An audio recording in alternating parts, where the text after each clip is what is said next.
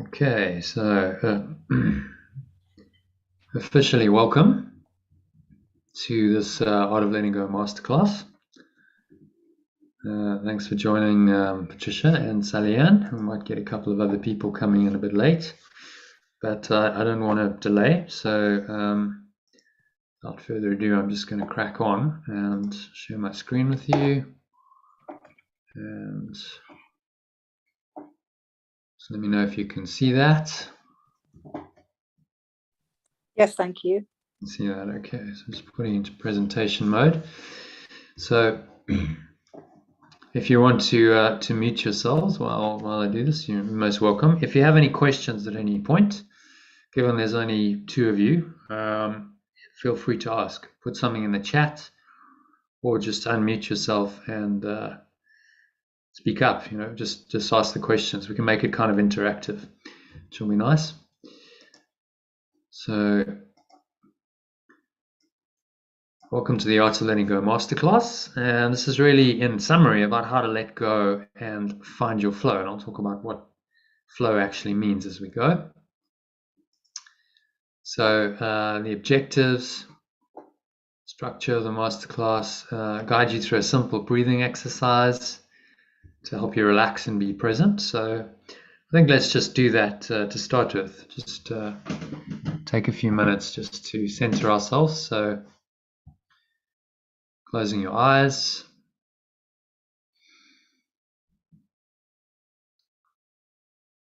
Cup your hands in your lap. Keep your feet shoulder width apart. Back straight. And start off by taking a nice deep breath in through the nose. So breathing in, noticing how the stomach rises and the chest rises. And the subtle flow of air in through the nostrils. And you clench the sphincter muscle, the muscle used to contract the flow of urine or squeeze the last drops out. That kind of locks the energy in. So it's a full maximal inhale breath. And pause at the top of the inhale. And so just imagine, bring to mind any thoughts and any emotions going on, any related sensations in the body. So any kind of negativity usually has a sensational aspect. You feel it somewhere in the body. Notice. Breathe in again. So just with the breath, breathing in some light, some spacious awareness. If you visualize well, you can visualize a golden or white light flowing into any areas of darkness or tension in your body. And just breathing in this light of your true awareness.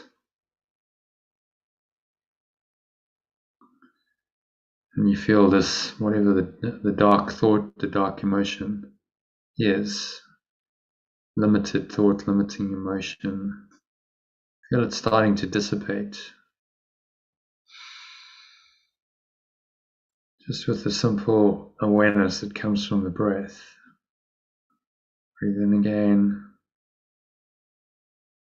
Imagine breathing light into the darkness. Light is infusing every pore, every cell, every muscle of your body, every part of your mind, every fiber of your being. And just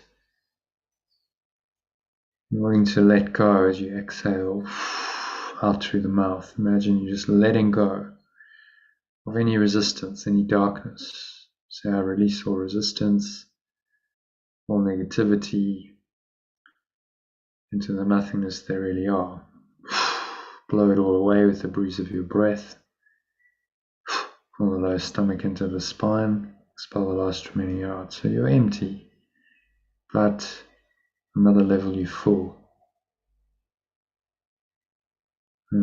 Emptiness, the spacious awareness fills you up with the spirit of love.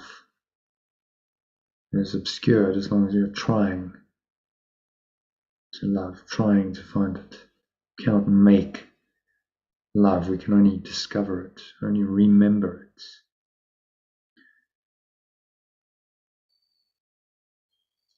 So now just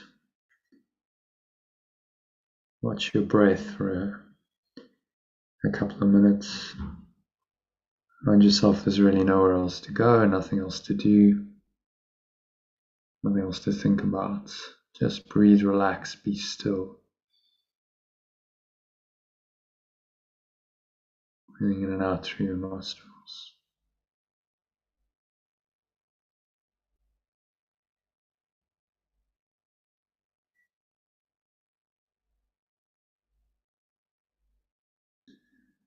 And just keep observing the breath. So this technique's called breath watching. You just watch the breath flow into the nostrils and out of the nostrils. Focus all your attention on the subtle sensations of the breath flowing into and then out of the nostrils.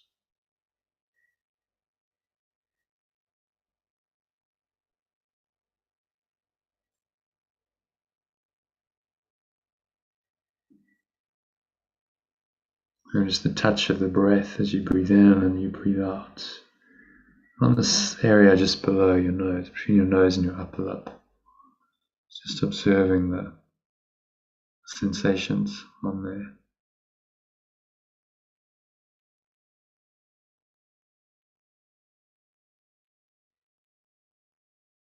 And as you observe the breath, you notice the mind quieting.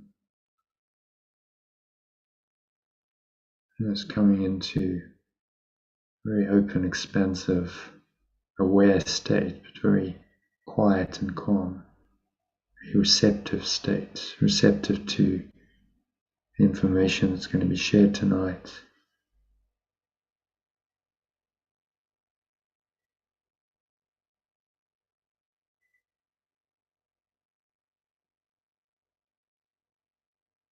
Nowhere else to go, nothing else to do, nothing else to think about.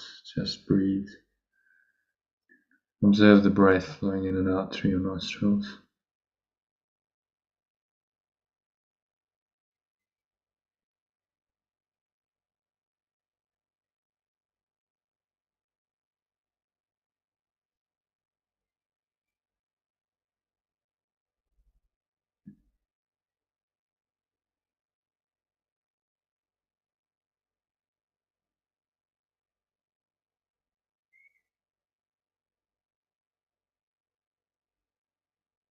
And just relaxing more and more with each breath. When your thoughts arise, you simply observe them. Imagine they're like cloud patterns just drifting away. And you just exhale them out with your breath, blowing them away with the breeze of your breath and sinking inward beyond the cloud patterns lies the blue sky of your true awareness, your pure formless awareness. So have a sense of that arising in your mind, in your heart, an all-encompassing presence. It's just very relaxing, very peaceful. It's really nothing else.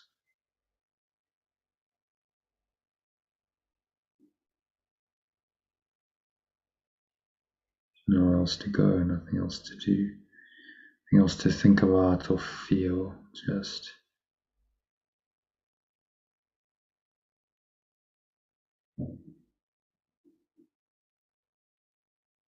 breathing in and out. Just observe the breath. Put 100% of your attention on the breath. So I'll leave you for a minute or so of deep silence just to breathe, observe the breath. Just open your mind to the spacious awareness that comes when you simply watch your breath for the next minute of deep silence.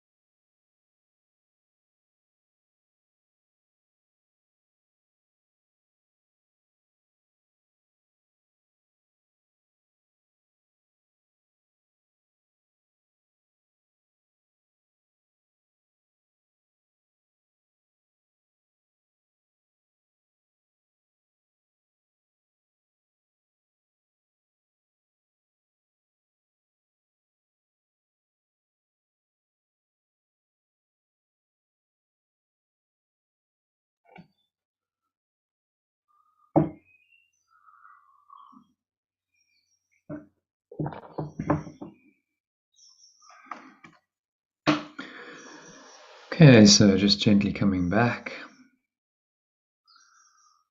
deep state into awareness of the body and the breath, senses in the world. On the count of 3, you're going to open your eyes. So 1, breathing in, noticing the stomach rise and the chest rise and the subtle flow of air in through the nostrils. Pausing at the top of the inhale, scan your mind. Notice the spacious awareness that's hopefully there. And the more you notice it, the more it becomes your default state. So just set the intention to stay there in this calm, empty, open, spacious awareness for the next hour and a half or so of this masterclass. So it is said and so it is done. So 2, exhaling out the mouth. Just noticing the air flowing out of the mouth, chest and the stomach suck back in. Notice the weight of your body pressing down into the chair, feet touching the ground. And on the count of 3, open your eyes. So just take 30 seconds to look around. Notice how maybe your state has changed subtly in the last 10 minutes or so. It's maybe a little bit more relaxation, a little bit more openness, calmness. And you can stay connected to this underlying awareness by just observing the breath, breathing in and out through your nose, and just allowing the breath to keep you anchored into this really calm, relaxed state, an open state while we go through this presentation. So that's number 1 covered. It's a little simple breathing exercise. There were actually 2 exercises in there. There was a deep diaphragmatic power breath, I call it, with a breath hold and a release, which is something I use frequently in most of my meditations and breath breaks. And then there was some breath watching, where you're just observing the breath flowing into and out of the nostrils, and you just focus on the sensations of the breath. So there's 2 really powerful techniques in there that you can practice yourself after tonight. Okay, so the second thing I'm going to share, talk about 1 secret skill you need to master to allow your life to work miraculously. And then the 4 life-changing benefits of doing this. And then I'll talk about 7 stress-busting techniques to help you to master the 1 essential skill, and how you can integrate practicing these techniques into your daily life to experience all the life-changing benefits consistently. And then we'll have some time for questions. And then after that, you can participate in a live meditation and discussion session. We'll get some more people joining, I think, at 8:30. Okay, so if you stay the whole course, in other words, you stay until the end of the masterclass, then I'll give you some gifts. A written worksheet for a powerful 10-step letting go process that actually summarizes the entire teaching of A Course in Miracles into 10 steps, very practical steps you can do, which I've developed based on A Course in Miracles. So you can't get it anywhere else. It's something I've created. So I'll send you that and a 1-hour recording to guide you through it in a meditation and also explain it. Just to say thank you for staying until the end of the masterclass. So once I've said the masterclass is over and we're starting the discussion and meditation session, then we've ended it, and those gifts will be yours. Okay, so without further ado, let me just ask a quick question. Why are you here today? You don't have to answer that. It's a rhetorical question. Just think about it for a few moments. So why have you turned up and given an hour or more of your valuable time? And it must be because you're looking for something. No one shows up to these things unless there's some kind of looking, some kind of searching. And so that might be just some relief from stress, anxiety, depression, and disease. It's a common reason why people attend masterclasses like this. Related to that, better health is a big one. A lot of people are looking for more wealth, better relationships. That's a common theme. A better quality of life and lifestyle, and maybe it's a combination of all of those. But underneath all of these, here's another question for you. What are you really looking for, ultimately? Great, rhetorical question. Think about it for a moment. And maybe you know the answer already. So underneath this, there's an assumption that these things are going to make you what? Make you happier. That's why we look for anything, because we think it's gonna bring us happiness. And there's other words for this. There's inner peace. There's flow. There's bliss. But happiness is as good a word as any. So that's the one I've chosen to describe this state where everything's okay. You're happy. You're okay with life. You're happy. There's no dysfunction. You're not negative. And in that state, life is pretty good when you're happy. So that's what we ultimately are looking for. And then what happens is we think that these things are going to bring us happiness. And so that's why we pursue them. We say, well, when I have a better relationship, when I have more wealth, when I'm healthy, when I have that, designer lifestyle, then finally I'll be okay, I'll be happy. And we really have to question that assumption, because truth is, most people haven't found lasting happiness yet. Maybe that's the case for you. In some way, I think there's degrees of happiness, but there's still a search. Otherwise, you wouldn't have shown up today. And the reason we haven't found it is because we've been looking in the wrong place. So we've all been conditioned to think that we'll be happier when we have better or more of something. That's a common societal program, isn't it? And so from a young age, this is a program, and our entire society is designed around this principle of more is better. So go and get more of whatever it is, more money, more relationship, more fame, more wealth, and then your assumption is that this is going to work to bring you happiness, and yet somehow that we all know intuitively that doesn't kind of stack up. So we're constantly bombarded with images like these in the media, fit, healthy, young bodies. And most people can't, even when they are young, can't live up to that. Never mind as you get older. So it's an illusion. It's this is a society obsessed with youth and physical appearance. And these things are held up as some kind of source of happiness, but these fade. As you'll be aware, your body was fit and healthy and strong when you're in your 20s, and then you get into your 70s and 80s, and it's not quite the same. So clearly, that's the source of your happiness. Then you're going to be very unhappy because the body does age, it does decay, and so your apparent good looks and youth are not going to last very long.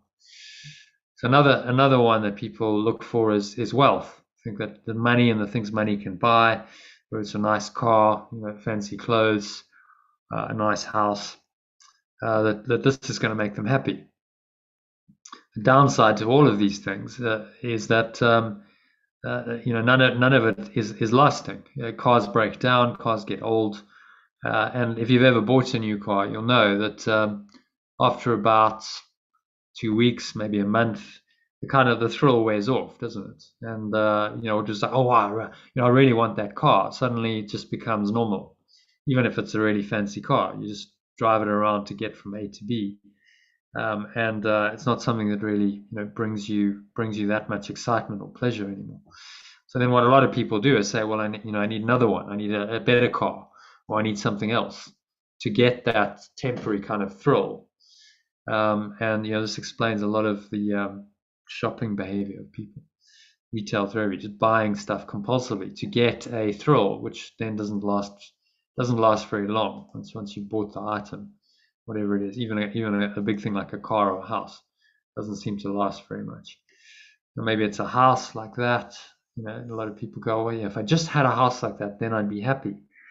But there are many people who live in houses like that, called celebrities and movie stars. They have the wealth, they have the lifestyle, and they're very miserable. They're very unhappy. I'll share a quote just now by a lady called Marisa Peer, who's probably Britain's leading hypnotherapist. She's been hypnotherapist people like Princess Diana, a lot of Hollywood stars and movie stars and rock stars, pop artists, and so on. And she says, they because they're always seeking more, most of them are not happy.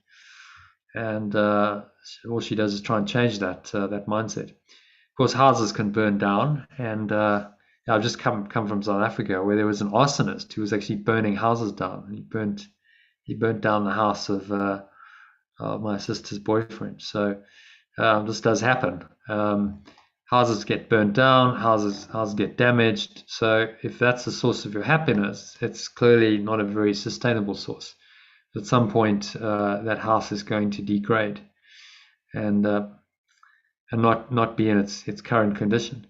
Maybe it's travel with a special partner, special relationship, and travel. Well, if that's been the case for the last couple of years with COVID, then there would have been a lot of unhappiness because we haven't been able to travel, been locked down. Sorry, we're closed.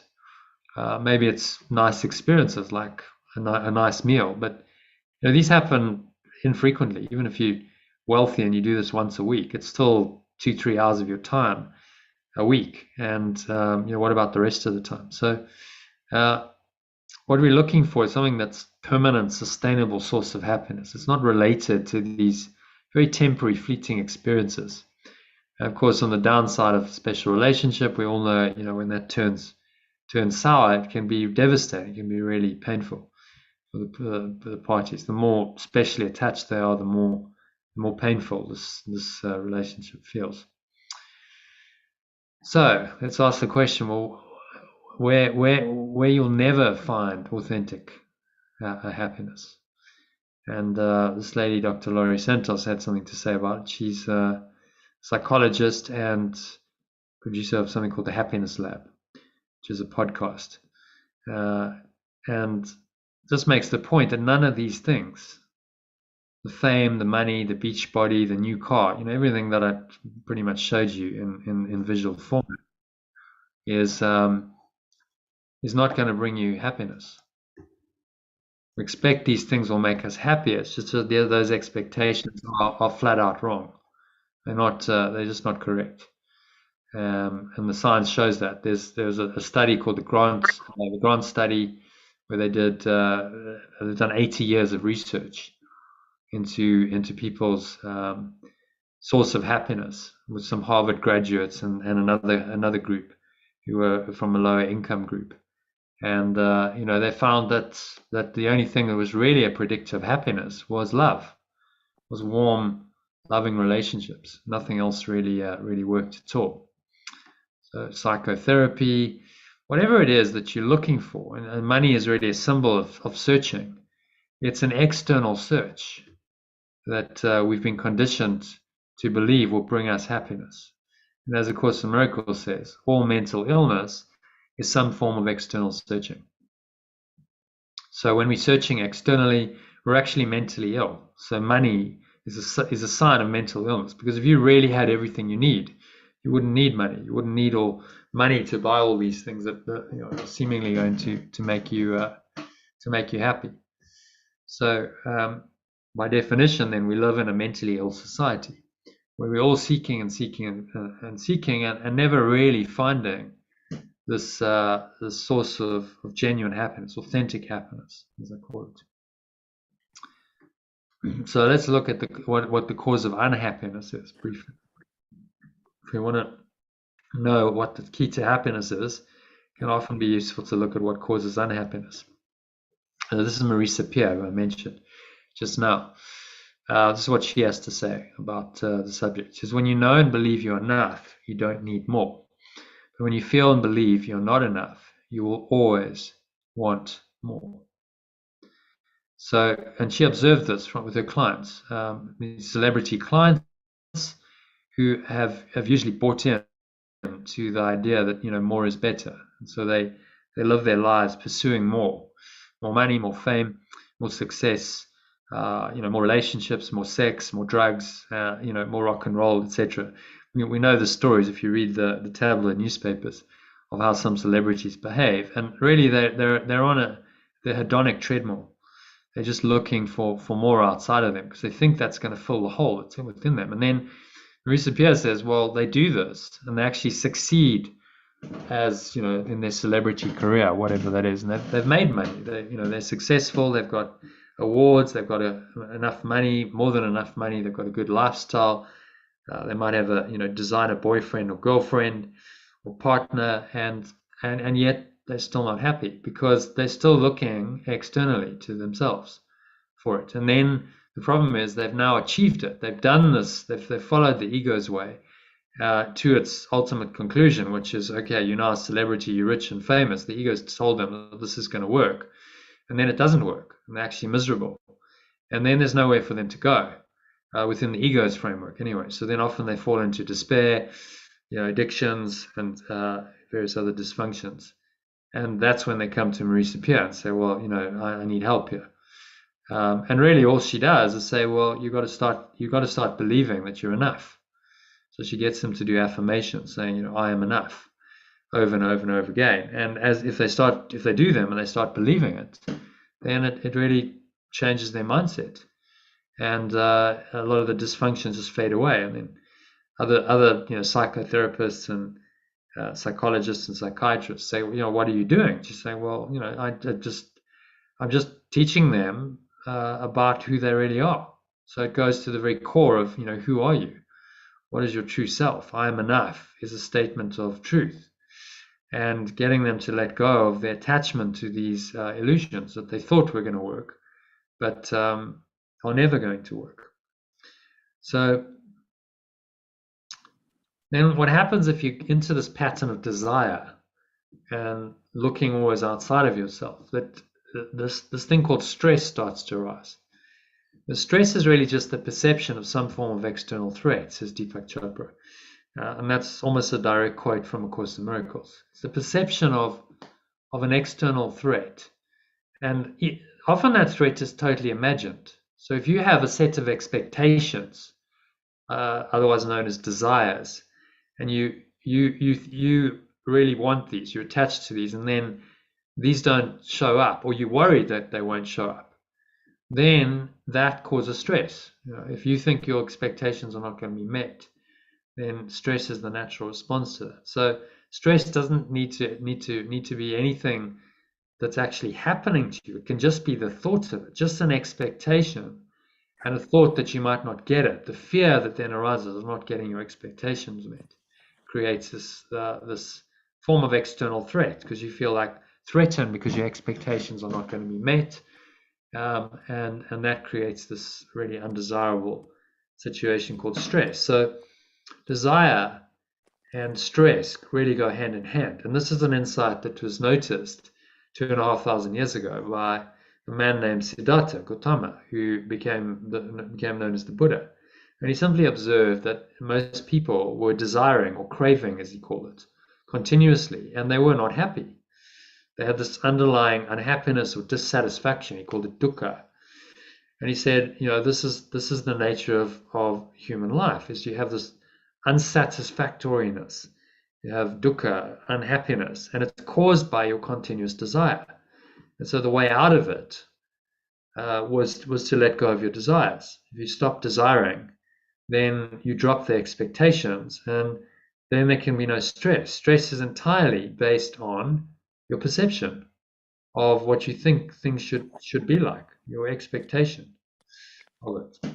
So that's really the cause of unhappiness: desire and expectations, and then the fear that these won't be met in some form or another. So now we understand that, then we can ask, well, what's the key to happiness then? So returning to what Jesus, or Yeshua as I call him, has to say in A Course in Miracles, it says mental health is inner peace. It enables you to remain unshaken by lack of love from without, and capable through your own miracles of correcting the external conditions which proceed from lack of love in others. So it's this inner peace. It's a sense of I'm okay as I am without needing anything external to me. I don't desire anything if I'm at peace. So I'm unshaken by whatever's going on in the world. My own expectations, other people's lacks of love, really don't bother me.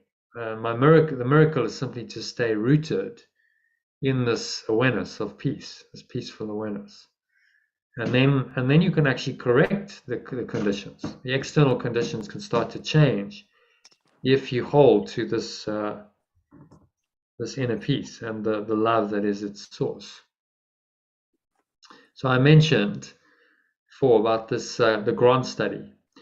So 75 years and $20 million expended on the grant study, which was this 80-year study at Harvard University, where they studied graduates who'd left the class of 1944, I think it was.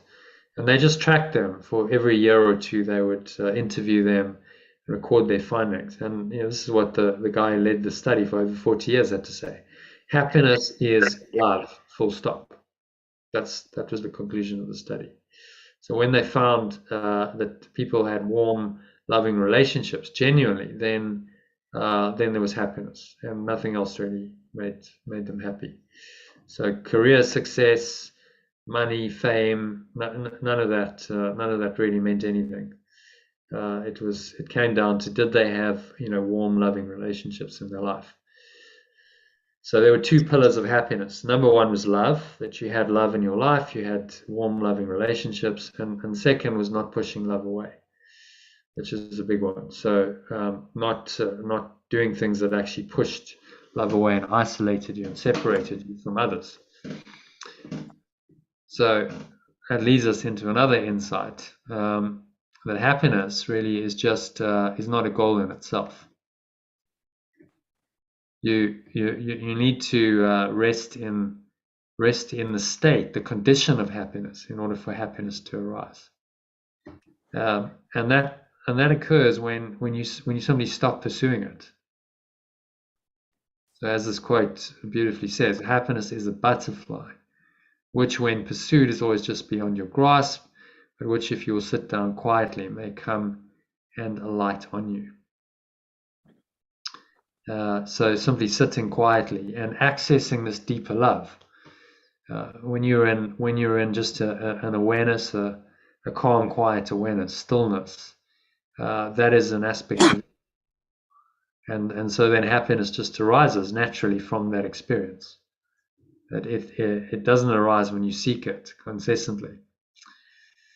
So that is assigned to him at Noske. That's actually from the movie The Matrix. If you recognize the scene, it was when Neo, that's the back of Neo's head, the main character, he's seeing the oracle, and she's saying to him, well, do you know what that means? Temat Noske means know thyself in Latin. So, as Mihaly Csikszentmihalyi said, to know oneself is the first step toward making flow a part of one's entire life. But just as there is no free lunch in the material economy, nothing comes free in the psychic one. If one is not willing to invest psychic energy in the internal reality of consciousness, and instead squanders it in chasing external rewards, one loses mastery of one's life and ends up becoming a puppet of circumstances. So really echoing what every great teacher and teaching has said. If you're continuously looking outside of yourself, then you squander your psychic energy, as you call it, your consciousness, your awareness, and you lose mastery of your life because you're chasing external rewards, and that puts you on what's called a hedonic treadmill, where you're always desiring something external for your happiness and never actually achieving it, which, as the Buddha notices, is the source of all suffering. So he's just expressing that in a slightly different way. So therefore, happiness often relies just on one character trait, and that is self-discipline. If you can just discipline your mind not to keep seeking outside of yourself, then you have the key to happiness, because if you can't discipline your mind and you keep seeking externally, and you stay on that hedonic treadmill, then the happiness is always going to be elusive. So you might say, well, the self-discipline to do what? So this is the key insight I promised to reveal. Well, really, it's to let go of any negative thought or emotion when it arises. That's really the absolute key to happiness. Because if you can let go of any negative thoughts and emotion that's covering your happiness, it's blocking your happiness, then you have the key to happiness. What lies beyond the block, what's revealed is then the truth. So letting go of any negative thought, emotion, as and when it arises, so you can experience, you have an experience of authentic happiness. If you really let go, there's no block to the awareness of love's presence in your mind, then all that's left is love and peace and joy.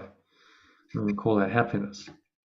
So fundamental premise of happiness then is that happiness or unhappiness is always experienced in your own mind. It's not somewhere outside of you. Your experience is your experience. You may go, oh, well, something's making me happy or unhappy, but that's just a trigger for the experience. It's your response to the experience. Reaction to the experience is making you happy or unhappy.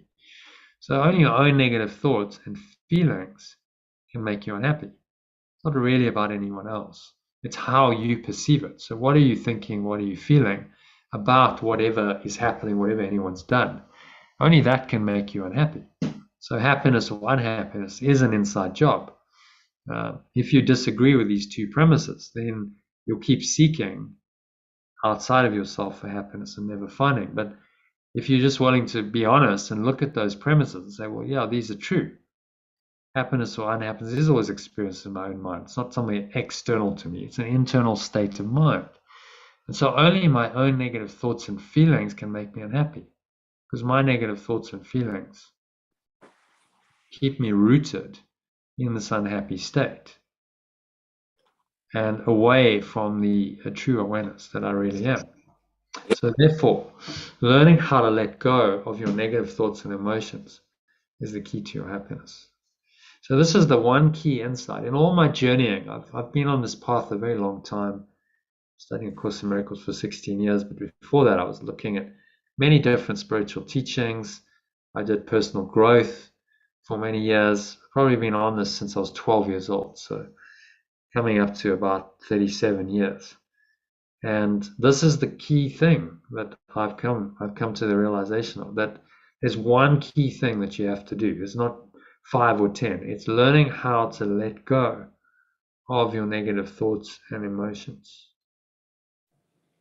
Is absolutely the key to happiness. If you can do this, you have the keys to the kingdom. Because at any point, doesn't matter what thought and emotion you're experiencing, you know how to let it go. So you drop that and you restore your mind into a state of true awareness where none of that's existing. And there's only happiness remaining.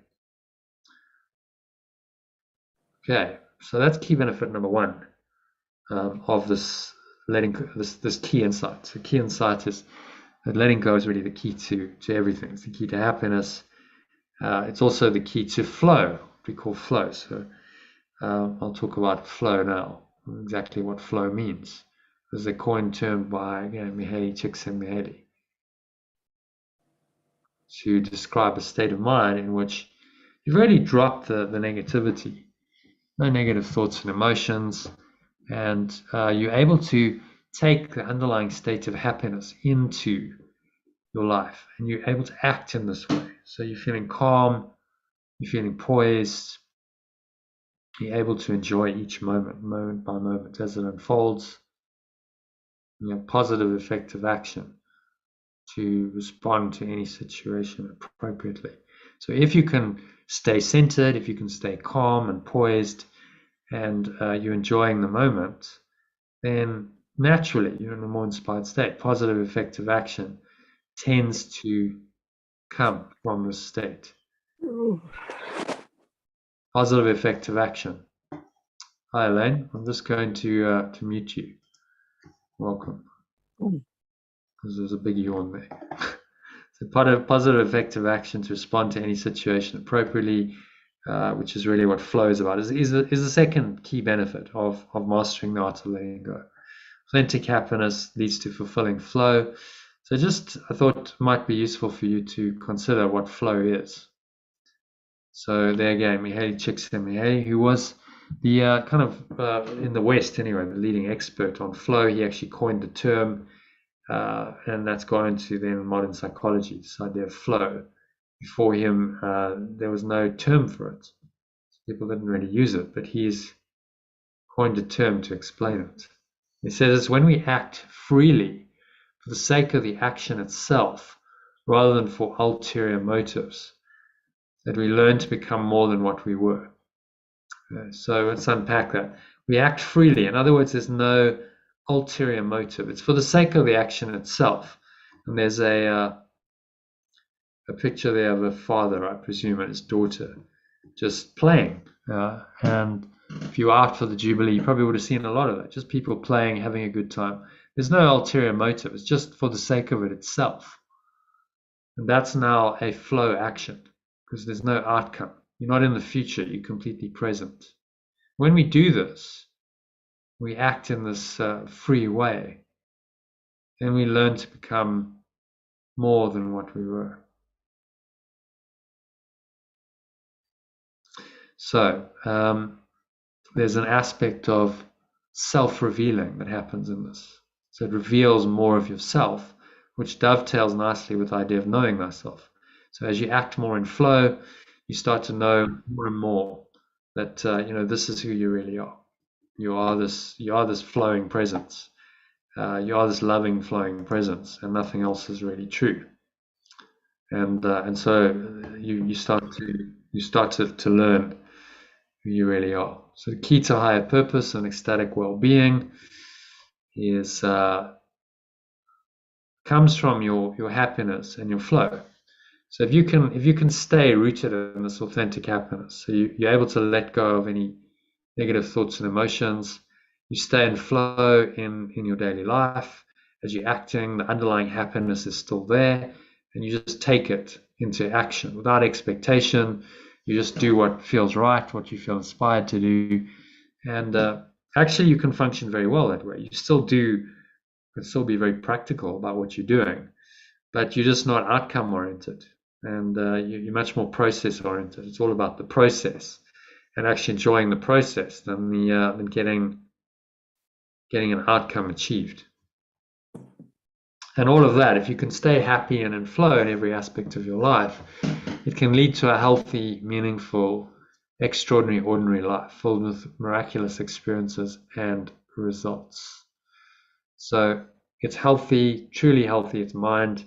Mind is healthy. Healthy mind leads to a healthy body. Typically, it's meaningful because you're finding happiness and you're finding flow and you're finding joy in your daily life. And so it makes whatever you're experiencing in your life worthwhile. And extraordinary, ordinary experiences. So you're not necessarily changing anything. You're not doing anything different. You carry on with your life, but the quality of your experience changes. It's a qualitative shift. That's really what miracles are about, a qualitative shift. So you now have miraculous experiences and results.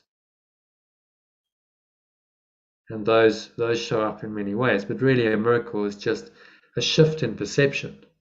So you change your perception, and then often you get results in the external, which then show you, they mirror to you that yes, there has been a shift internally. So I'm just gonna share this with you quickly. This is from the course manual, which you actually have access to. So I send it out as a link in your where did that go? So what I'm looking for that. So the integral model. So this is a model created by a philosopher called Ken Wilber to try and explain this interaction. How does everything work and interact? It is still a model of this world. So we're talking about duality. We're talking about aspects of this world. So, but it can be very helpful. So you have this idea of an individual dimension and then a collective dimension. That's on the one axis. And on the y-axis, you have interior and exterior dimension. So you've now got 4 quadrants where these dimensions intersect. So individual interior is your intentional. This is about what you're thinking, what you're feeling, your values, your priorities, your motivations, and so on. And that's really what we're seeking to address in any authentic spiritual teaching, is the intentional domain. But then if you act on those intentions, you get behavior showing up in the exterior, individual exterior.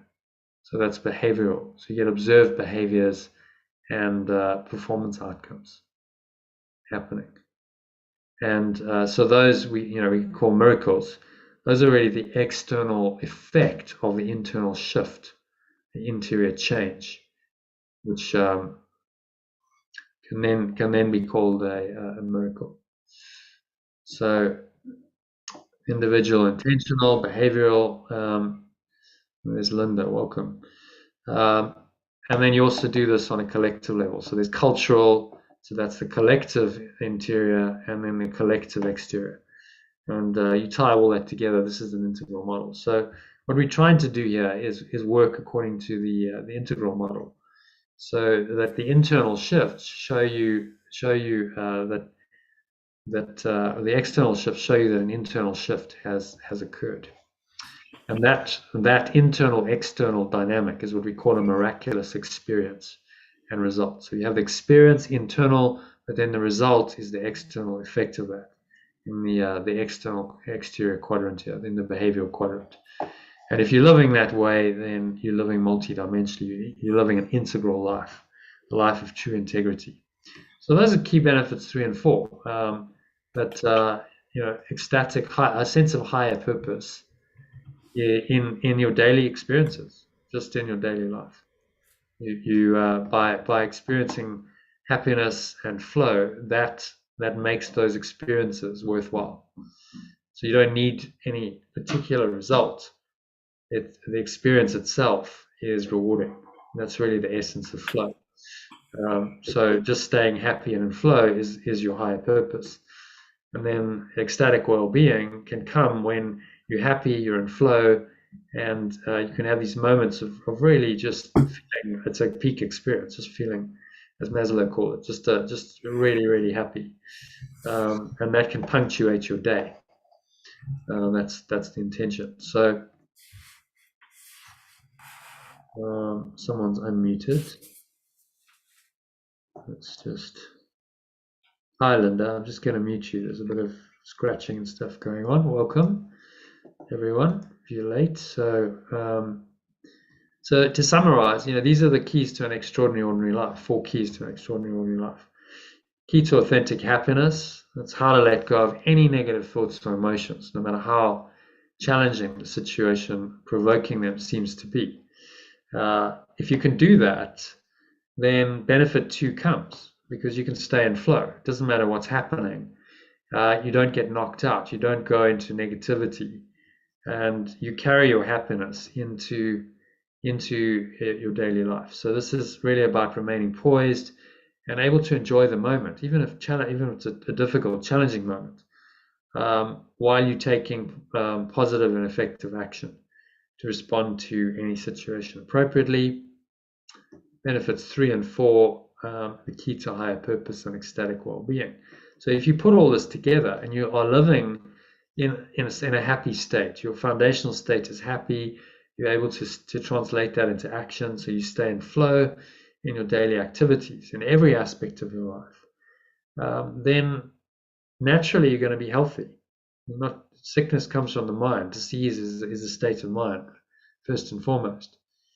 So then you live a healthy and a meaningful, extraordinary, ordinary life, because you're experiencing happiness and flow daily, moment by moment. Your higher purpose is in there. Your higher purpose is to be happy and in flow. Because when we're happy and in flow, we connect with our source, and we unite our mind with this presence of who we really are. So it dovetails with your higher purpose of ultimately transcending this world entirely. And the well-being comes comes as a nice side effect to it. I'm feeling really, really well, really positive, really happy. I'm able to take that into my daily life. Then this is a miraculous life. So miracle, simply another word for miracle, is flow. You're in a flow state.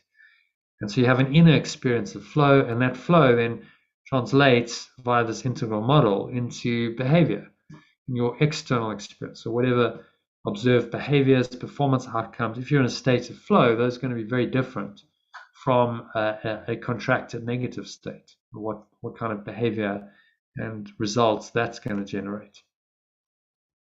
So those are the 4 keys, and you see it all starts with the foundation, which is authentic happiness. And without being able to let go of negative thoughts and emotions, you can't even get to base 1. You can't be authentically happy. So can you see why letting go is absolutely the critical skill? Because you've got letting go. Letting go leads to authentic happiness, and that leads to a state of flow, fulfilling flow. Then naturally you feel fulfilled. There's a sense of higher purpose just in what you're doing, no matter what the outcome is. And you can even have these peak experiences, ecstatic well-being. And it all starts with the letting go, because if you can't let go of negativity, then your happiness is continuously going to be sabotaged by thoughts and emotions that seem to be outside of you. Actually, the outside world is triggering those thoughts and emotions. So without letting go, there's no happiness. Without happiness as a foundation, there's no flow. And if there's no flow, then there's no fulfillment, higher purpose, and ecstatic well-being. Those all go out the window. And what you're left with is just kind of grinding your way through life. I call it the stressing, straining, striving program of the ego, where you're trying to get an outcome then. If you deny this process, then all that the ego holds out for you is some kind of external outcome on the level of form. So the ego says, well, there's this exterior domain here, and this something here is going to make you happy. So, when you achieve this, when you do this, then you'll be happy. So the behavior, the external world is always leading the show. This is upside down thinking, because actually it's your mind, it's primary, and these that are the effect. So what the ego does is inverts cause and effect. It makes you believe that actually the cause of your unhappiness or happiness is outside of you. Which is a great deception that keeps you seeking for some kind of satisfaction outside of you. Which tracks back to my original when we went through this half an hour ago, talking about what's the cause of unhappiness. So seeking externally to yourself, because you're inverting the truth and you're denying the true self that you are. You're denying that this individual interior, your true self, even exists. If the ego is telling you, well, you're actually not a mind, you're a body, and just focus on perceived outcomes in the world of form and bodies, then it's actually denying your identity. It's saying you're not even a mind anymore. You identify with the body. And of course, that's then the source of dysfunction, because it's not true. You are primarily mind. And the behavior, the level of form, the bodies and behavior is actually a delusion. It's not ultimately true, even though we kind of have to work with a construct of this while we seem to be here. But ultimately, the goal is to do away with this entirely. So there's no behavior, there's no systems. In heaven, there's just perfect oneness. There's perfect love that resides in you and in everyone else, and in your own mind, you're simply united with that. So ultimately, the Course in Miracles and any non-dual teaching collapses this dualistic model into oneness. You end up going into the one self, the one mind, one experience that transcends the model entirely. But while we're in the illusion, it's helpful to have these models, because they help us to find our way out of the illusion and have a happy dream while we're doing that. So you might be asking yourself now, well, how can I do this? How can I actually learn to let go and find my flow in life? It sounds great, let go and flow. It's got a catchy rhythm to it. Maybe I've heard it before, but to actually do it is where the rubber meets the road, and that's easier said than done. So learning new information is often a necessary but not a sufficient step for a true transformation of mind to happen. So I'm sharing some information. Maybe some of this is old hat to you, maybe some of it's new. But just the information is not going to do anything. Go to sleep tonight. Yeah, I learned something new. If you don't apply that, nothing's really changed. So there are only two ways to true transformation. The first way is through intense pain and suffering. You are forced to go within and break through suddenly to a new level of understanding and wisdom. And this is traditionally called the way of the cross. So it's a hard way. Often people are very unconscious, and eventually the pain gets too much, and something kind of snaps, and that can create a crack in this hard shell of the ego that then opens you up to the truth of who you are. So, an example of someone who did this was Eckhart Tolle. His first 29 years of life, by his own admission, he was pretty unconscious. He was very unhappy with his life. Eventually, he just got so unhappy that he's lying one night in bed saying, I can't live with myself anymore. That was how he phrased it. But then something interesting happened. He just had this curious idea. Well, what happens if there's two me's? That there's an I that's true and there's some other self that I can't live with. And somehow he understood then in that moment that he had a split in his mind, that there were these two selves and the one was not true. And then there was kind of a collapse of all of that. And he passed out from the energy. He woke up the next morning and all of that egoic, negativity that had been with him his whole life just dropped away. But he had to go through 29 years of, pain and suffering to achieve it. So I wouldn't recommend that. I think that's certainly a part of everyone's path, because we don't seek unless there's some kind of pain. There's discomfort, pain, suffering. We don't look for anything new, because why would we? If everything's fine, then why seek for anything? But it's the pain that then triggers us. But to learn exclusively through that is not the best way. So the second way to true transformation is through conscious discipline practice of spiritual ideas and techniques. You can systematically grow in understanding and wisdom. And this is the way of mastery, I call it. So again, this is very ancient. People have been practicing spiritual techniques like breath work, meditation, other techniques for many thousands of years. Attempt to do exactly this. Through this conscious discipline practice, you can grow in understanding wisdom. You can actually know thyself. Start to learn who you really are through this process of training your mind. So those are the two ways, and it's pretty obvious that the second way is a lot more desirable and a lot easier than the first way. The first way is the way of pain. The second way is the way of progressive growth with some discomfort. There's going to be discomfort or pain on either path, but I prefer kind of minor discomfort, doing it in your own time and taking your time about it, than the deep dysfunction and all the pain and suffering that you have to go through for the first path. So, principles of transformation through mastery. Let's run through these quickly. If you're going to follow this path of mastery, firstly, you must realize that it's understanding and realization through personal experience. So this is the so-called mystic path. And all a mystic is someone who has their own experience. You have a personal experience. It's not book knowledge. No one's taught you it. It's not theory. It's coming from your own personal experience. It does require your active willingness and disciplined effort. So often to have these experiences, we need to start disciplining our mind. These higher experiences don't just come. They come with disciplined, active willingness and disciplined effort. Sometimes after years of that, we can then have an experience that gives us a glimpse of this other reality that we yearn for.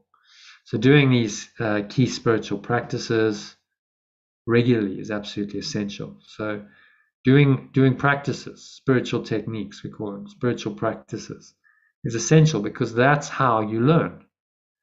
Otherwise, nothing changes. So by doing the practices, you change your experience. When you change your experience, you open your mind to having understanding and realization through personal experience. can also be greatly facilitated by another person or group. You help to raise the initiate's consciousness. So if you go on a path like this, I just use alchemical language, which is the language of transformation. You become an initiate. You are actively studying and learning the great truth. And this can all be really facilitated by a transmission of positive energy and holding someone accountable for their results. So in a group session like this, there's a transmission of energy. It's happening right now in real time. Whereas if you're on your own, you don't get that. And then also holding people accountable. So it doesn't mean you've got homework per se, but having someone who's a facilitator or teacher saying, okay, well, here's the curriculum, here's the exercises, have you done it? Asking you for some feedback on your results. That's all part of the accountability, which is going to make you do it, as opposed to just doing it on your own where no one knows, and then there's no accountability. So it's still a form of external. Ultimately, you don't need that, but this is all just baby steps and training wheels.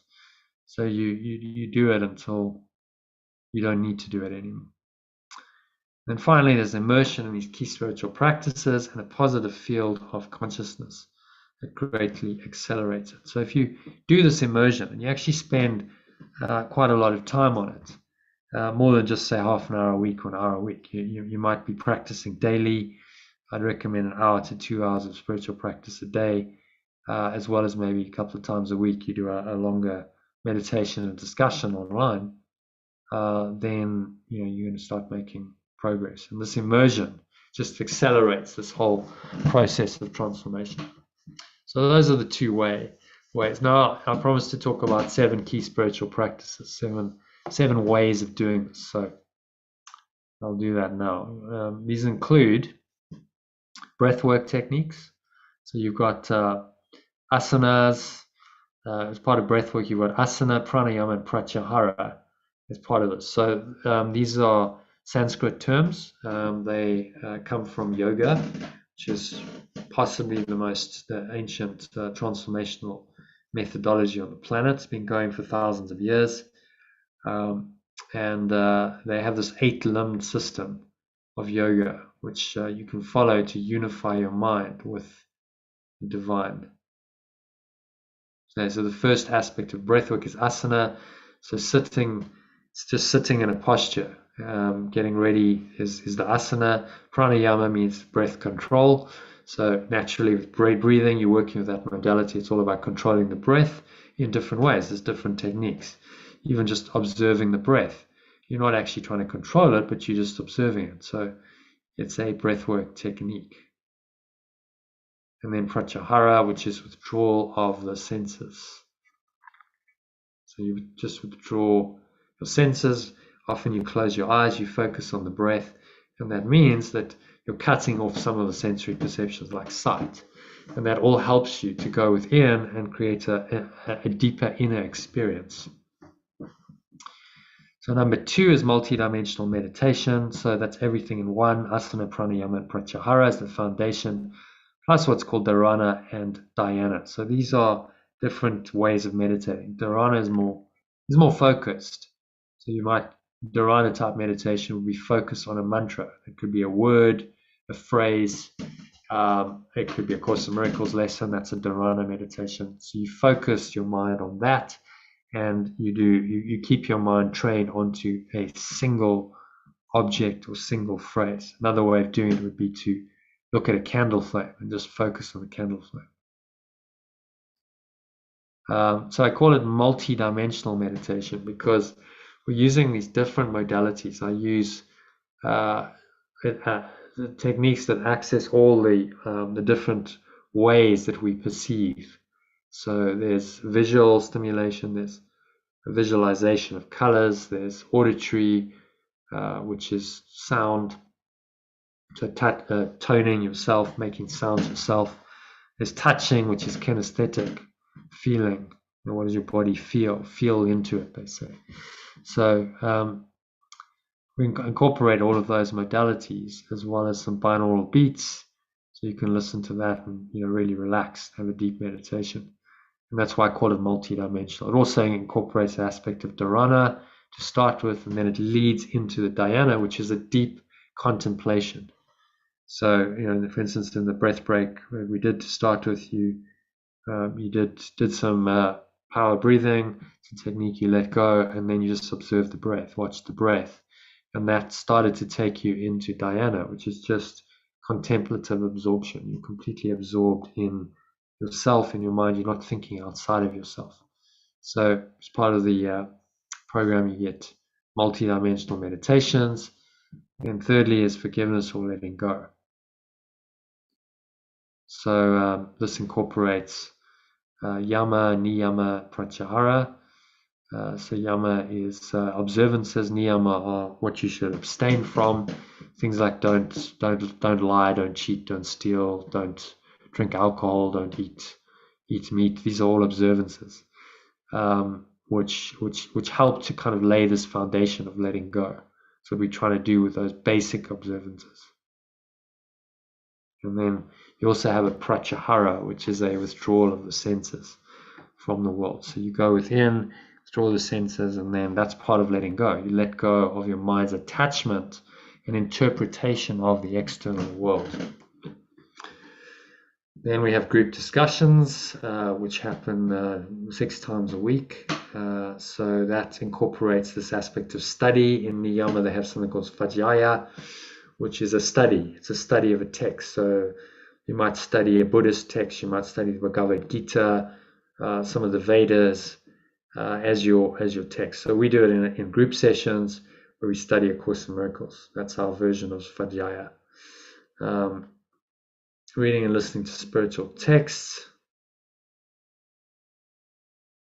So that's another version of Niyama Svadhyaya. So you're actually reading, and if you stick around, we'll do some reading shortly. So you have a taste of that in the group, in the session. And then fasting and abstinence is another one. So that's yama and niyama. So it's an observance and it's abstention.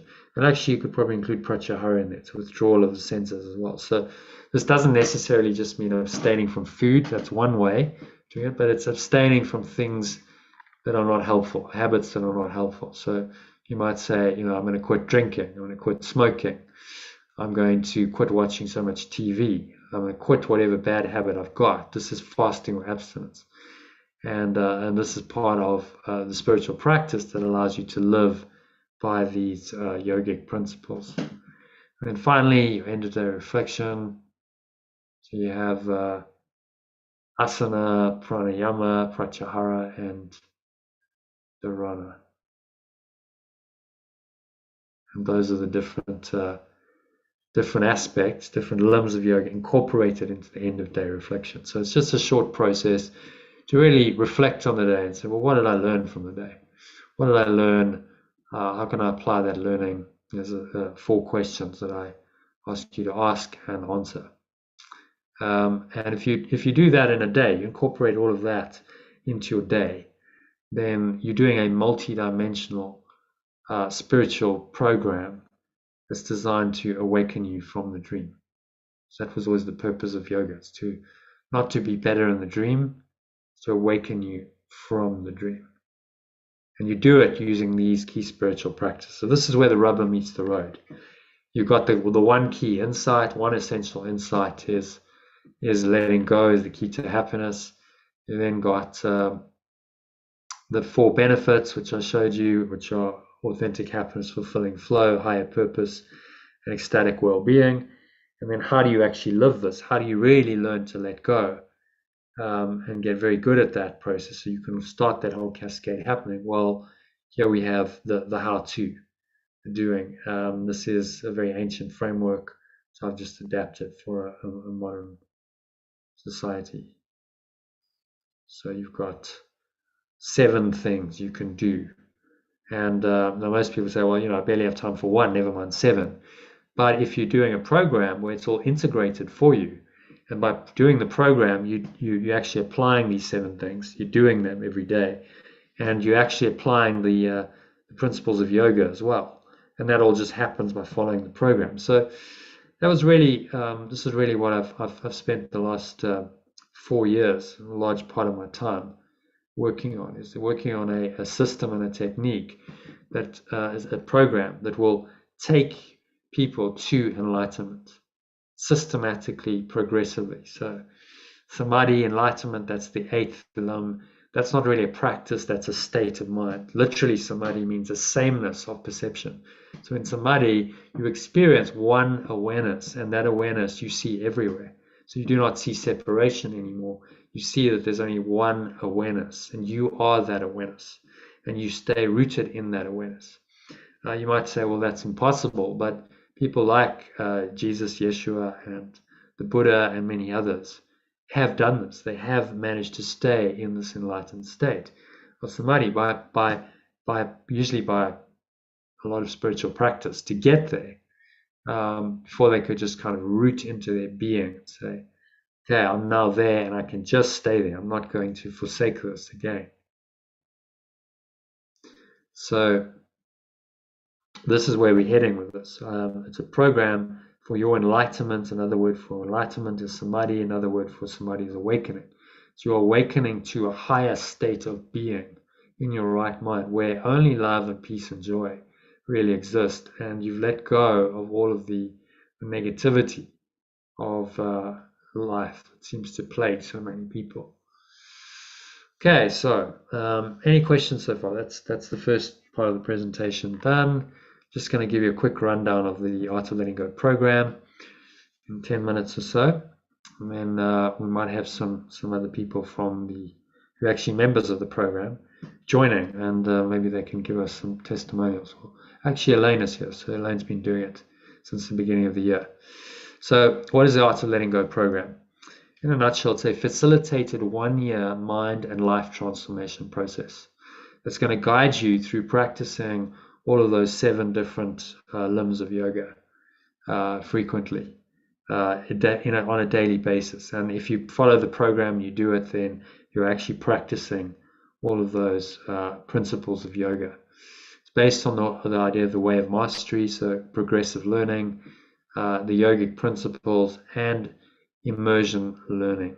So you're going to immerse yourself into this program, and the more you're able to do that on a daily basis, the more benefit you get. Incorporate 7 key spiritual practices, these KSPs, and the 7 limbs of yoga.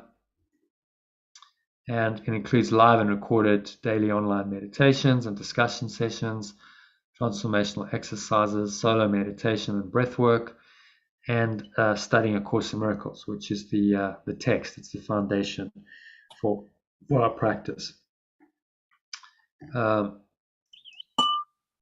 Okay, and then the goal is to help you to learn to let go of fearful, stressful thoughts and emotions whenever they arise. So you can start consistently experiencing, that's really the key. You can consistently experience these benefits, which I've shared with you already. Authentic happiness. So you'll know how to let go of any negative thoughts or emotions, no matter how challenging the situation, provoking it appears to be. Choose to be happy instead. It doesn't mean you're not really challenged, but you will know how to do it. You might still have some resistance to letting go, but you can't say that you don't know how to do it. You can't say you don't know what to do and you don't know how to do it, because if you're on the program, you absolutely will. And then it's really just a matter of time before you choose to exercise what you know and restore your mind to happiness. Number 2, fulfilling flow in your daily life. So this is about knowing how to remain poised and enjoy the moment while taking positive and harmonious action to respond to any situation effectively. So coming from your base state of happiness, authentic happiness, your flow is then how you actually operate happiness in the world. And it's about remaining poised, calm, actually enjoying the moment. Even moments that would stress other people out, you can quite enjoy, because you're so rooted in happiness that you actually quite enjoy the challenge of overcoming whatever the negativity is. And naturally, what tends to happen is positive harmonious action takes place. You act positively and harmoniously because you're in a different state of mind. So the happiness and the flow lead to the harmonious action, show the integral model. The intentional, if you're in happiness and flow and you're feeling that experience, then your behavior and the observed behaviors and performance outcomes will tend to change of themselves. So you change your mind, and then you allow the mind to direct your course of action, and then you get miraculous results without an emphasis on the outcome. That's really the key. It's more about the internal connection with your deeper state, and then you're allowing that to express through you. So there's higher purpose. When you do this, if you live in a state of happiness and flow, you're starting to apply that in every aspect of your life. You will find a sense of higher purpose and meaning in all your daily activities. It's never about the future. Oh, well, one day when I achieve my great goal, then I'll be happy. It's about a moment by moment experience of happiness, and that you recognize is your higher purpose. And the full meaning of your life lies in experiencing happiness and flow in the now moment. So that's the third key benefit, is a sense of higher purpose, naturally following from the first two, which is happiness and flow. And finally, you've got ecstatic well-being. So you'll start experiencing more happiness and flow in every aspect of your life, and living an extraordinary, ordinary life. It gives you and others miraculous experiences and results regularly. So if you can do this in every aspect of your life, you're really happy, you're in flow, you're living an extraordinary experience of life every day. You cannot fail to be well. This is what well-being means. Comes from the root well, which is the well of being, referring to a well in this world, a source of water. So the well within you, and the well of being that you're tapping into. And that can lead to some, really ecstatic experiences where you really feel very happy, very peaceful, very joyful. But even if that's not the case, you have a base state of underlying happiness. So there's fluctuations. We're not always going to feel being in ecstatic well-being, but you can have these peak experiences, not just once in a lifetime, on a daily basis. Some of the time you can really say, I am actually in that ecstatic well-being. So my question is, are you up for this journey to experience happiness, flow, higher purpose, and ecstatic well-being is the hero's journey. This I'm going to share this conception with you. This was Joseph Campbell, who studied many different religions, spiritual traditions, cultures, and he came up with what he called the monomyth, which was this universal, really, theme that ran through all these cultures. The hero's journey, he called it. And it starts with a call to adventure, which is exactly what I'm giving you tonight, saying, well, are you up for this? Would you like to take the journey with me and other mighty companions?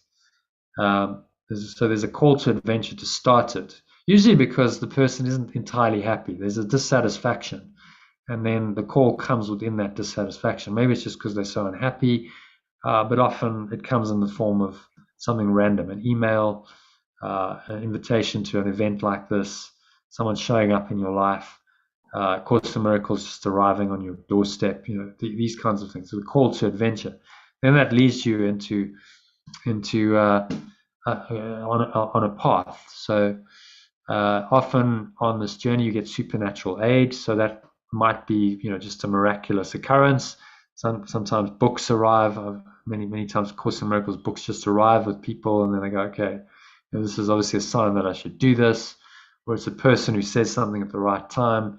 They send you an email, and this kind of guides you on your path to give you the courage to start moving out of the known world. You see here, there's this idea that this is the known world of your ego. Your ego is simply your belief in separation. So you believe that you're a separate person, a separate self, with your own life situation, circumstances, relationships, and of course problems.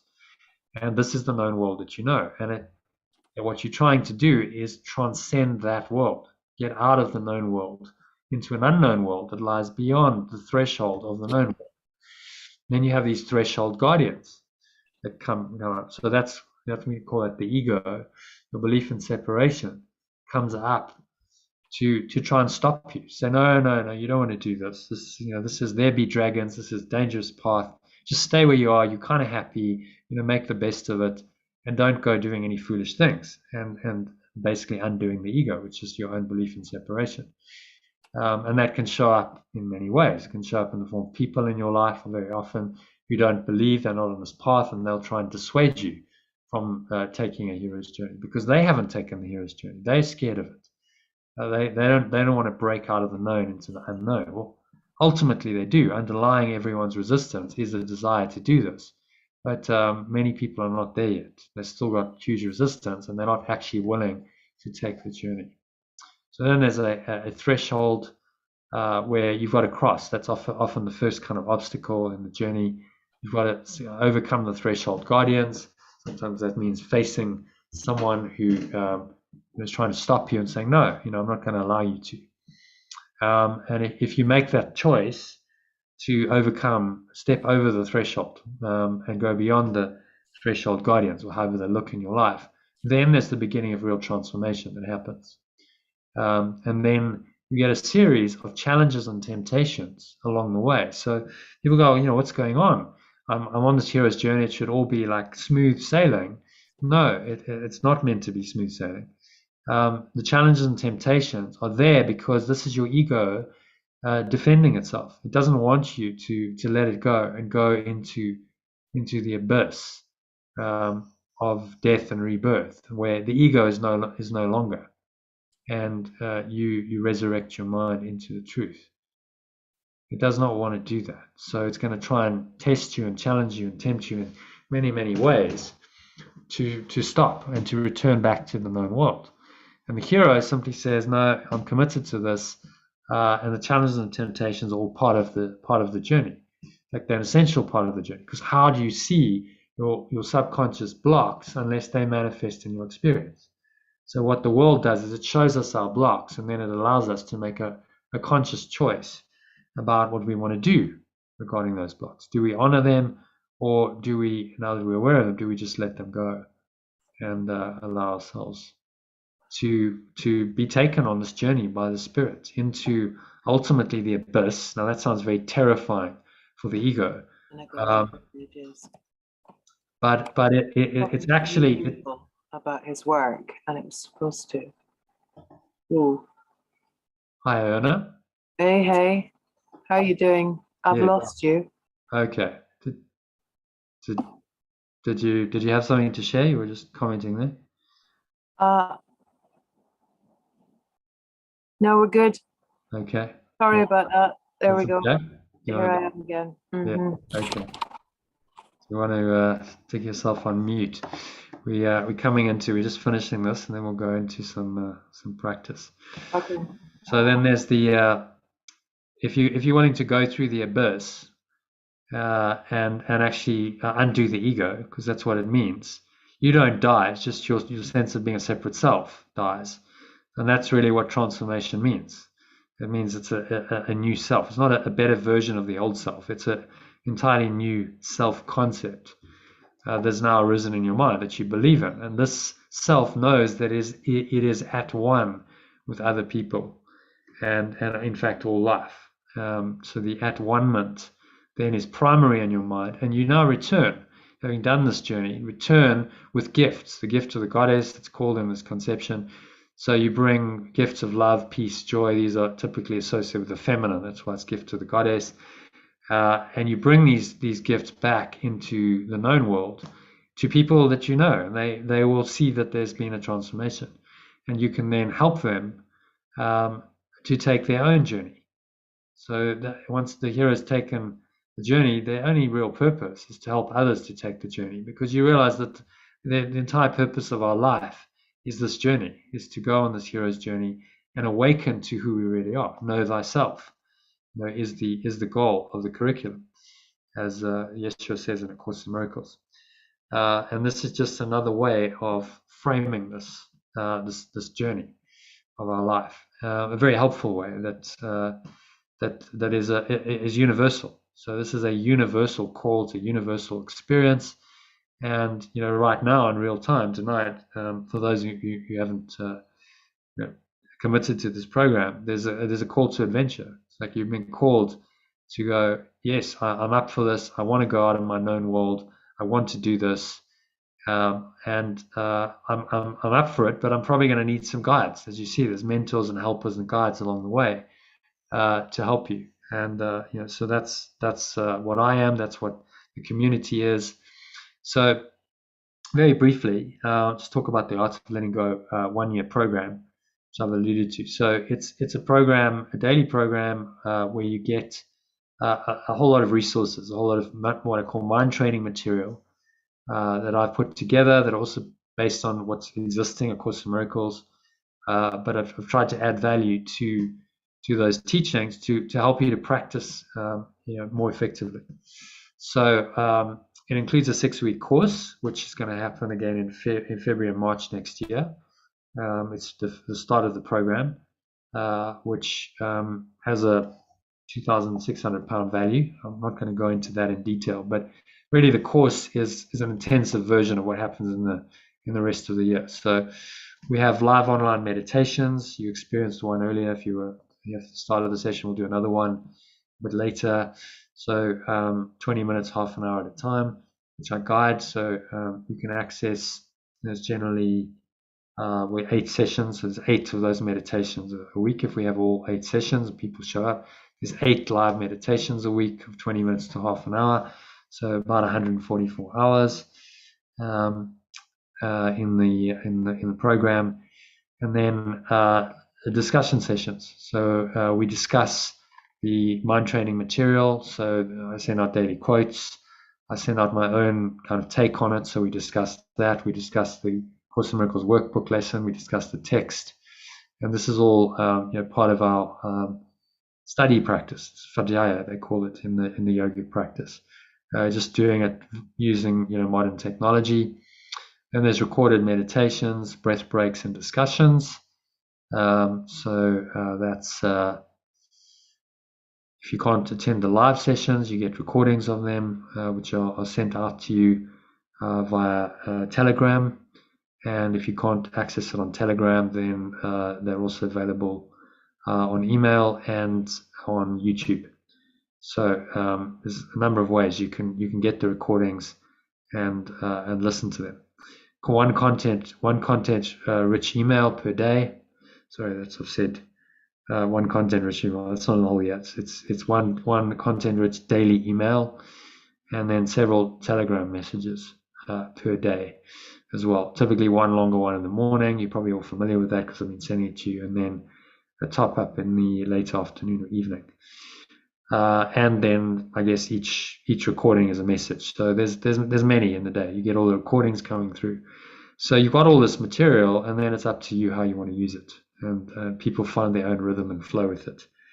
So I've structured the program so that anyone at any level can do it. Even if you're a complete newbie to A Course in Miracles, you can get value from this. If you're experienced, you've been doing this for 10, 15 years. I've had students who are on the course who've done that, and they've gone, wow, this has been a revelation. I've learned more in the last few days than in 10 years. Literally, I'll actually show you a testimonial from someone who said that. So just to summarize some structure, the next Art of Letting Go course is going to be next year, Sunday the 5th of February to Sunday the 19th of March. It's a 43-day process to be precise, which is the start of the 1-year program. So it's the introduction. It's got a lot of mind training material. There's a transformational process I take you through. So that's a little bit more intense than the rest of the year. So you could just wait until that. Say, I'm up for the 5th of February. Or you can jump into it starting tomorrow if you don't want to wait. A number of people have already done that on this call. So jump into the yearly program and just join us wherever we are. We're currently at lesson 120, so we're some way into it and into chapter 14 of the text already. So you can just jump in and pick it up as we go along, and then when you get to February next year, then you do the start of the course. The thought system that Course in Miracles and the Art of Letting Go teaches is really holographic. So it doesn't actually matter where you start. I'd say the ideal way is start in the beginning, but doesn't matter that much because it's one thought system and you can start anywhere and you can get benefits. So the live sessions happen Monday to Friday, 12:30 p.m. UK time, 1:30 p.m. South African time, and then on Sundays, Tuesdays, and Thursdays we have a session at 8:30 UK time, 9:30 SA time. So those are the times, and so there's 8 live sessions a week that you can choose from. They last anywhere from 1 to 3 hours, depending on what we got to cover. So if there's some text reading and the text is 15 paragraphs, it's going to be a longer session. But typically they an hour and a half to 3 hours, I'd say, just depending. So you can join for as long as you like. If you can't join the whole session, you can join for half an hour, and then drop off if you have to go. People do that as well, and I don't take any offense. It's just, that's you got to fit it into your daily life and schedule. So there are 8 live Zoom sessions per week to choose from. That's anywhere between 15 and 20 hours per week. So there's a lot of material. If you really want this, you can do a deep dive, a real immersion into this. But it's all happening for you, so you can use it as you choose. There's no obligation to do all of that. In fact, no one except me does all of that. I'm the only one who's on every session. So you choose and you make it work for you. It's really the idea of the program. So I do charge for this, just so I'm upfront. The total value, if you stack up the value, so I've just shown you is 14,000 odd. If you stack it all up, let's go back to that slide. 14,647 if you add up all that value. And obviously I'm not going to suggest you pay that. There's a huge discount. In fact, I think it might be a bit more than 96.3%. It's in the high 90s, 14,150 discount. So it's £497 upfront payment for an entire year for all of that. So I've tried to make it extremely good value and affordable for anyone. Or you can just do a monthly subscription if you don't want to do the upfront. It's £50 a month, 1,000 Rand if you're South African, 1,000 Rand per month after a 3-week free trial. So you don't have to commit to anything up front. If you like to just do this, a number of people on the call have already done that. You can just jump into a 3-week free trial and decide after 3 weeks if you want to continue and on what level you want to continue. So there's various packages. I'll just go through these quickly. There's the course. So if you just do the 6-week Art of Letting Go course, as a single, it's £147, couple £265. If you're looking at the 1-year program, there's the what I call the solo program, which is really someone who doesn't really want to join live sessions. You've got access to 1 live session a week, but you want to get the material, the emails, the Telegram messages, and interact with that in your own way, your own time. So that's just £12.50 a month, or £125 up front for a year. So try to make it very reasonable. It's about as affordable as I can make it. If you want a little bit more, you can do the solo program, the connected program, I call it, where you get 3 live sessions. So it's everything except just limited to 3 live sessions a week, which is often enough for people. So that's £25 a month, or £247 up front for an entire year. And you can join 3 times a week, so that will give you access to maybe 13 or 14 live sessions a month, which is enough for a lot of people. And each session is an hour to 3 hours. So there's a lot of material in there. And then the Mastery program, which is the top tier, so that's unlimited access to all the live sessions, and that is £50 a month, or £497. If you're joining as a couple, so that can be a partner, a friend, anyone you want to bring on the journey with you, then I give you a further discount, which are detailed there. So I also wanted to just mention briefly that we're doing a retreat. The plan is to do a retreat from the 21st of September this year to the 26th of September. up in Findhorn, which is where Iona's from, dialing in from Findhorn. So Iona and another Iona's friend, who's also a member of the Art of Letting Go Club, Lucy, are going to be helping me to market this and also facilitate it. So what it is in brief is a transformational experience to help you let go of your ego's game, identify what that ego's game is, very specifically. So it gets personal. It's not just general principles. It's like you actually have your own ego having to confront your own ego and its game. And then as a result of that letting go process, discover your essence identity. Okay. Who are you really on an experiential level? It's not just theory, you say I am love, but it's actually having a deep experience of that. That's what's transformational. It incorporates an introduction to A Course in Miracles as well. So more details available on request. I'm not going to include more because we're kind of getting to the end of our time, but if anyone's interested, I'll gladly send you more information. This is at Marcassy Farm Lodges, which is just outside Findhorn in Scotland. So it's a bit of a traveling if you're in the UK. But well worth it. Amazing place. Really nice energy. Maybe Iona, you can speak. I haven't actually been there. I'm going to go and visit it in the next month. But maybe you can just speak to this a bit because you've been there. So there you can see some photos. It's a beautiful location. It's outside of the town. And it crosses ley lines. It's in the intersection of different ley lines. So the energy is apparently amazing for this kind of healing work. Yeah, I'm very happy to speak about it. I would rather have my video on, but I maybe have to log on and come on again. Yeah, Findhorn is a very amazing place. Some of you might have heard about it. It was one of the UK's first intentional spiritual communities set up in the 1960s by world famous Eileen Caddy. So if you Google her, you'll be able to find out all about the remarkable journey of the setting up of this park here, and the spiritual community, and the way in which she channeled every night the voice of pure formless awareness or God. And the team here at Findhorn then followed the channelings and worked as per instruction from source. And people gathered from all over the world and continue to do so.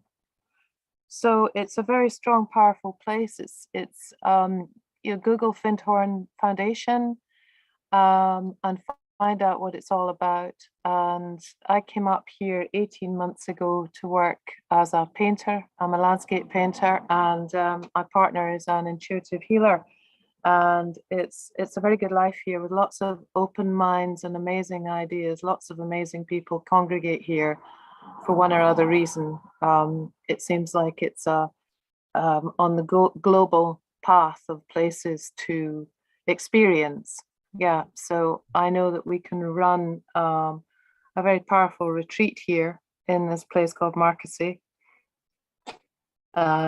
which is very ancient, just slightly inland from the Findhorn village, which is absolutely on the sea. And look forward to working with Jono on this. Yeah, well, thanks for your help in putting it together so far. We've still got to get it out there. We're just starting.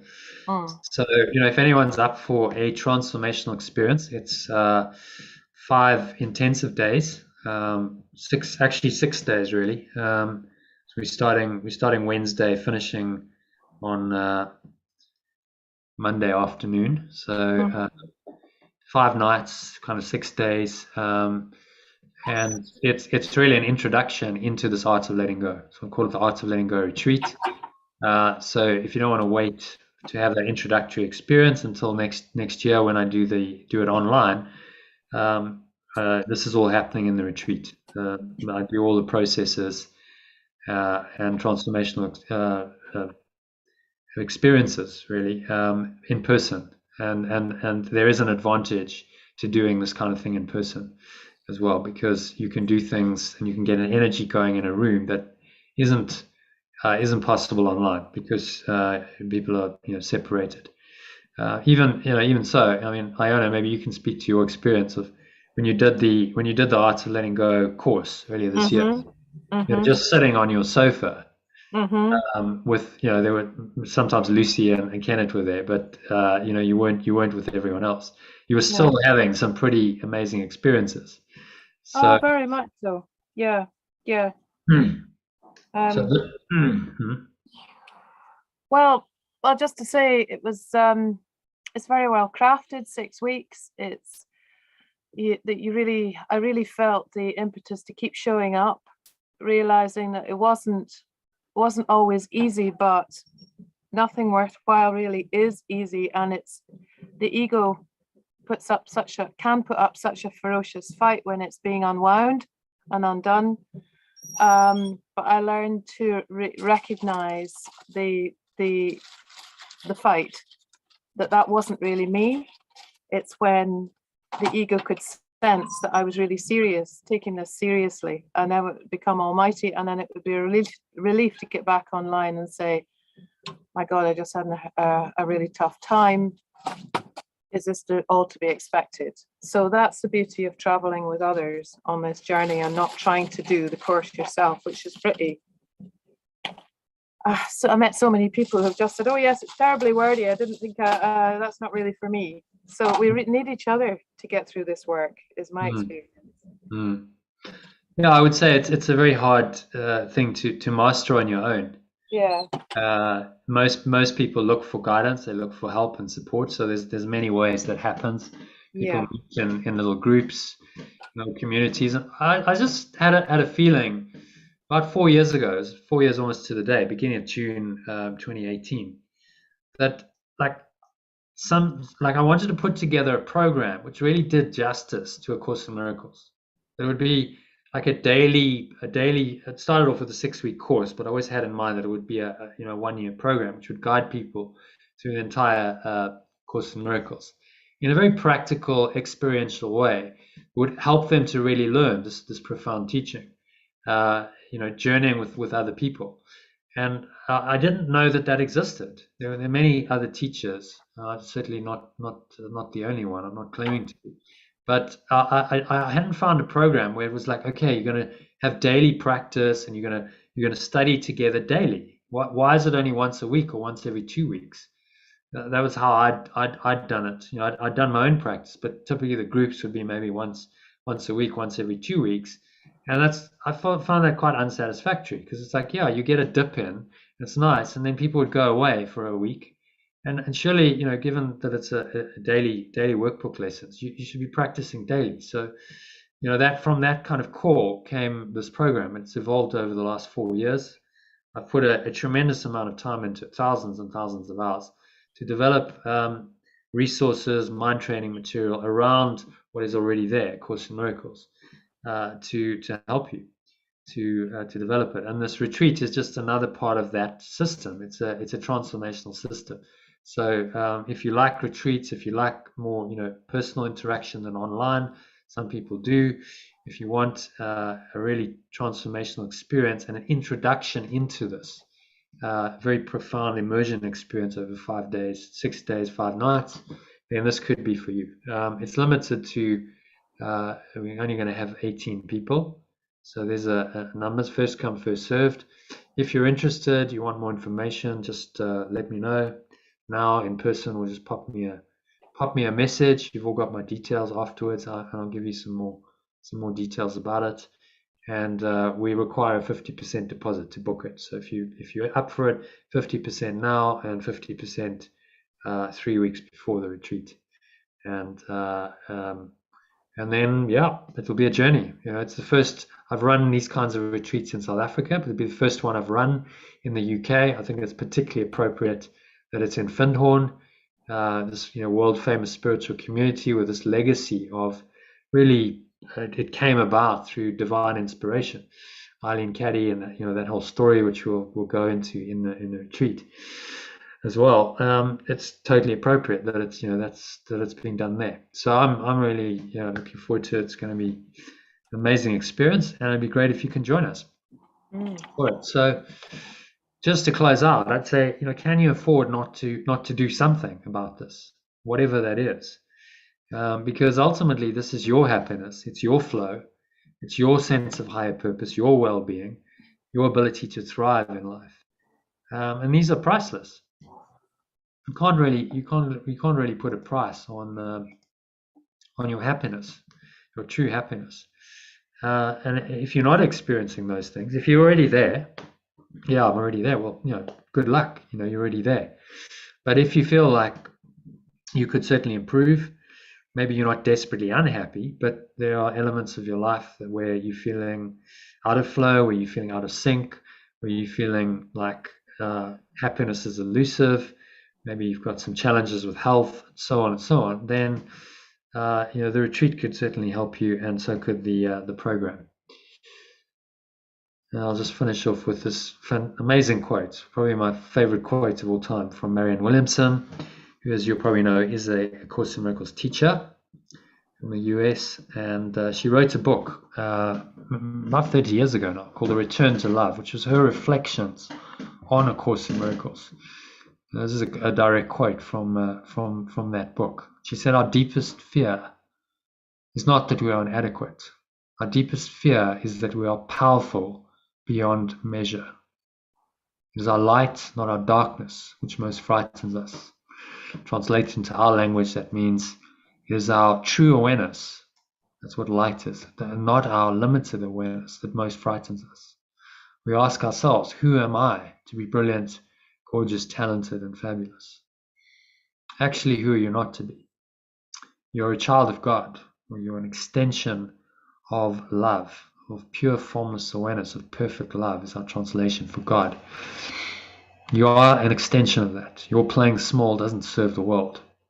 There is nothing enlightened about shrinking so that other people won't feel insecure around you. We are all meant to shine as children do. We were born to make manifest the glory of God, glory of love that is within us. And it's not just in some of us, it's in everyone. As we let our own light shine, we unconsciously give other people permission to do the same. As we let our own true awareness come forth, we unconsciously give other people permission to do the same. As we are liberated from our own fear, our presence automatically liberates others. So if that inspires you, if you feel the call to really overcome your fear and go deeper into your true self, your true awareness, let your light shine, and really live a fuller version of yourself, then here's the invitation. This is the call to adventure that you've just received. I hope you'll all choose to dive in. The journey of 1,000 miles begins with a single step. So if you'd like to take that step, then very simple. If you're not already on the program, the 3-week free trial, then just let me know now or later by text or email, add you to the mailing list, and we have a Telegram group, and you can start your trial tomorrow. I think actually everyone on the call is actually on that trial, if I'm right. Let's see, or is a member already. So, welcome all of you. I hope this is giving you a little bit of context for what we're doing, and some kind of introduction to what the Art of Letting Go program is about, and some more information about the retreat, because none of you would have known about that. And you can also just sign up for the program. So if some people just want to jump in, you can take advantage of the upfront discount and get a 3-week money back guarantee. If you'd like to commit and just sign up for the program, you can do that as well, or do the 3-week free trial if you prefer to just see how it goes for 3 weeks. Okay, so I think that brings us to the end of the presentation. Any questions? Questions, comments, thoughts? Now's the time to share those.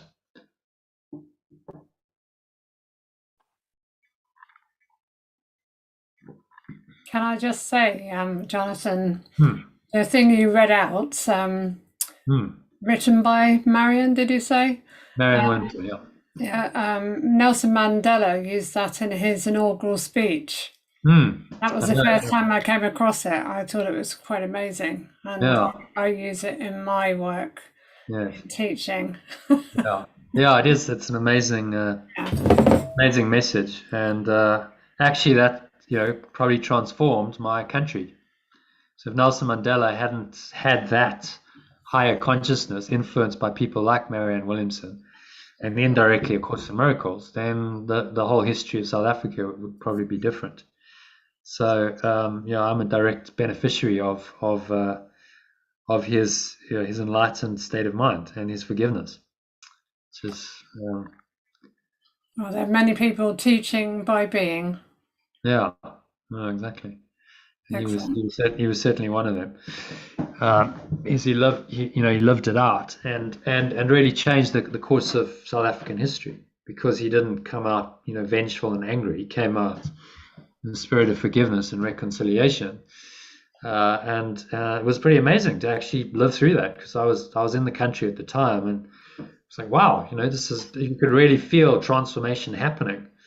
Yeah, definitely. Yeah, it was an amazing time to live through. Of course, it's all kind of degraded a bit now, because we no longer have him, and his successors don't have the same mindset, unfortunately. Bless their hearts. Yeah. So thanks for mentioning that. So welcome.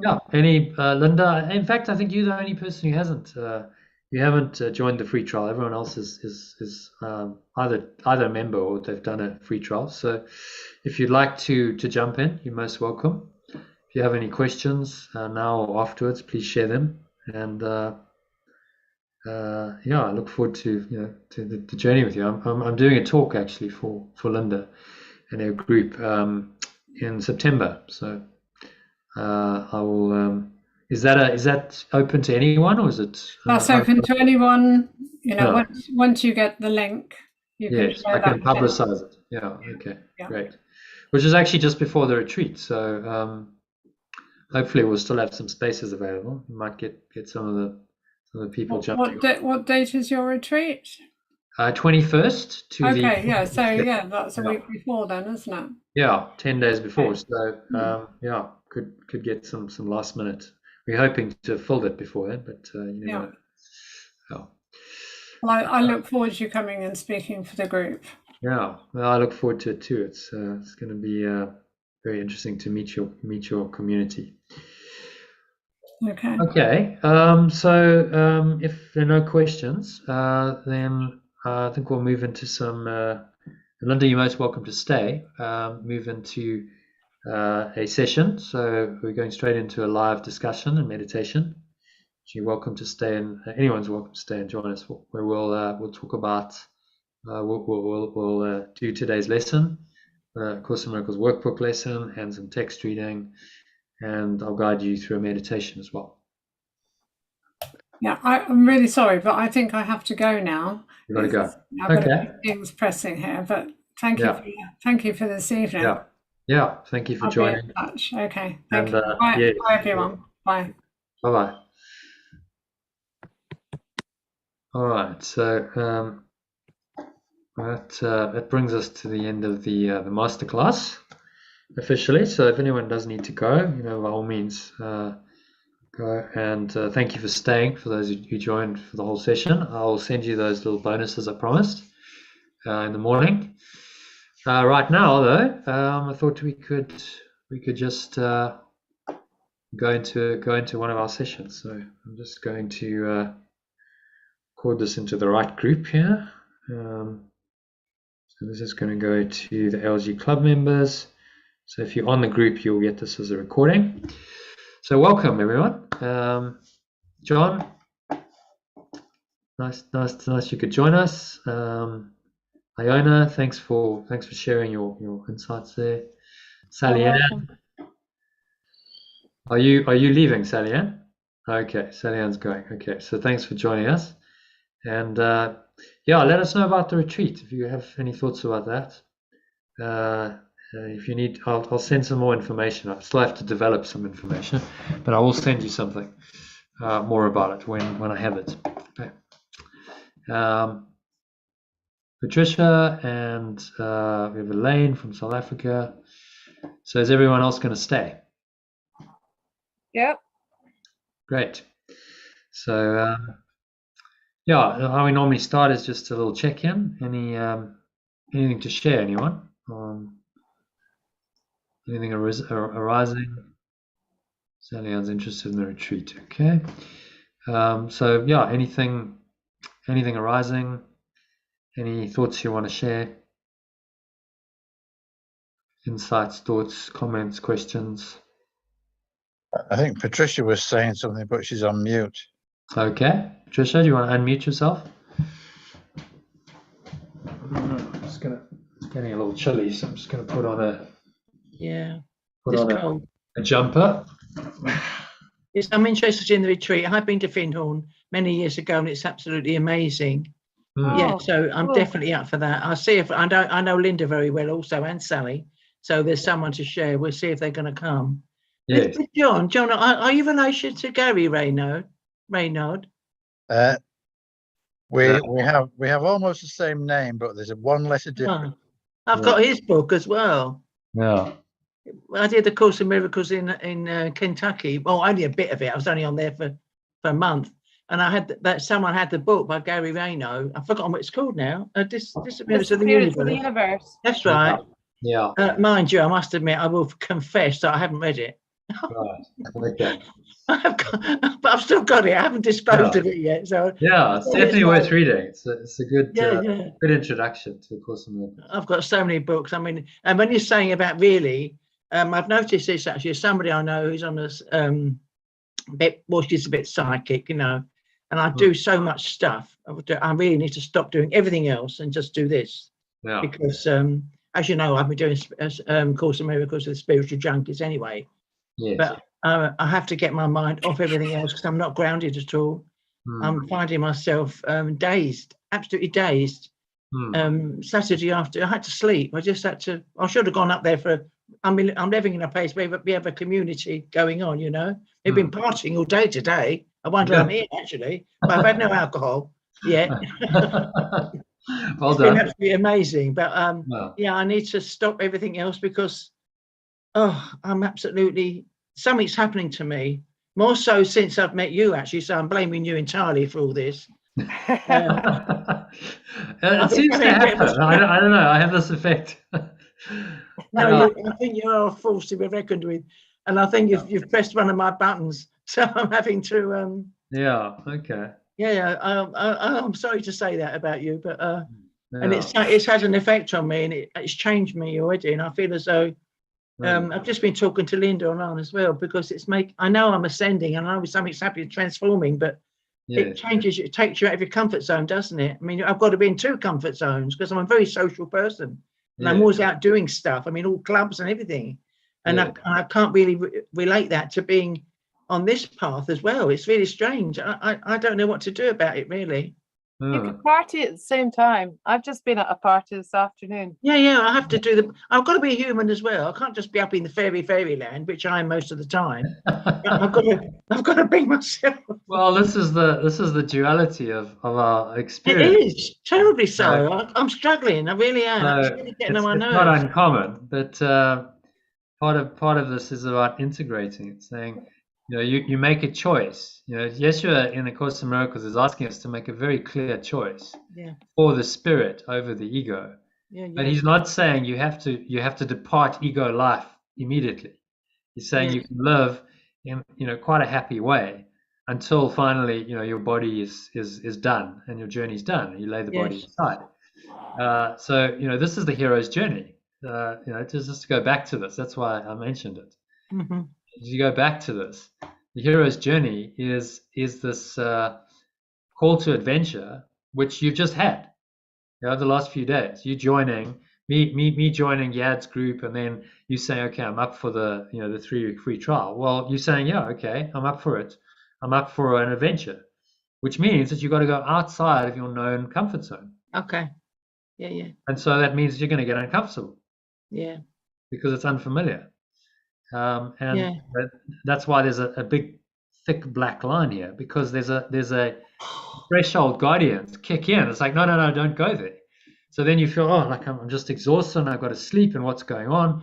Because something's moving, something's shifting. Right. It's the spirit trying to encourage you to go on this journey and undo this deep-seated belief in separation that we all have. Okay. And so then it all gets thrown up in there, and it feels uncomfortable. And then the ego tells you, well, go back to how you were. Just no, forget all this nonsense. Just carry on with doing what you're doing, and you'll be fine. But something in you knows that actually you're not. You actually do want to go on this journey. As uncomfortable and difficult as it may be, there's something there that's calling you to experience something more, because we all want to experience who we really are. That is the fundamental call of the ages. Know thyself. Who am I really through all of this? And that requires a hero's journey to learn that, because your society is not going to tell you. No. Your friends probably aren't going to tell you who you are. No. They're very enlightened. Your family is not going to tell you who you are. They tell you who you're not. They tell you, no, well, you Patricia, and you this age, and you this social category, and you're defined by this, and you're limited by this. And none of that's true. No, I know that. I see that as well. I noticed on the other slide you had, of course, what happens the way we are affects everybody around us. So I do see that happening with me all the time, and I'm managing to do that. I have no fear. I don't give a shit what they say, because I just have no fear. But and that's very interesting, because I've noticed that with myself, because of the way we are. I mean, we're all like this. We're all on the same journey. We exude an energy which is positive. Well, I hope I do. I know I do. And people see that, and the reflection, our energy is reflected out into everything, the walls, everything, that's the street, and people see that. They see the light, and they see what we're doing, and it hopefully triggers something in them, not to do what I'm doing, but to maybe just, I don't know, be more positive. That's all it's about, as far as I'm concerned. Don't have no worries, which is what you said at the very beginning. Let it go. Let it all go. I really hope we get to meet you, Patricia. You look great. I'm coming to Liverpool, definitely. Cool. Excellent. Yeah. Patricia is actually 80. How about that? Absolutely fantastic. Yeah, amazing. So, and it's to not be too late, taking a hero's journey, no. It just shows you're never too old to be taking a hero's journey at 80. Well, I think I've been doing it all my life, actually, but only just woken up to the fact that I'm doing it. Yeah. Because you didn't understand. I was doing it till this week. Yeah. So, brilliant, amazing. It'd be great to have you on the retreat, and anyone else. Everyone seems to know everyone. So Linda, Sally Ann said she's interested. So good. We're just it's an adventure for us too. It's the first time I've run it in the UK, and it's going to be different from how I ran it in South Africa. And at Findhorn, I think it's going to be pretty amazing. I think it's going to be a miraculous experience. Yeah. For everyone. So it will. Yeah, it will be. Yeah. When were you here, Patricia? I think I'm trying to remember, actually. I know it's Sally Peace's 51st birthday. I think it was 2008. I mean, it's ages ago. Okay. But it was the magic and mystery thing. It was the anniversary. Yeah. What would that have been? 50 years? It was actually 50 years this year.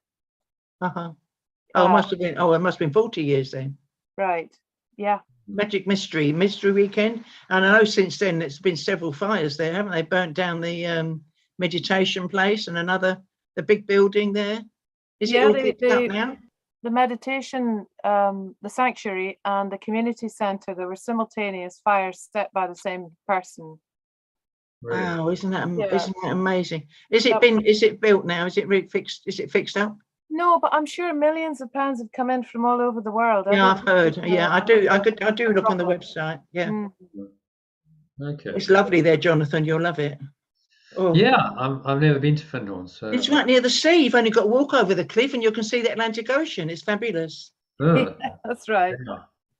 I'm looking forward to it. We're gonna go up there in July, end of July, to have a bit of a holiday with my family and do a bit of marketing. All your children will love it as well. Last week of July. So that's the plan. Which incidentally, I don't know if we can have a meeting about, we need to get stuff moving really. Maybe tomorrow or in the week. It'd be quite useful just to put some stuff in place. We'll definitely find a time. Okay, great. So that's all good, Patricia. It's the fact you had a reaction means that something's moving and shifting, and that's good. It doesn't always feel good because the ego. Remember, the ego is going to its death here. So of course it's going. No, I don't want to die. I want to stay. I'm in charge here. I've been host to your mind. I've looked after you. I'm your friend. It's going to tell you all kinds of lies. To try and prevent you from undoing it. But there is something deeper in you that knows that you want to do this. It's the call of the ages. So the hero is simply the person who chooses to listen to that call, to listen to the spirit's call, and not the ego's, and persevere through all of this, all the difficulties and challenges and temptations. So I'm going to get through this, and I'm ultimately going to do this, collapse my ego. I am going to transform. I'm going to become the Christ, the enlightened one, and I'm going to take these gifts back to others and try and help them to take their own journey. And that's really what our lives are about. And you're never too old. As long as you're alive, in the physicality apparently of this body and your experience of this world, then you still have a journey. You still have. I do feel as I'm still at the beginning. Actually, even though I've been doing this stuff about 30 years on and off, I still feel as though I know nothing. I still know nothing. I've done all the things I'm supposed to be doing, but I still know nothing. Do you know what I mean? Yeah. Do you think that's the same? Yeah. You can study for 50 years and still know nothing. Yeah. I think that the more you study, eventually you get to the point where you go, I'm giving up on the trying to understand this intellectually, because I can't really. I'm just surrendering into the feeling, the experience of it, and then that's a mystic. You become a mystic. Okay, yeah, that's good, because I do intend to intellectualize everything. Yeah. So that's what it becomes. But this is Helen Schuckman said this is a path for intellectuals, a spiritual path for intellectuals, because it starts with the mind. Yes, you'll say, okay, well, I know you're very identified with your mind. You think your mind's very important and your beliefs are very important. So let's start there, and we'll start working with those beliefs, and then breaking them down, and eventually the Course in Miracles just breaks all of that, and you go, actually, I was really clueless. I had no idea.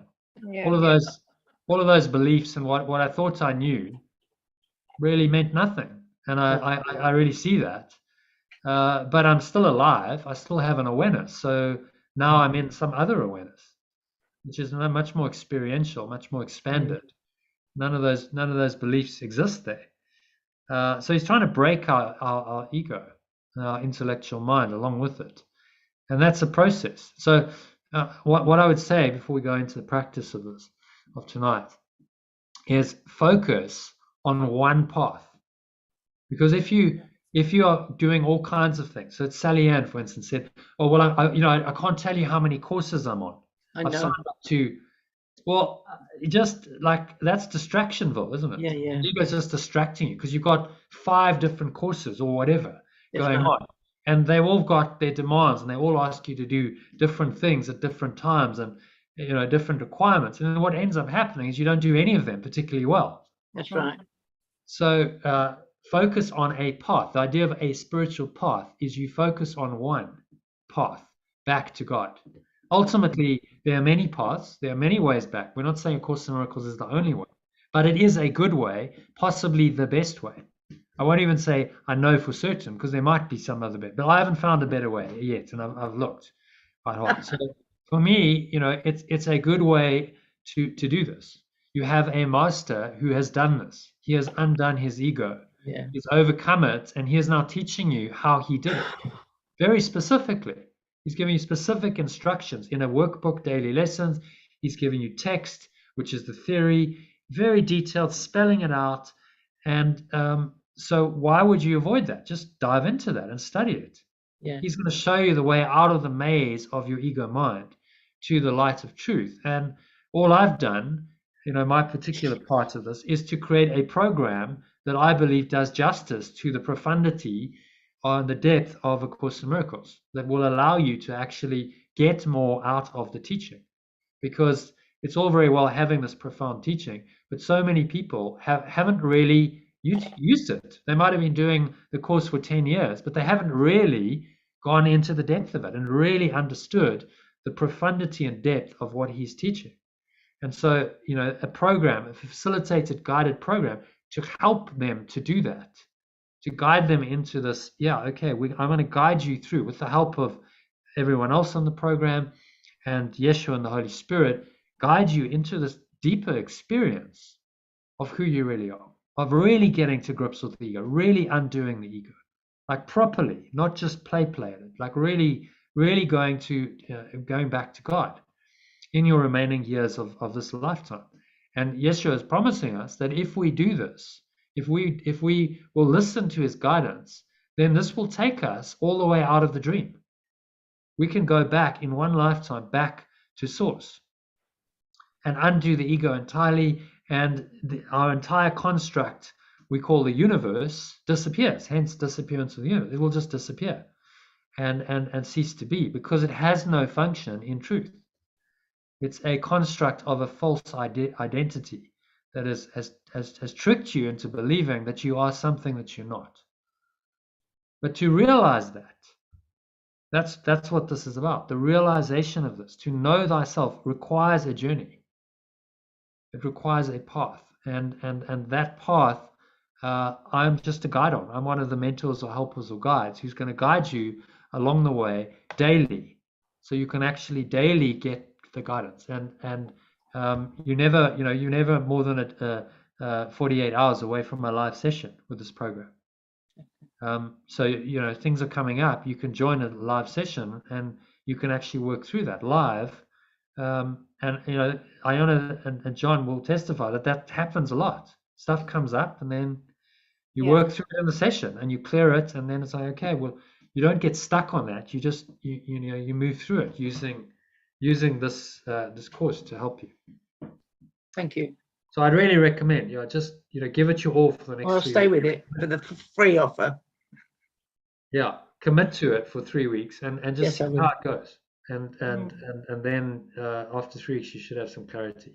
Okay. On Thank you very much, John. All right. Okay, so anything else to share? Iona, Kenneth, I haven't seen you for a while. Anything arising for you in Findhorn? Beautiful weather. Is it? Okay. I thought it was raining in Scotland. Well, parts of Scotland. This is Scotland's Sunshine Coast with its own microclimate. Okay, so you get more sun than the rest of Scotland. Well, yeah, that's nice. Yeah, absolutely. Swimming in the sea yesterday morning. Great. Fantastic start. Lovely. So you've had a good Jubilee weekend. Oh, the Plattijubes completely bypassed me, the whole thing. Really? I couldn't give a shit. No, I'm just saying you did your own little celebration. I went yesterday to a village fete, which is really sweet. It's so nice. Just to there's people and there's just community, it's connection. I haven't had very much of that in South Africa. Right. Spending the time. So it was nice. That's good. That's good. You're right. I sound ungracious, but you were just saying on our last meeting, that it's bringing people together. It's giving simple, that joy of connecting and mutual enjoyment and fun. It's never to be underestimated. Definitely, that's what it's about. I mean, I had all my doubts about the royal family, etc., but I realised that it's her soul's journey. Princess Elizabeth, it's her soul's journey. All of them. They've all volunteered to be here and do that. We're all here for this. We've all made signed the contract with the God, whoever, at that time. You're coming here for this, like it or not, you're coming. Yeah. And we all agreed. But yeah, well, it's quite a thing to take on. I mean, I wouldn't like to be a royal. No. I think it's the can't think of anything worse. Yeah, but it's the unison of the families. It's what we've all done. You know, even people who never. I mean, you've never, like, as you're saying, Jonathan, you hadn't been to one before, but now you have, and you'll know people in your environment, and it's so much better after the terrible session we've had to go through for 2 years, which I've completely ignored, by the way. But it's so much different. It's made people so much happier, and hopefully they took their bloody masks off by now. I don't know. Yeah, there was no one. I didn't see anyone with the masks. So. No. No one's bothering anyone. The fear has got to be removed, and hopefully the joy of the weekend has removed the fear from people. Yeah, I think so. So it was nice, just happy times, nice experience, spending it with family and meeting some people in the village. That's right. So it's like, it's connection, and that's really what it's about. It is. Whatever the excuse for. I think the British are great because any excuse for a party. Exactly. And we do it so well. Yeah, let's have a party. Whatever. Let's have a party. Which is. And we do it so good. Yeah, I must say, amazing. And I suppose because the weather is so dire in the winter, but then you really take advantage in the summer. Yeah. So okay, we're really going to make an effort to get out. Yeah. Whereas in South Africa, it's like, well, it's always nice. So sun's shining, so no one's really making a big effort in the summer because it's like, okay, well, winter's going to come, but it's still 25 degrees and sunny. So what does it matter? Oh, I wish it was that here. I'm freezing here today. It's ever so cold here. Really cold in the southeast. Awful. Wow. Been black all day. Yeah. Street parties have been on for the children. It must be terrible. Freezing cold. Yeah. Anyway. So making the most of it really, which is good. Okay, let's ask John. John, anything to share? How's your weekend been? How was the recital, by the way? Oh, well, the recital was a couple of weeks ago, and that went well. Yeah, so we've just been taking it easy at the coast and knocking around. Yeah. I thought Sue had didn't she have something she was playing, or was that last Singing. time? Oh yeah, yes. Oh yes. Oh, I beg your pardon. Yes, Sue was singing at the lighting of the beacon on Friday night. Yeah, that was good. Yeah, it seems a long time ago now. Yeah, only 2 days. Yeah. 2 days. Yeah, no, lovely. So you had a good weekend. Stayed in Yeah. Flo. Yeah. Is Sue with us or not? She will be later. Yeah, probably. Okay. She's going to join us. Okay, so let's have a little look then. We've done our check-in at today's lesson. Today's the quote first, and then we'll go into the lesson. So let's ask Patricia to read. So Patricia, how we work this is just do a bit of reading. I'll ask you to read a paragraph. Anything arising for you, then we talk about it, have a little discussion. So we'll study that. Are you getting my emails, by the way? Yes. Yeah, so you get these every day, so you can read them. So we have a little discussion on this, and then we'll go into the actual into the lesson, do a meditation on the lesson, and then we finish off with the text. It's only 6 paragraphs, so we might actually get through all of it. So if you can read the main quote for us, that would be great. Thank you. Prayer is a bridge from your mess to God's rest. Wow.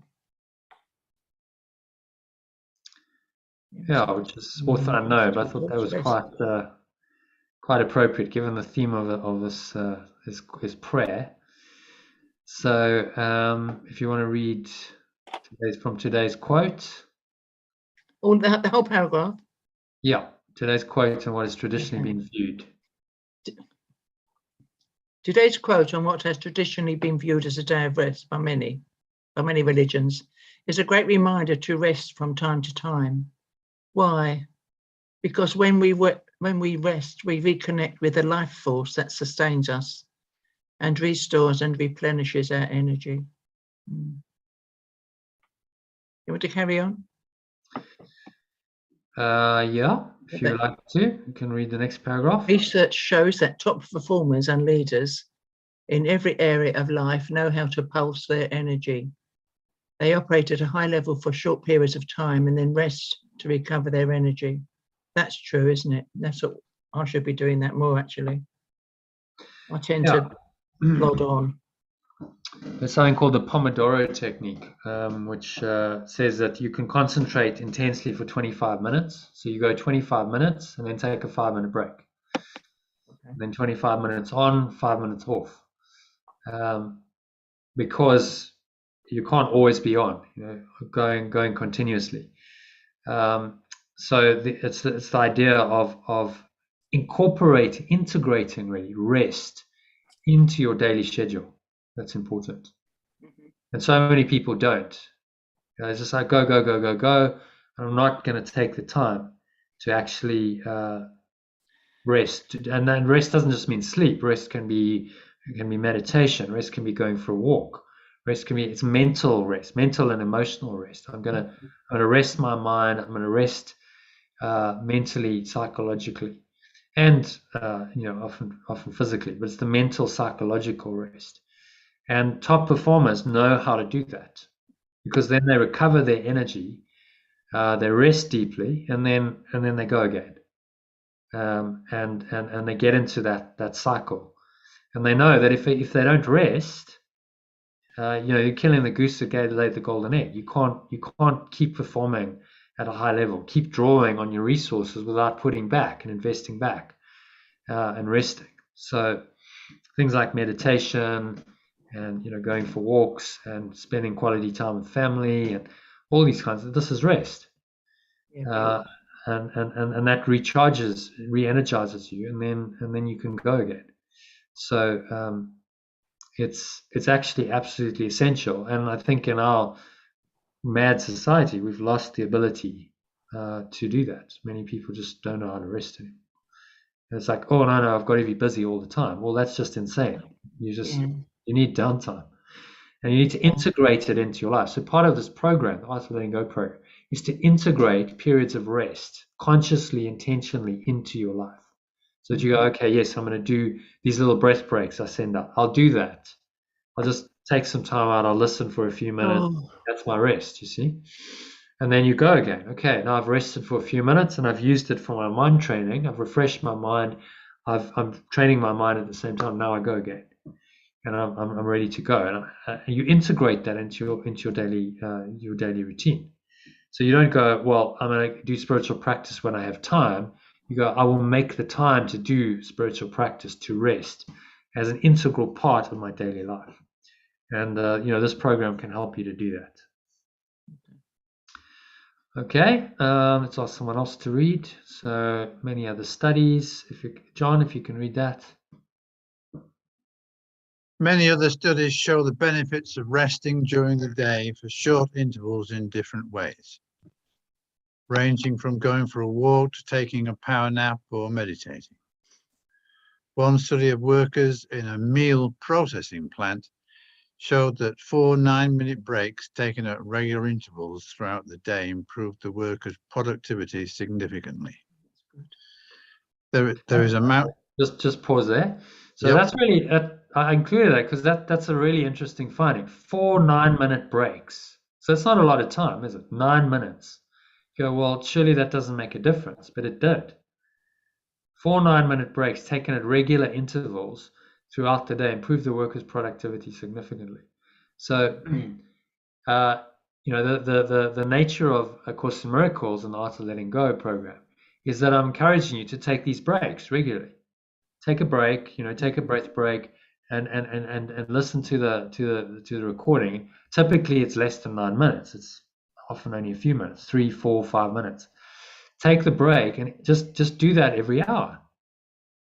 And you should find that your productivity actually goes up significantly because of that, based on the research findings. So we're not asking you to not perform and not do things.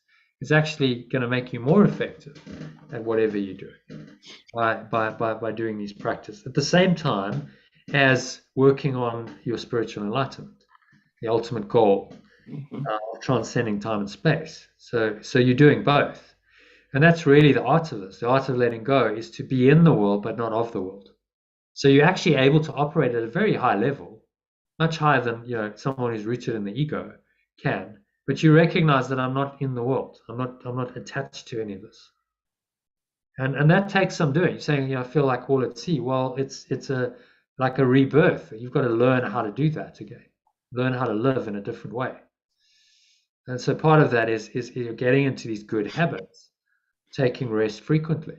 And I'm just giving you the tools to do it. There it is. You're getting the recordings that you can listen to quite easily. All you do is put it on and listen, and then you're in a rest mode. Otherwise, it's quite difficult to do. You have to consciously stop yourself, say, okay, well, now I'll just be quiet and watch my breath, or I'll listen to some music or something. If a tool right there, all you've got to do is listen to it and follow the guidance. It makes it easier. And where I'm going with this is an app. So you'll have an app that you can just tap. You can go, well, it will prompt you. You set the settings. So yes, every hour prompt me, and it'll pop up the lesson and the breath break, and you just tap the recording, and then it'll play. So that it's just a part of your daily life. Okay. So the next one, Iona, if you want to read. There's also a mountain of evidence. There is also a mountain of evidence showing the profound benefits of regular meditation. Researchers reviewed more than 200 studies of mindfulness, which is the modern term for the ancient Buddhist Vipassana meditation practice, in which you observe your breath and body sensations, and found mindfulness-based therapy was especially effective for reducing stress, anxiety, and depression. So there is overwhelming evidence, and you can go and dive into this. Many studies done on meditation. What they've now, it's really just a change of name, isn't it? It's like a rebranding. We call it mindfulness, but it's actually exactly what's been taught by the Buddhists for 2,500 years, just in a different form, without all the religious connotations. Because in the end, that's what it was. The Buddha didn't focus on the theology and the theory. He focused on the practice. He said, I'm going to teach you a practice, and you're going to practice, and then you're going to get the experience, the same experience that I've had, which is then going to be what's going to teach you. So the reason why Buddhism took off was because it was experientially based. It wasn't theologically based. The Buddha simply taught people the Vipassana practice, gave them a few ideas, 4 noble truths, a few key pointers there. Right, go do the meditation. Because in the meditation, you then come to your own realization. It's an experiential realization. And so mindfulness is just a rediscovery of, it's a very ancient teachings, very ancient truth. Just the West, now rediscovering, oh, this is mindfulness, this is all new. Well, it's not new at all. It's just a rebranded version of this Vipassana meditation and other meditation practice. But actually, I've done Vipassana meditation, and I've also looked at what mindfulness is. It's exactly the same. There's nothing different. They start off with watching the breath. So that's the start of Vipassana. You observe breath watching, and then you move into body scanning, where you actually observe sensations in the body, and that's also a mindfulness technique. So someone's just gone, okay, well, let's take what's already there, just call it mindfulness and rebrand it into something else, make it more palatable for a Western market, and that's been what mindfulness is. So there's all this research that really shows that this is highly effective. Mindfulness, meditation, these kinds of practices are very effective at treating, reducing stress, anxiety, and depression. Okay, so Patricia, if you want to read the next one. Some of the most promising research, is this one? Is this the one? Yes, yeah. Has looked at people with depression. Several studies have found, for example, that mindfulness-based cognitive therapy can significantly reduce the rate of relapse in people who have had previous episodes of major depression. That's really true, isn't it? Mindfulness can also help people with other specific problems like pain, smoking, and other addictions. For example, studies have shown that mindfulness reduces the level of pain, fatigue, and stress in people with chronic pain. I know quite a lot of people in pain here, because I live with a lot of people that, even though they're my age and younger, I mean, I'm the only healthy person here, I think, and they're all at death's door. Yeah. I try and, you know, I can heal them because I can hit. Well, I'm a healer anyway, so I say, well, I can let me help you, you know. But to try and get them to change their thought pattern is very difficult, you know. I thought, well, but I do keep on. I think I'm not going to waste my. Well, I will waste my breath. I'm not wasting my breath, but I will try. Okay. What's more, the research shows that mindfulness-based interventions can also improve our general physical health. Studies have found preliminary evidence that mindfulness boosts the immune system and helps people recover more quickly from colds and flu, which is particularly relevant given the thing, but not something that you'll see being recommended by most healthcare professionals or the mainstream media as part of a holistic solution to the thing. To the thing. Yes, that's very true. I won't even say the word, so I despise it. I like that. I won't even involve myself in it. Yeah, to the thing, yeah. So, we're not being told that, are we? You know, the solution is take a vaccine, not okay. Well, start. The reason why they won't tell you it's because it's free. Yeah. This is where you use your own power, and they don't want anybody having their own power. So this is what we're here for, to give that idea to other people. You can have a say in this. You know, you don't have to do what you're told. Just because the government says it's true doesn't mean it's true. Well, that hits a few notes, I can tell you. I'm sure. God, I've had a few rounds. Oh, you mean they're not telling us the truth? Yes. And I say you've got a mind of your own, you know. You don't have to agree with everything the government tells you. Yeah. Oh my God, I want to be locked up. I'll have a straitjacket around me in a minute. Oh, good for you. Well, it's the same everywhere. You know, of course it is. There's people who just, it's too scary for them to think that somehow the system that they plugged into, that's kind of, you know, they're relying on for some kind of safety and security, is actually a fraud and is lying. Not true, yeah. That's a scary realization, because it makes them feel very, very scared and vulnerable. So then what most of them do is say, well, the system's right and you're wrong. Because who are you, you know, little Patricia Wiggett or Quayle or whoever to question the mighty system? Yeah. But actually, if you look in history, you know, every corrupt system has been questioned by individuals. It starts with one person. Who was Jesus, Yeshua? Who was he? Absolutely. The entire system. Well, you know, he was just the person who understood the truth, and he said, no, this is false. This is wrong. Yeah. And then in time, people say, oh, you know, he was the Son of God and he came to bring a message. But at the time, they were going, who the hell do you think you are? You know, to come in and like turn up the tables and challenge us. You know, away with you. We're going to crucify you because how dare you question our authority? But I look at it from another aspect as well. This might get very boring now. Shut me up if you have to. The fact that the earth has been trying to be I'm going to use the word others because I don't know what they are. Well, I do know, but I won't bore you with that. The others have tried to destroy humanity since the beginning of time, since Yeshua's time. And they tried to destroy it during the World War I, World War II, and every other virus that's been out there.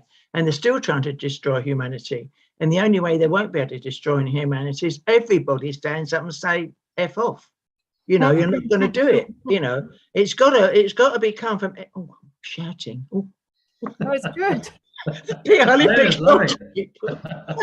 they'll have the police around in a minute. The only way it's going to happen if people realise, but they won't. You know, I'm on I call it the dark web. I look at the dark web all the time, but I really need to stop looking at it because it pisses me off so much. But I look at all the controversial stuff, which is okay. I can take it. And I find it absolutely fascinating. I really do. Yeah. Oh, I love it. I really love it. I love Dave. I mean, Ikey and Wilcox. I mean, I love him. I think I can remember him, that program they keep showing about him, they made a fool of him. With Terry Wogan. He's been, on the Dave Wogan show. He's been proven right so many times. I pay him. I think he's brilliant. They try to lock him. And he's actually a spiritual teacher. He's evolved. Of course, he is. Absolutely. He's teaching through his books and the whole idea of a conspiracy theory. He's saying, well, this is really just how the ego is playing out in this world. So you need to be wise to it, be aware of it, and then connect with your higher self, and you simply won't be fooled. Exactly. So this kind of teaching is very threatening. Oh yeah. The authorities of this world, and always has been. But now that we have such amazing communication technology to allow us to all connect, it's very difficult to stop a spiritual. Exactly, they can't never stop it now with the internet. It's fantastic, isn't it? Yeah. Yeah. So the whole pandemic was just an attempt to try and halt what is really an inevitable process of at 1 month. Yes, right. For the entire society. And it's been unsuccessful. You can't succeed because you can't stop the universal impulse to awaken. This is God's will. And God. I mean, I use the word God in the being, the God. I mean, it's our source. Our source will not allow it to happen. It will not be allowed for humanity to be destroyed. It will not be permitted. This is what it will not be permitted. They'll all be hung. Well, it's just too many people are going to wake up. So that's. I wish they'd hurry up, don't you? Can it be next week, please? Not so much more. I'm holding on here. Anyone who's being in the ego is actually giving you an opportunity to correct your own ego. That's the whole point. So the so-called dark powers, they're just a projection of the ego, and they're showing you your own shadow. So their use value is huge. You just go, well, I don't believe this anymore. That's right. So I don't take you seriously. That's the thing they fear the most. Yeah. They're just not taken seriously. They just laugh. It's ridiculous. Your whole ridiculous thought system is insane and ridiculous, and no one's going to believe it anymore. You're not going to be taken seriously, because then there's no power. Then who would they be without that apparent ego authority?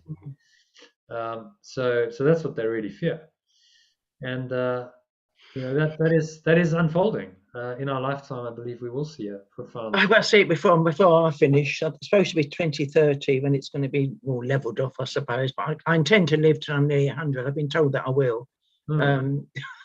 Yeah, well, you look like you're on course. So. It's like you have more to do in this lifetime. Oh, I have. I know that. Yeah. Well, I've got to kick a few bums up the arse, I'll tell you. Got to kick a few bums. Which is why you're here, Patricia. Yeah, I know. I've got plenty of mouth and no fear, so that's the thing. Yeah. Brilliant. I can't wait to meet you. Yeah. I wish you hadn't. Join us in Finland in September. So let's just finish this. Then we'll go into the lesson. So these empirical research findings. I think it's Iona or John. I don't know. Anyone read? Okay. Yeah, I think. Oh, carry on, Iona. Okay. Yep. These empirical research findings support the benefit of doing 1 or 2 longer meditations every day, as well as resting for short periods regularly throughout the day, to reflect on your daily A Course in Miracles workbook lesson, as Yeshua recommends you do. Oh. So the program has actually been structured along these lines, based on the research. That if you're doing a longer meditation every day, that's a deeper rest, and then you have these short periods where you rest throughout the day. And he structured that. He's a master teacher. He understands how to structure a training program that's going to work. Yeah. So that's why he's saying do these regular short practice periods. And all I've done is said, okay, well, that's what he's saying. So here's a recording, here's a breath break, which will help you to do that. It just makes it easier to do. So I've incorporated the basic techniques of mindfulness-based meditation, which is observing your breath and physical sensations, into all the guided meditations and breath breaks that I send you every day to help you contemplate and apply the daily workbook lessons. So if you listen to the recordings, you'll be getting all the benefits of mindfulness that we've just discussed without having to do anything else. Just follow the program and commit to it. So if you've got multiple other things going on, then that's going to distract you. So I just say, just focus on this, give it its due for 3 weeks. And then if you want to go back to all the other things, you can. But you'll probably find that you don't. Because once you go deeper, so instead of going wide, which is what a lot of people do, a little bit of this, a little bit of that, and they're still seeking, they're spiritual seekers. Actually, it's about going deep. Go deep into a teaching. One teaching, go deeply into that. That will take you to enlightenment. Going wide and broad and getting little bits and pieces from different teachings ultimately isn't going to work. It can be interesting, very entertaining, and it can be part of ultimately selecting your one path. But ultimately, it's about selecting the one path, committing to it, and that'll be a much quicker way to enlightenment than diverting your attention, distracting yourself. Because remember, the ego likes distraction. It's a master of distraction, so it's going to try and do that and distract you with all kinds of things so that you don't focus on one thing and really get it, so that you remain in a kind of distracted state of mind. Okay, and then just the last one, John, if you can read that, and then we'll go into the lesson. Yeah. These empirical research findings support the benefit of doing one or two long. Have we done that one? Yes, we have. Yeah. In a culture.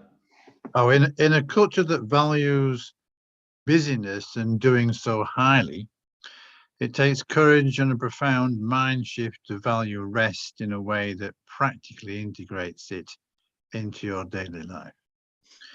If you feel you need some more inspiration to do this, why not listen to this 16-minute bonus TED Talk entitled Redefining Rest, Slowing Down to Speed Up, by a hyperactive overachiever who took a year off from her frenetic lifestyle, rested, and found her true self and a far more flowing and sustainable way of working in the process by clicking, this. So that's definitely worth listening to. I really enjoyed it. Did you? Yeah. What's the name? I can't see the name. Yeah, actually, I didn't put her name. That's why you can't see it. I'll have to just write it. Redefining Rest. Okay. Yeah, there it is. If you click the link, let's say you have to read an incredibly long email from your boss that you have to finish before the big meetings. Beck Heinrich, she's called. So she's an Australian lady who was totally was on the sort of treadmill of busy working success, and just eventually hit the wall and went like, can't do this anymore. She just took a year off and went and rested and walked and meditated and contemplated life, and then came back into the working world, but now with an entirely different perspective, and now teaches rest, develops coaches, consults to leaders of all ages. So based on her life experience of really getting burnt out, teaching people the value of rest, and therefore of these processes, and whatever you call it, rest, mindfulness, just how valuable they are to us to maintain our sanity, peace of mind, and our health and well-being. Because if you lose those, then life becomes very miserable, as she discovered, and so many people have. So that's definitely, if you haven't watched that, definitely worth watching. So let's scroll down to the lesson. It's just a short one, so we'll do the lesson. So I rest in God or love, and I am as God or love created or extended me. So we'll have a little read of the original lesson. So what I do is translate it. So there's an original, and then there's the translation, which is in italics. In this case, that was already italicized, so it's bold and italics. And so read both of them. You can read the first one for us. Oh, I rest in God. I rest in God. I rest in God today and let him work in me and through me, while I rest in him in quiet and in perfect certainty. And I rest in love today and let it work for me and through me, while I rest in it in quiet and in perfect certainty. It's a bit different, isn't it? Yeah. So the alternative translation just changes something. I rest in love, as opposed to I rest in God. For a lot of people, God isn't a particularly good pointer to a state of mind, because God comes along with all the religious connotations, traditional Christianity. So it's a word that's been tainted with a lot of false associations in people's minds. Actually, it's the same. God is love, but then use a better pointer. So I rest in perfect love today and let it work in me and through me, while I rest in it in quiet and in perfect certainty. So it's a loving presence that you rest in. He's asking you to just connect with that presence and allow it to come through you and let it work in me and through me. So even while you're operating in the world, working in the world, this presence, which is the very essence of what you're connecting with when you rest, is still there. So to connect this with our, the masterclass, what I taught there, this is foundational happiness. I rest in God. I rest in love. It's your authentic happiness, the source. And then you take this into your daily activities, and that when you do that, but you stay in the state of peace and calm and rest, then it's what we call flow. And then you're operating in a flow state, or a state of miracle-mindedness, Course in Miracles terms, which will work in you and through you. Let it work in me and through me, while I rest in it in quiet and in perfect certainty. So this idea of the calmness at the center of the storm. I'm very calm. I'm very quiet. I'm not mentally and emotionally moved by any of the projections of the ego. And in that state, I can very effectively move through life and do what I need to do, and allow this this presence to work in me and through me. So we stay then in the restful state. So, rest. Even though you might be working, you can still be in a restful state of mind. Yeah. But it is important from time to time to take time out and just rest and not work. If you're saying, well, I'm always meditating when I'm working. No, you need to take some downtime where you just have the deep rest to reconnect to that. That's certainly what might be my experience. Like I need longer periods, as well as the just the daily reminders, daily top-ups that Yeshua gives us with the breath breaks. And then you're able to stay in this restful state of mind, being guided by love, even while you're working potentially quite long hours, which I do. You stay rooted in it, and then if you feel like you need a rest, then you rest, and you reconnect with it. Okay, so any thoughts on lesson 109, the review of that?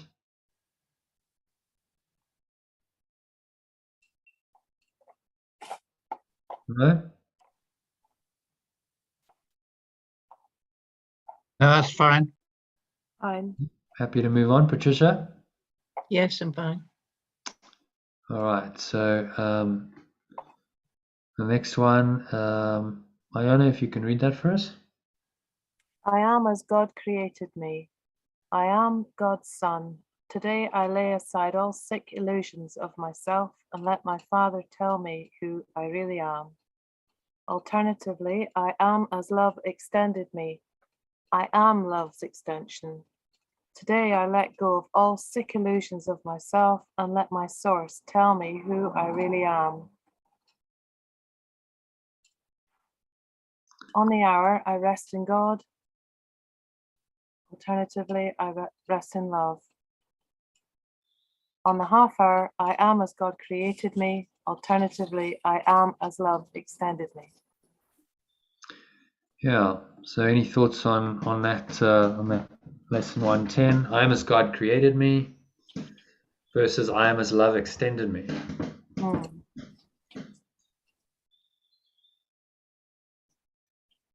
Well, for me, just the continuous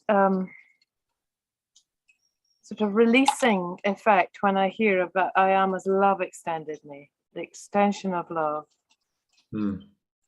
For me, it's a natural flow and movement in that phrase. As God created me is shorter, more terse, less flowing. So that that's why we translate, because it's just a better pointer into a state of mind. Yes. That's what the words are doing. It's to point us into an altered state of mind that is going in the right direction, going in the direction of an experience of this loving presence, loving awareness that we really are. To recognize I am that extension, and I let go of all sick illusions of myself. So anything that's not love, anything that's not this pure formless awareness of perfect love, which is full translation for God, that is a sick illusion of yourself. And you let your source, which is this pure formless awareness of perfect love, tell me who I really am.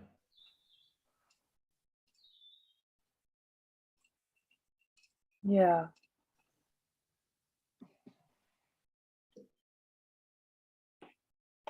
And it will, if you open yourself. These lessons are amazing because they're so short. I'm as love extended to me. I mean, you've got a few words in there, but if you really meditate on them, they're enormously powerful in bringing about a different state of mind. Just a few simple words. So that's the power of language used effectively to change your state of mind, to bring you into an awareness of who you really are, beyond illusions.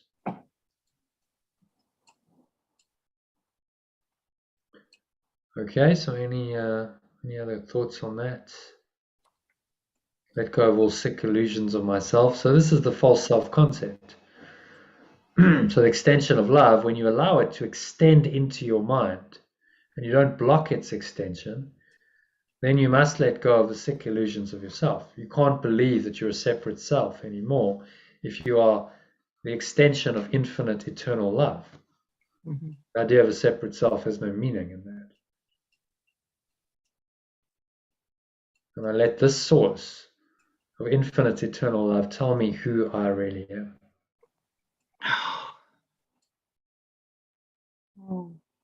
And then you just drop into that. He's asking you to you say the words, very short pointers, and then you just kind of drop into it. So this is like a sutra.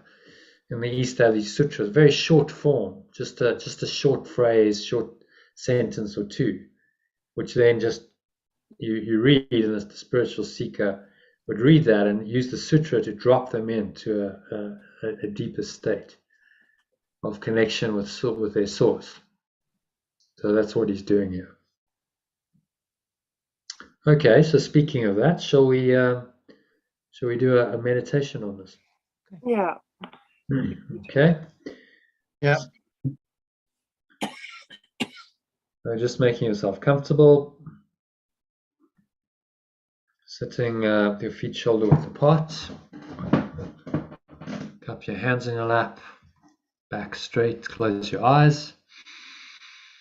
And start off by taking a nice deep breath in through the nose. So breathing in, noticing how the stomach rises and the chest rises. And the subtle flow of air in through the nostrils. Just pausing at the top of the inhale, smile. Connecting with your heart space. Drawing the energy up the spine into the crown of your head, pausing at the top of the inhale. Smile.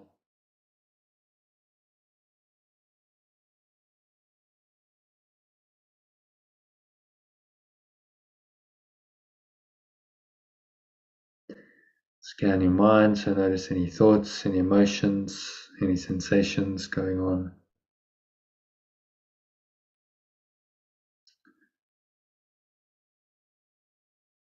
Remind yourself that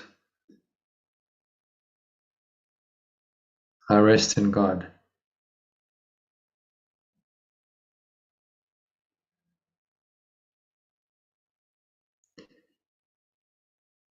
I rest in love, if you prefer. I rest in God or perfect love today, and I let it work in me and through me. While I rest in it in quiet and in perfect certainty. So any thoughts, emotions, sensations that are not just restful, notice those and just exhale, blow them out.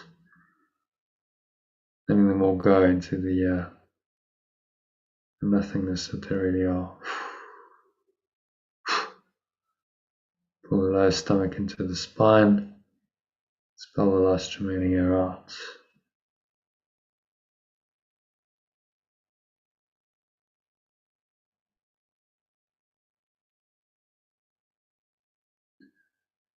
And just feel this rest, deep, peaceful rest, come over you, slipping into it, surrendering to it.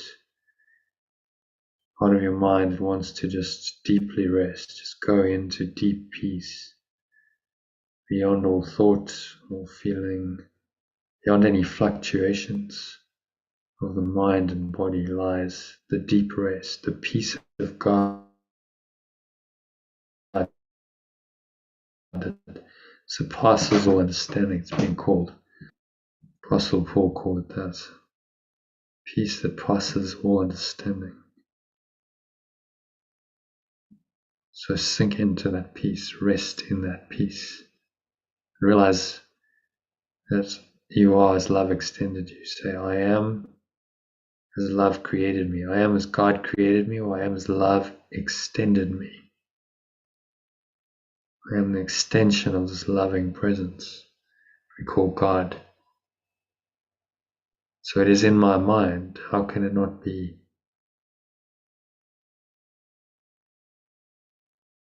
in my mind?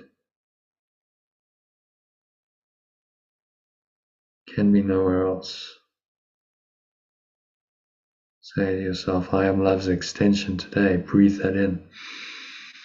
So you're breathing in this loving presence, the perfect love, pure formless awareness of perfect love that you really are. Breathe it in to every pore, every cell, every muscle of your body, every part of your mind, every fiber of your being. It's in this loving presence.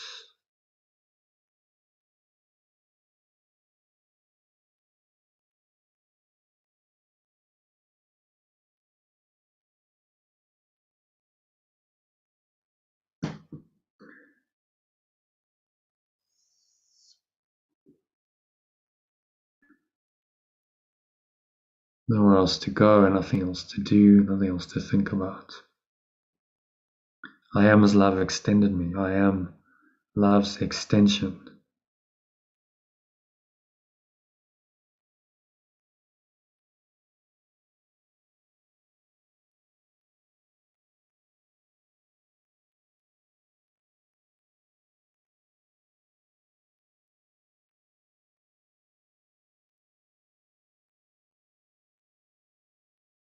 Today I let go of all sick illusions of myself. Let my source tell me who I really am. So let your source, love itself, the pure, formless awareness of perfect love,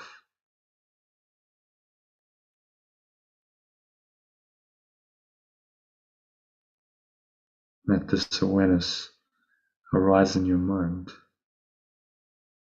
to envelop you, compass your mind.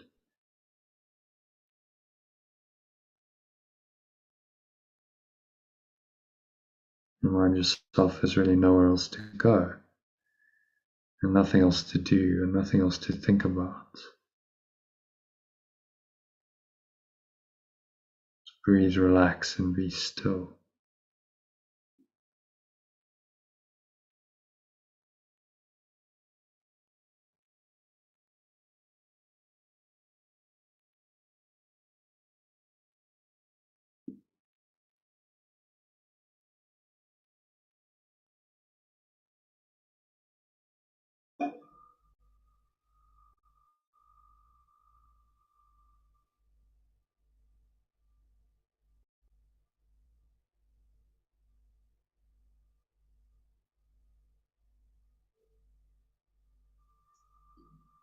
Just surrender into the stillness. Say, I rest in God, I rest in love,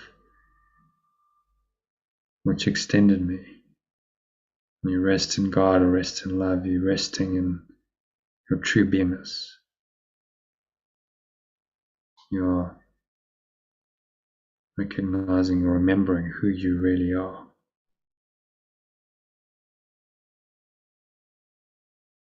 In that moment. So just the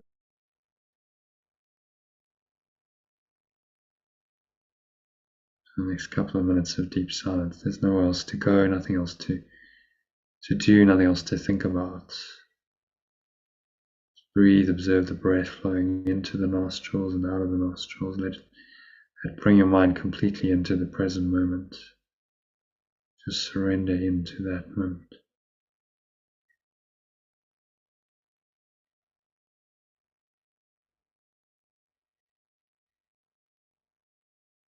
And rest in God or love.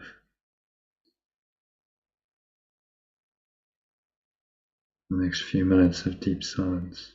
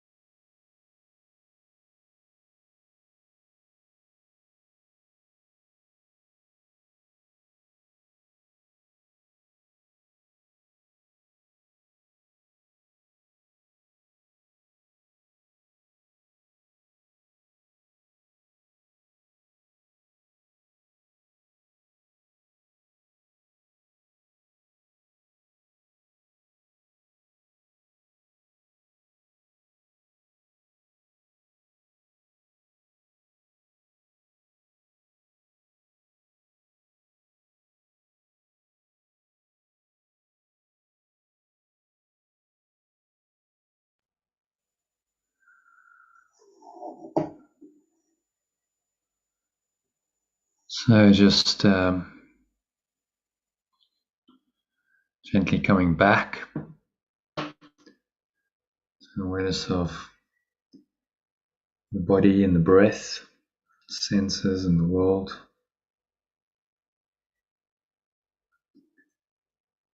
And on the count of 3, you're going to open your eyes. So 1, just breathing in.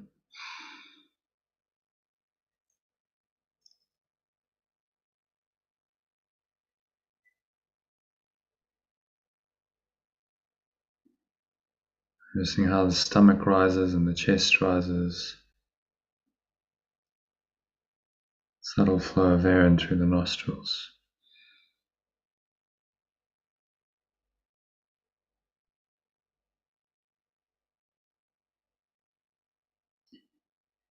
Just pausing at the top of the inhale, smile.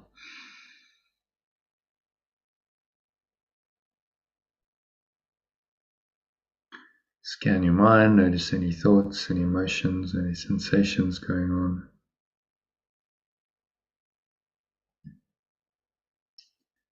Particularly anything that feels negative, limited, contracted, constricting in any way.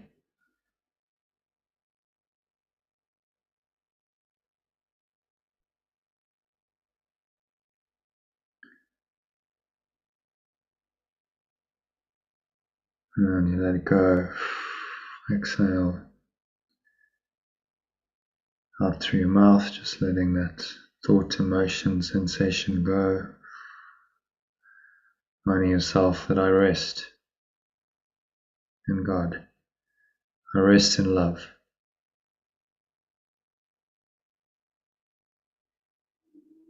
Not sometime in the past or future, but right now. And let it work in you and work through you and guide you while you rest in it, quiet and perfect certainty. Follow the stomach into the spine, expel the last remaining air out. Feel the weight of your body pressing down into the chair, your feet touching the ground on the count of 2. Notice what you're feeling and touching with your hands. Notice any smell in your nose. Maybe there's a subtle taste in your mouth. Notice that. And notice what you're hearing in the surrounding environment. Noticing all these things from this very still, calm, and surrendered state.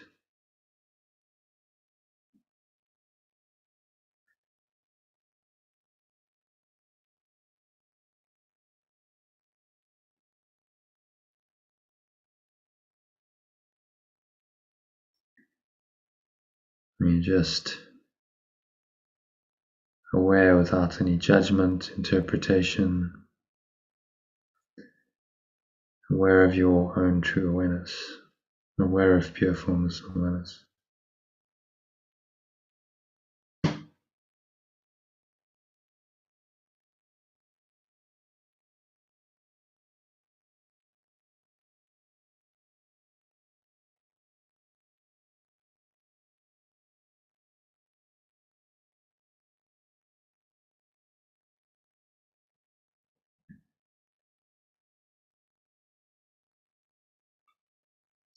And so on the count of 3, you can open your eyes. Just take a minute to look around, observing the various objects in the room around you, the same familiar objects.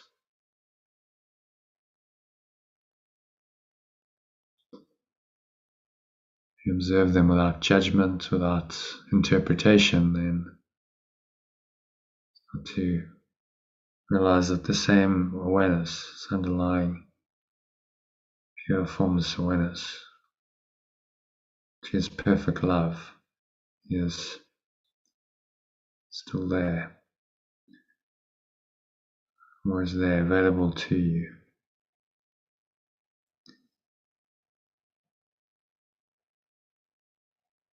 And that you rest in that presence, you rest in love forever. So carry this presence with you for the rest of the session as we move into reading the text for today. Just keep some awareness on the breath to stay connected to this deeper presence, which will guide you through this section to get as much out of it as possible. So that brings us to the end of the meditation and today's lesson. Everyone's still with me? So let's have a look at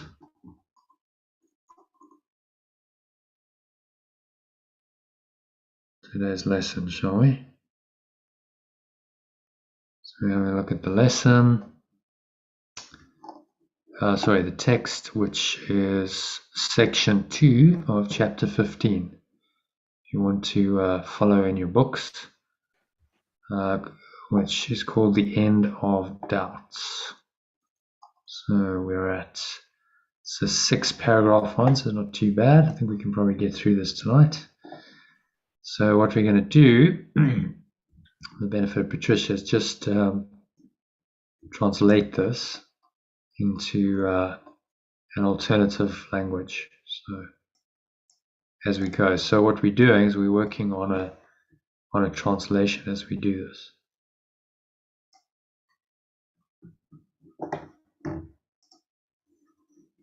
So what page is it on?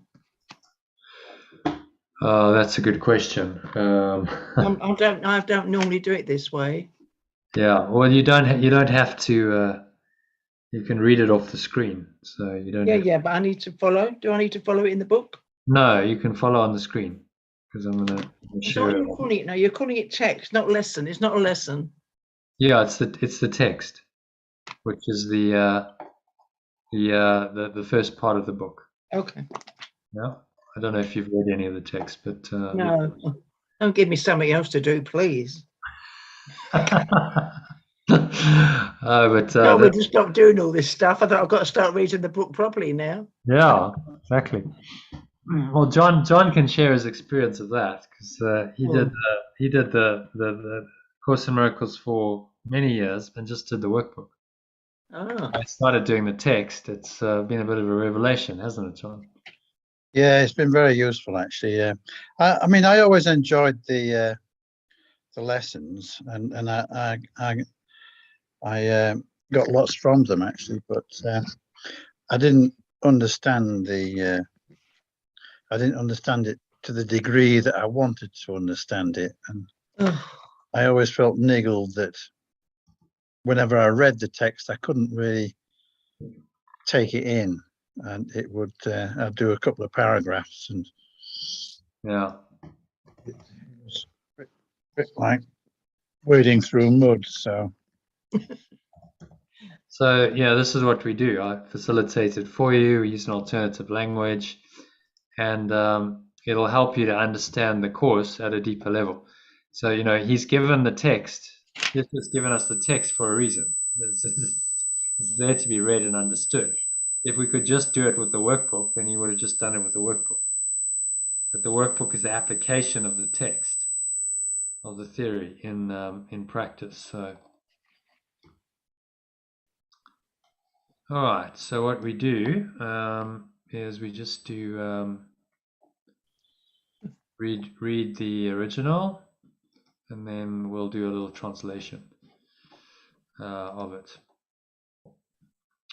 using alternative language, which I'll help you with. So, Patricia, do you want to kick it off? Okay. Start. So read the first paragraph that's in black, and then we'll go into translation. The atonement is in time, but not just pause it there. At 1 minute. I get a bit confused. Yeah, so it's a difference between this. I presume there's a difference between atonement and at 1 minute.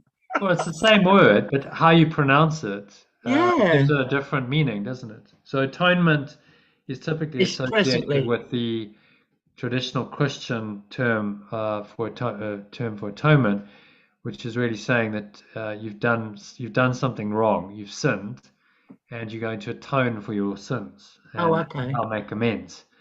Whereas at one-ment is saying, no, you're actually going to let all that go, and you're going to become one again with your source. Okay. So by saying it as at one-ment, you are inviting the other interpretation of the word. All right. Mind. Okay then. At one-ment is in time, but not for time. Being in you it is eternal. What holds remembrance of God cannot be bound by time. No more are you. For unless God is bound, you cannot be. An instant offered to the Holy Spirit is offered to God on your behalf, and in that instant you will awaken gently in Him. In the blessed instant you will let go of all your past learning, and the Holy Spirit will quickly offer you the whole lesson of peace. What can take time when all the obstacles to learning it have been removed? Truth is so far beyond time that all of it happens at once. For as it was created one, so its oneness depends not on time at all. Wow. Okay. Have you never read the text at all before? It's a bit heavy, isn't it? No, I haven't. Okay. Yeah, we're going to go and translate it and then just unpack it a bit and understand what he's really saying. So read it again, and then when we get to God, we'll I'll help you do the translation. The at one-ment is in time, but not for time. Being in you, it is eternal. What holds remembrance of God cannot be bound by time. Okay, so God we translate as love. No, we've got a fuller version. We've actually got 5 words, which are all pointers to a state of mind, because that's what it really is. God is a state of awareness. So God is pure formless awareness of perfect love. All right. And cannot be bounded by time. So if you say pure formless awareness of perfect love, it gives you a very different idea, a very different experience, hopefully, than just the word God. Donna, could you make it a bit bigger, please, on the screen? Yes, I can do that. Let's go view to zoom into. What should we make it? 130%. How's that? Better? Much better. Thank you. Okay, so being in you, it is eternal. Okay, so the one-ment is in time, but not for time. You understand what that means? Let me see. At one-ment is in time, but not for time. No, I don't. Okay, so it's a process that happens in time, but it is not for time. No. It's trying to take you out of time. It's not for maintaining time. It's for transcending time. So it happens in time, but it's not for time. That's what he means. Being in you, it is eternal. Okay? So because it's not for time, it's eternal. Eternal means no time. Mm-hmm. That's what eternal means. Mm-hmm. It doesn't mean forever time going on forever. It means no time, a state of mind where there's no time. So the at one-ment is the eternal presence of love in you, the awareness of that is timeless. There is no time to that. It simply is. Mm-hmm. And it's at one-ment is the process of awakening to that presence and remembering that presence in time, because that awakening unfolds in time, but it is not for time because it's taking your awareness out of time. Does that make sense? So if it's out of time, it's nothing really. It's not in any place. It's just there. Well, time and space are the construct of the ego. So in time and space, we seem to exist in bodies, and there seems to be a timeline of consciousness on which we're on. Let's see if I can bring this. I'll bring up this little diagram that might explain it for you. So on the timeline of consciousness, so there you can see it's It's a representation. So from birth to death, we have these various experiences in our life. These major events, some traumatic, some better, and we are going from birth to death on a timeline. Okay. And the more attached we get to the timeline and what happens on the timeline, the more attached we get to the character that we believe we are on the timeline, which is a separate self. Okay. So that 1 month is this process of reminding ourselves whenever we get challenged by time, events and time, reminding ourselves that ultimately this isn't true. Whatever you experience could be a messy divorce, rejection by your first special love, a heart attack, a major success like a sale of a business, whatever. It's all part of an illusion, right? It's not ultimately true. So that 1 month simply says only this is true: God or love or eternity or pure formless awareness or knowledge. There's many names for it. Whatever you want to call it, only this is true. That 1 month is the process of taking your mind out of being rooted in time and back into this awareness. Then from that awareness, you can reinterpret what's happened in the dream and see it differently and get a different perspective on the dream, which is a miracle when you do that. When you go both ways, you go that way, and then you return and you reinterpret whatever's happening in the dream world. That's the miracle. Okay. And that takes you out of time. So the at-one-ment is this process of awakening you. It happens in time because you're seemingly in time as you reinterpret all these experiences on your timeline, but it is not for time because it speaks for God, love, eternity, pure formless awareness or knowledge, which is out of time. This is an eternal state of mind. So that's what he's referring to. Okay, so being in you, it is eternal. What holds remembrance of pure formless awareness, of perfect love? We've actually got remembrance. So what holds remembrance? Let's just make it perfect love, because otherwise we've got two ofs there. It's a bit clumsy. So what holds remembrance of perfect love cannot be bound by time. Does that make sense? Because perfect love is timeless. So it cannot be bound by time if it's a timeless state of awareness. Yeah. And this is what he's pointing us to with this teaching. Yeah, so the timeline that we think we're on is not true. And also we can change it anyway. Yeah, we change our mind about it. That's really the key. Yeah. So we change our mind, reinterpret what happened on the timeline. That reinterpretation is the miracle. Yeah, and that changes your whole thing. Then allows your events in your life on the timeline to change. Yes. So the mind, it's change your mind, and then you change your seeming reality in the external. Yeah, I get that. Yeah, I do that. Yeah. And that process of changing your mind is the at-one-ment. Okay. Because you are going, as you correct each false idea of that's really representative of belief in separation. As you correct that, you are. This is the process of at-one-ment. You are playing your part in at-one-ment.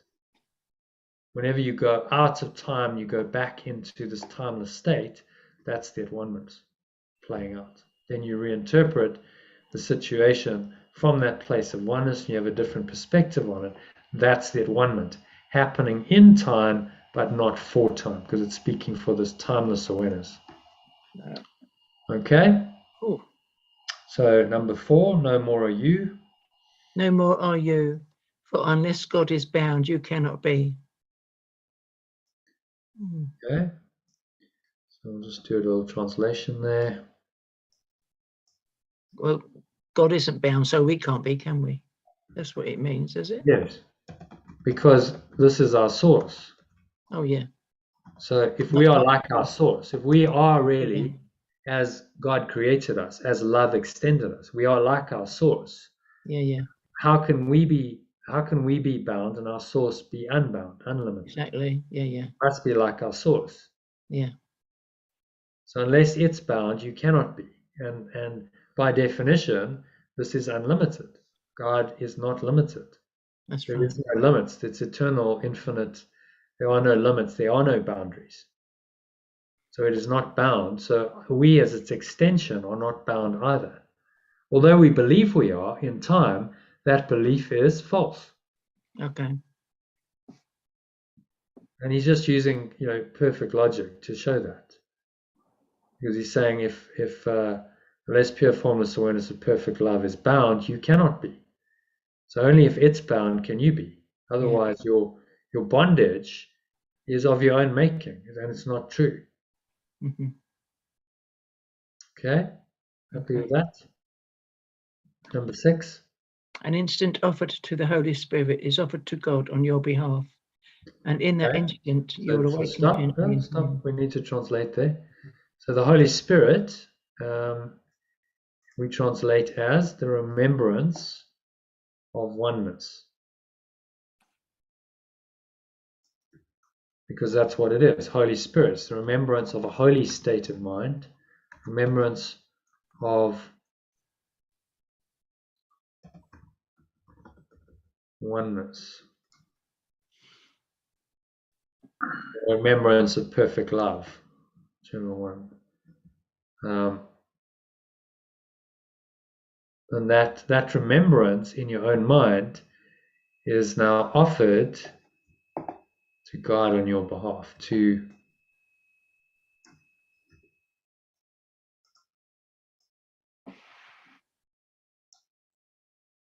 pure formless awareness of perfect love on your behalf. And in that instant, you will awaken gently in it. Okay, does that make sense to you? Just let me read it again. Yeah, read it again from... An instant offered to the remembrance of oneness is offered to pure formless awareness of perfect love on your behalf.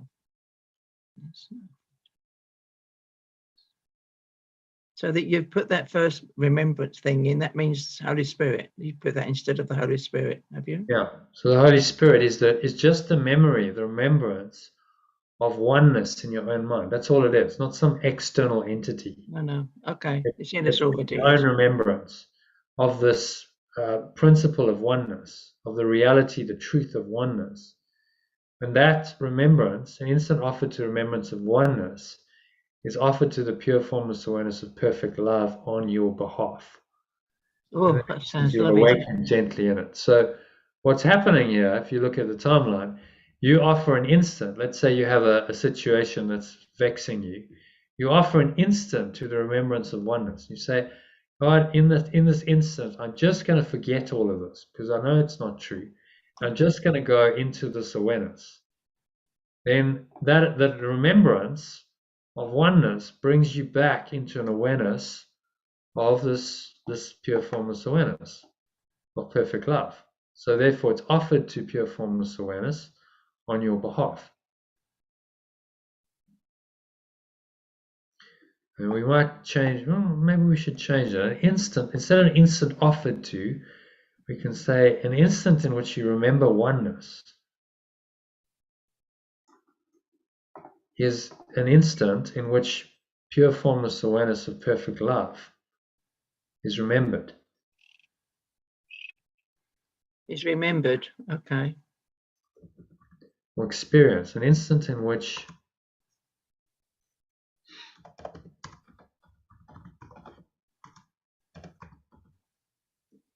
remember oneness.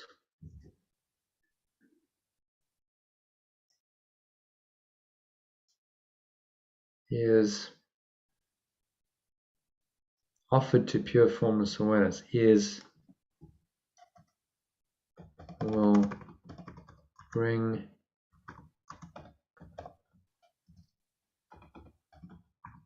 an experience of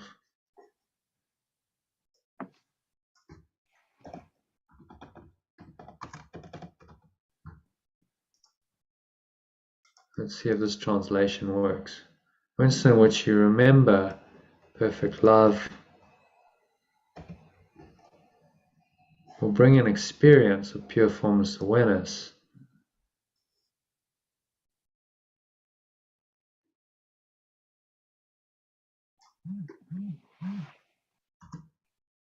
into pure formless awareness, into your awareness. And in that instant, you will awaken gently in it. In that instant, you will awaken gently. So read that, see if it makes sense. Number 6. An instant in which you remember perfect love will bring an experience of pure formless awareness into your awareness. That doesn't sound right. 2 awarenesses? No, you wouldn't have that, would you? Pure formless, and into your, instead of the second awareness, it will be maybe living, I don't know, into your thoughts. Well, we do use awareness quite a lot, but we can change that into your mind, maybe. Yeah, that's right. Because that's really what he's saying. It's offered to you. You know, it's language which is really, we're trying to make it very practical. So, yeah, instant in which you remember perfect love will bring an experience of this pure formless awareness into your mind. Yeah. In that instant, you will awaken gently. So we're trying to bring it into practical experience in your mind. So what he's saying is, in the timeline, when you're looking at the issue, you're aware of it, then you can deal with it. You would be calm. Change it. So you remember oneness. You go, well, you know what? This ultimately isn't true. I'm not going to allow myself to be intubulated by this because it's not true. So I remember that, and in that instant of remembering oneness, I allow myself to experience this pure formless awareness, because that's really what we're talking about. Pure formless awareness is this eternal state. So I have an experience of that in that instant. And in that instant, you will awaken gently because you're experiencing the truth again of who you are. So the remembrance of oneness or perfect love brings about an experience of this awareness. And in that instant, in that experience, you awaken gently because you experience the truth of who you are.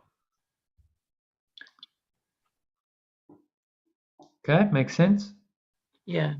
But I mean, this sort of thing should be read by people in their 30s and 40s.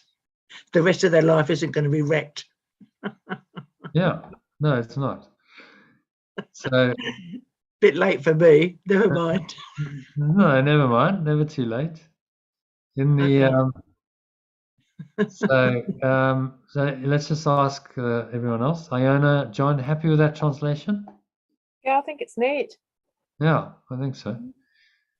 All right. So number 7, Patricia, in the blessed instant. In the blessed instant, you will let go. Oh, in the blessed instant, you will let go all your past learning, and the Holy Spirit. I think that actually needs an of, doesn't it? Yeah, I said of. All your past learning, and the Holy Spirit will quickly offer you the whole lesson of peace. Wow. It's not Holy Spirit now, is it? It's that the pure formless awareness. What are you going to put there? It's remembrance of. Okay. So the Holy Spirit is just a remembrance of a state of mind that's we call pure formless awareness. The remembrance of perfect love, which obviously takes you back, because it's remembrance of that, ultimately will restore your mind fully to that state of mind. That's what a remembrance does. So it's in our minds, there's a memory there. And that's where we start. We don't have the full experience yet because we've denied it for so long. But the remembrance of perfect love will bring it back into our full experience in the end. Which makes complete sense. Yes, you have a memory of a state that you've forgotten and denied. But that memory, if you listen to that memory, will take you back ultimately to the full experience of that state of mind from which you were originally in, but then departed from and have now forgotten. Okay. And that's all the Holy Spirit is. It's the memory of that complete whole state of mind. So remembrance of perfect love. When When you're out of the way, it is.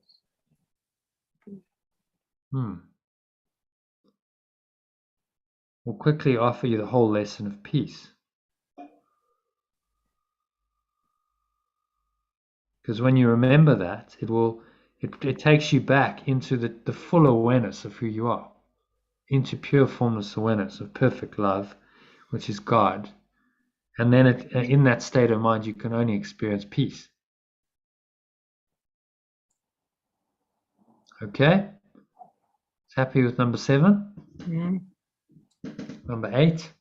What can take time when all the obstacles to learning it have been removed? Oh. Takes no time, does it?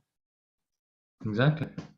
If there are no obstacles, then the experience is there. If you have no obstacles to peace, to learning it, the lesson of peace, this is what he's talking about.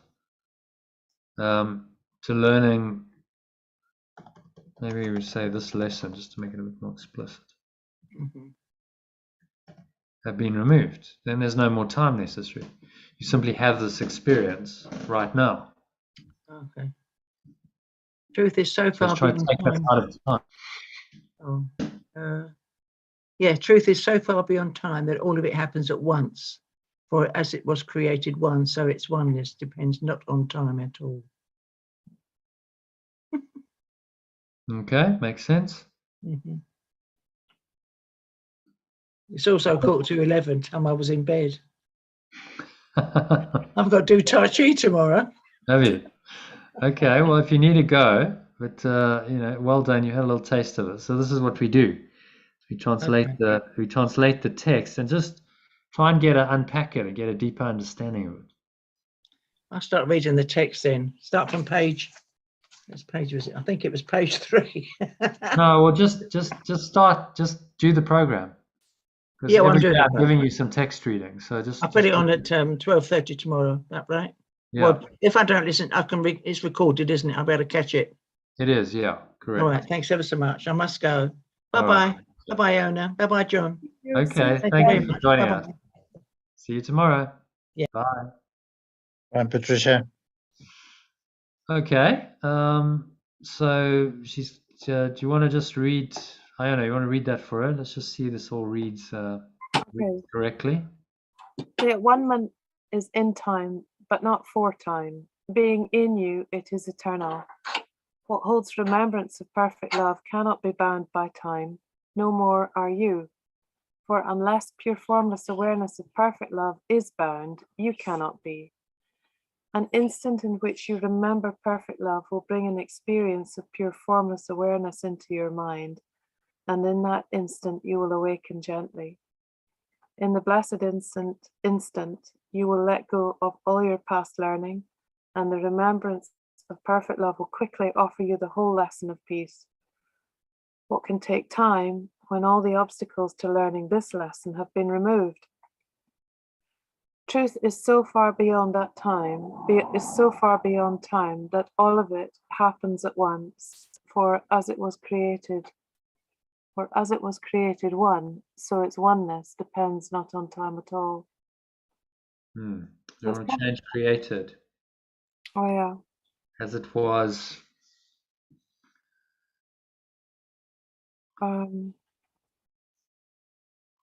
Was created one, so its oneness depends not on time. For as it is,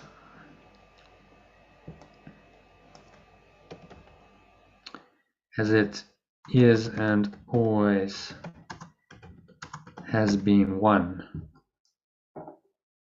How about that? So it's referring to the truth in sentence 9. Truth is so far beyond time that all of it happens at once.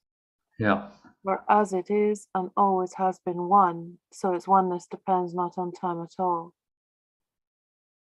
Yeah. So instead of created, as it was created one, for as it is and always has been one. So what we're saying is that it's always been one, always, rather than it was created one, which implies that at some point it wasn't. That's the danger, isn't it? The created implies that it was at some point it wasn't there. That's true. as it is and always has been one, so its oneness depends not on time at all. So its oneness does not depend on time at all. Just to make it a bit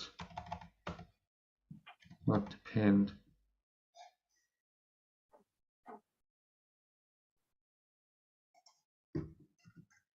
Okay, you want to give a little summary of that?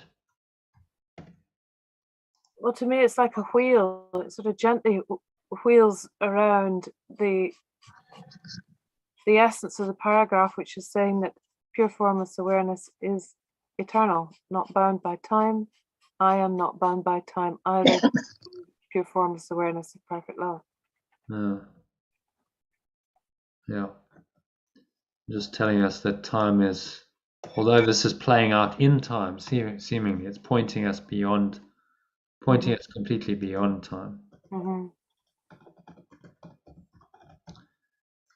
Okay, so alternatively, all right, so number 2, do you want to read? Okay. Read the main one and then we'll go into the translation. Do not be concerned with time, and fear not the instant of holiness that will remove all fear. For the instant of peace is eternal, because it is without fear. It will come, being the lesson God gives you. Through the teacher he is appointed to translate time into eternity. Blessed is God's teacher, whose joy it is to teach God's holy Son his holiness. His joy is not contained in time. His teaching is for you because his joy is yours. Through him you stand before God's altar, where he gently translates hell into heaven, for it is only in heaven that God would have you be. Okay. So alternatively, do not be concerned with time, and fear not the instant of holiness that will remove all fear. So shall we change fear not to, when he goes not, do not fear? What do you think? I think it's just simpler. Okay. Do not fear the instant of holiness that will remove all fear. The instant of holiness, which is pure formless awareness. Yes.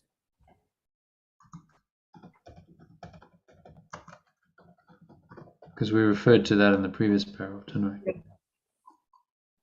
That it will bring this pure formless awareness into your mind. So, yeah, the instant of pure formless awareness that will remove all fear. For the instant of peace is eternal, because it is without fear. For the instant of peace is eternal. That's straightforward. It will come, being the lesson perfect love gives you. Or do you want pure formless awareness of perfect love? I think so, because we're dealing with both, aren't we? In the lesson.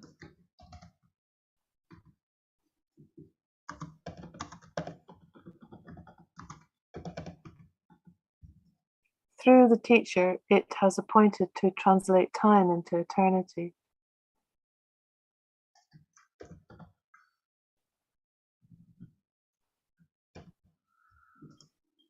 And we know that teacher is remembrance of love, remembrance of oneness. Yeah. Blessed is the. Do we want to change this? It is appointed. I'm always like, just let's look at that. Are you comfortable with that? It is appointed to translate time into eternity. I suppose it's a little formal. Yeah, well, it's sort of implying that there's some kind of appointment to the teacher that it has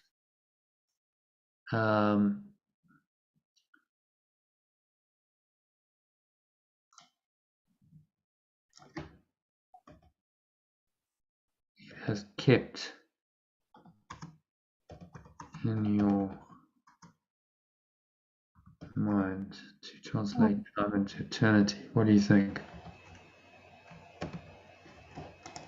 It is appointed. So this awareness has kept it in your mind, because that is the truth.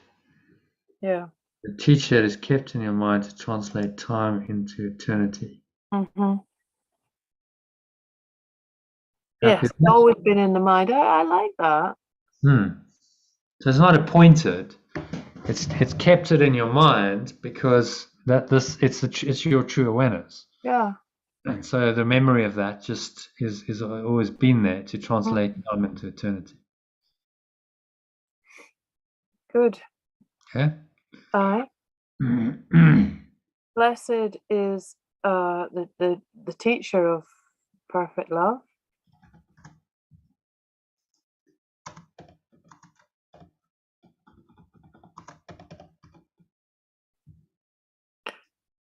You're going to change it, yeah. Whose joy it is to teach perfect love's extension. It's what was our translation of holiness?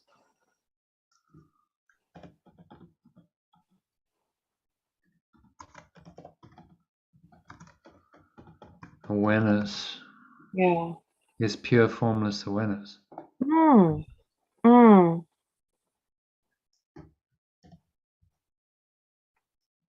Mm. And instead of his, it's its. Mm. It's.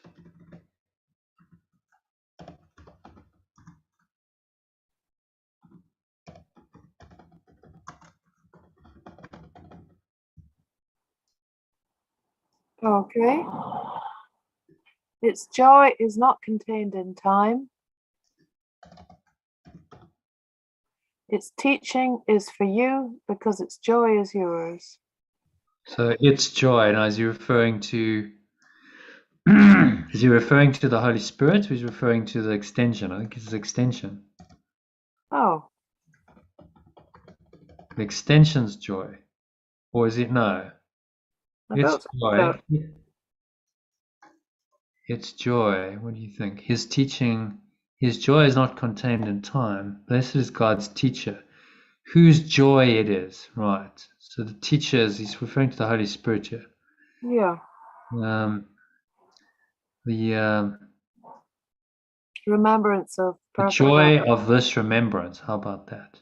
Yeah. That's joy of this remembrance.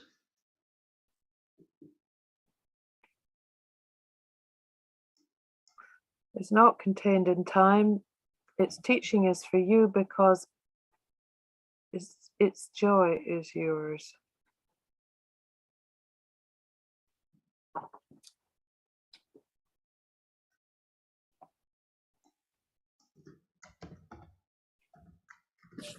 And then we want to joy of this remembrance. We haven't actually got remembrance in the paragraph anywhere, have we? Blessed is the teacher whose joy it is to teach perfect love's extension, its pure formless awareness. The joy of its remembrance. The teacher, the joy of its remembrance is not contained in time. Joy of this remembrance. You happy with that? Kind of connects in with the previous sentence and the idea of the teacher being the remembrance. Happy with just this remembrance? Yeah. Okay. Teaching is for you because its joy is yours.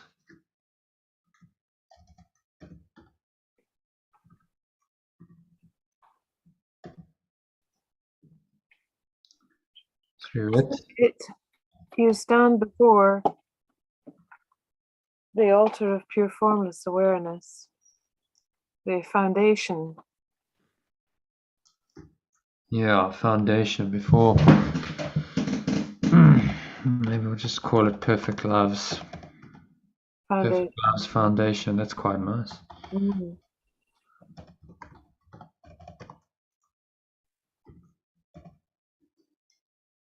Where it gently translates hell into heaven.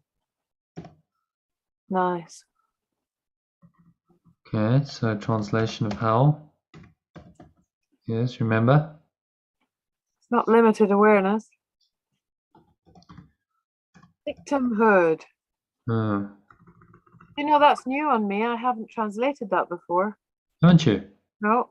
You sure? I think we did at some point. I think I was absent that night. Oh, okay. Generally translates victimhood into state of pure awareness, right? formless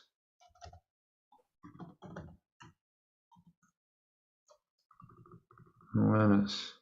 It's quite interesting translating it, isn't it? Because you start to see how the alternative language works. Sometimes you're like, oh, okay, well, he's talking about holiness, and then that's, we've got pure formless awareness in God, so just use it there. Seems to kind of flow, I think, quite nicely. So it was only in this state. Yeah. This state that pure formless awareness would have you be.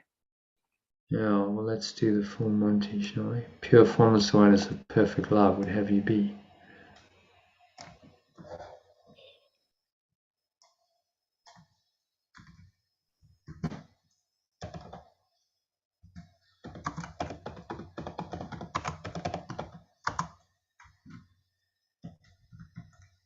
Okay, I'm going to read it from the top. Do not be concerned with time, and do not fear the instant of pure formless awareness that will remove all fear. For the instant of peace is eternal because it is without fear. It will come, being the lesson pure formless awareness of perfect love gives you. Through the teacher it has kept in your mind to translate time into eternity. Blessed is the teacher of perfect love, whose joy it is to teach perfect love's extension, its pure formless awareness. The joy of this remembrance is not contained in time. Its teaching is for you because its joy is yours. Through it you stand before perfect love's foundation, where it gently translates victimhood into the state of pure formless awareness. For it is only in this state that pure formless awareness of perfect love would have you be. Okay, I think that reads okay. Yeah. So any thoughts? You want to give a little summary of that? Well, to me, it has the same cadence as the first paragraph. It wheels round gently in the joy of the instant where all things are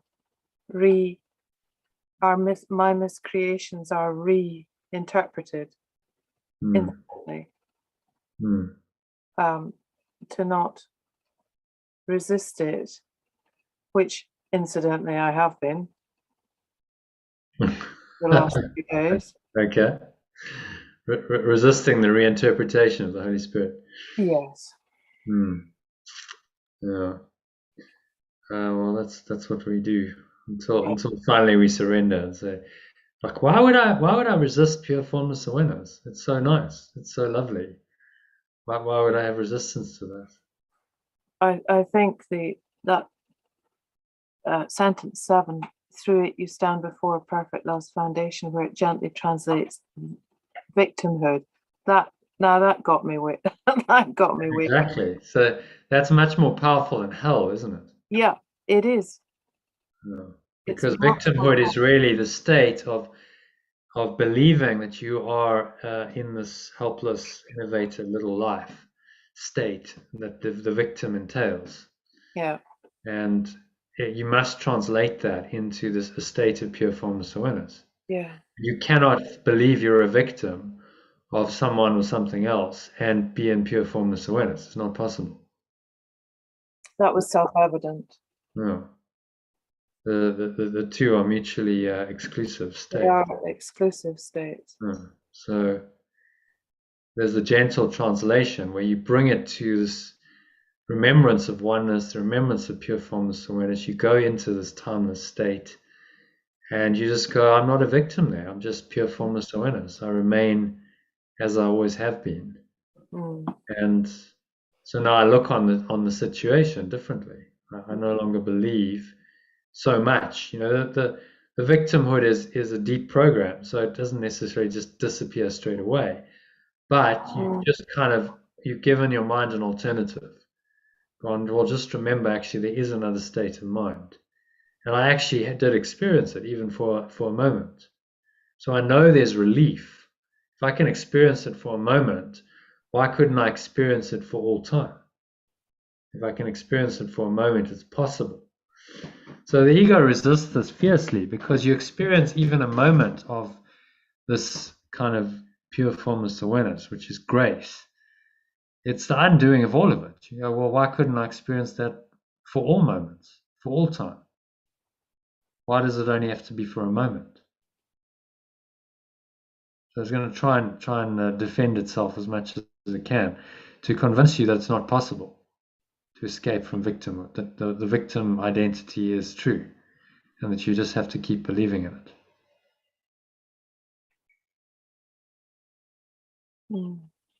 Okay, any other thoughts on number 2? Happy to move on? No, happy to move. Okay. So number 3, I think this one's for you, John. So you can read number 3, and then we'll do the translation.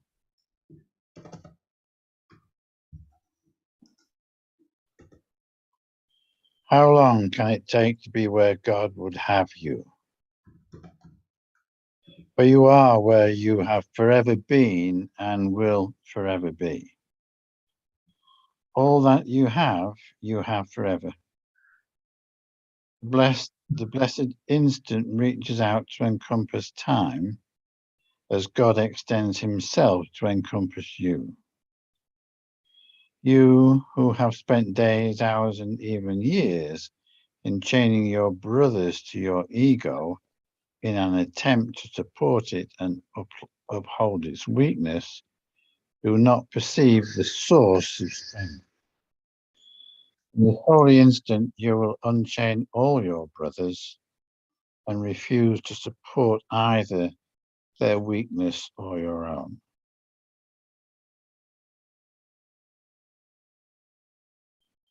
It's got this kind of notion in here, actually, which I quite like, of when we hold on to our ego, we tie back our brothers, hold them back.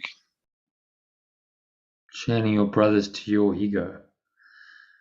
Now, your belief in separation. So shall we translate it and then just unpack it as we go? Yeah. Okay, so let's get one of these on the clipboard. Okay, so where? How long can it be to take? How long can it take to be where your source, the remembrance, pure formless awareness of perfect love, would have you? For you are. I think would have you be, eh? Well, I wonder why. What do you think? No, it feels a bit kind of. So yeah, just not quite complete. Shortened. Yeah. Have you be? How long can it take to be where pure formless awareness of perfect love? Have you? Maybe instead of would have you be, wants you to be. Again, we're using wants, but intends you to be. Wishes. Wishes you to be, wills you to be. Wills you to be. That's quite strong. I like that. Rather than desires or wants, wills you to be. For you are where you have forever been and will forever be. All that you have forever. The blessed instant reach out to encompass time. Pure formless awareness extends itself to encompass you.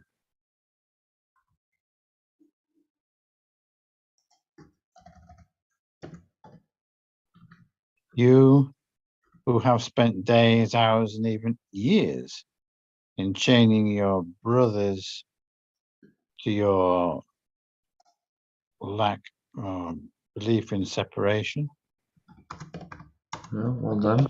To your belief in separation in an attempt to support. Oh my God. You who have spent days, hours, and even years in chaining your brothers to your belief in separation in an attempt to support it and uphold its weakness, do not perceive the source of strength.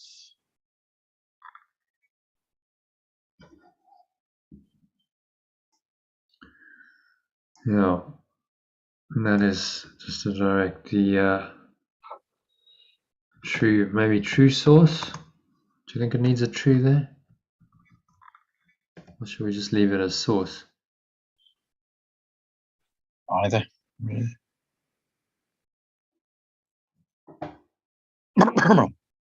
In this holy instant. Source of strength. Okay, I'll just leave it. In this holy instant. You will unchain all your brothers and refuse to support either their weakness or your own. Holy instant, should we trait that in this? In this. How about that? Wholly aware instant. Oh, that's nice. Yeah. It's quite nice. Yeah. In this wholly aware instant, you will unchain all your brothers. Yep. Their weakness for your own. Okay. So do you want to summarize that? I think that's just sort of oh god, I'm feeling good. Yeah. That was like a sequence of yawns, a domino. I yawn, John yawns, and Diana goes like, okay. Yeah. We persevere. We've got a couple of paragraphs to go. Do you want to give a little summary? I think it's an encouragement to let go, and be in the moment, and free ourselves and our brothers. Yeah. Unchain your brothers. So the idea of years in chaining your brothers. I think brothers is companions, isn't it? We forgot about that. I like the idea of helping our companions, actually. I think it's quite nice. Yeah. Chaining your companions to your belief in separation. So this is what we do. We chain our companions to our own belief in separation. We use them to justify the belief, attempt to support it and uphold its weakness. You will unchain all your companions. You shall simply say, well, separation isn't true, so whatever I think they've done within the construct of separation is never done. Refuse to support either their weakness or your own.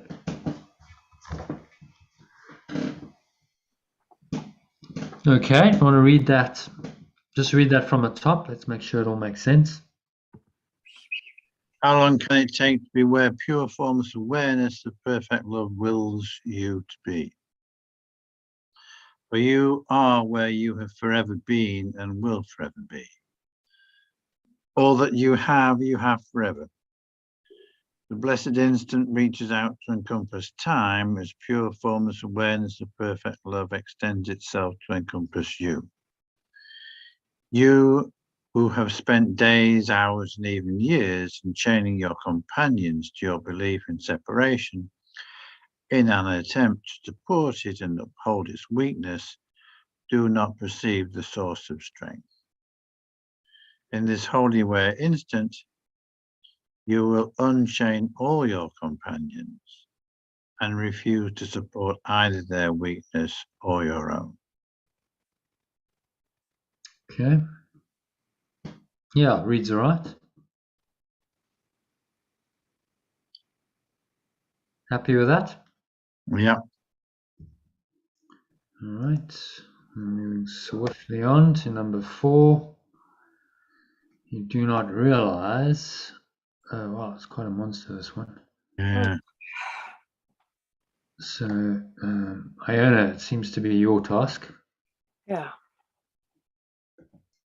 You do not realize how much you have. I tell you what we'll do. Let's read it and translate at the same time, shall we? Yeah. Just to speed things up a bit.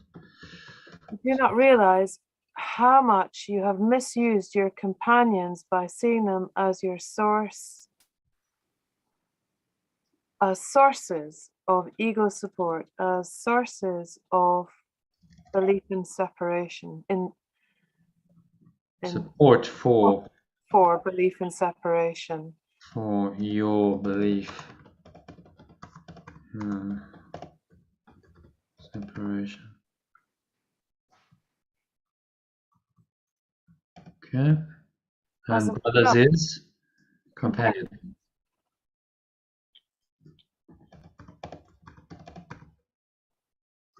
As a result, they witness to the ego in your perception and seem to provide reasons for not letting it go. My God, this is perfect for me.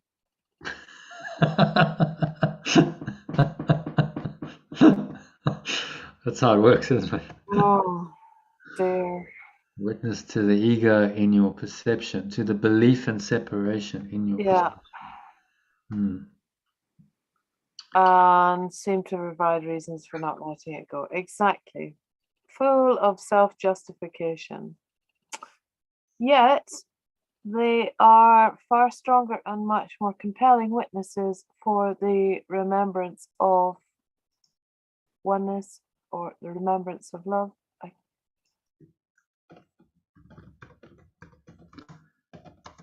Remembrance of perfect love. Because we've used that throughout, so let's just stick to that. Okay. So he's referring to they as my abused companions.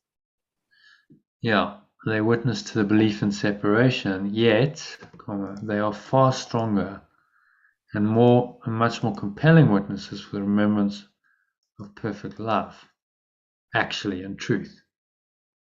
Yeah. And they support its strength. It is therefore your choice whether they support the belief in separation or the remembrance of perfect love in you.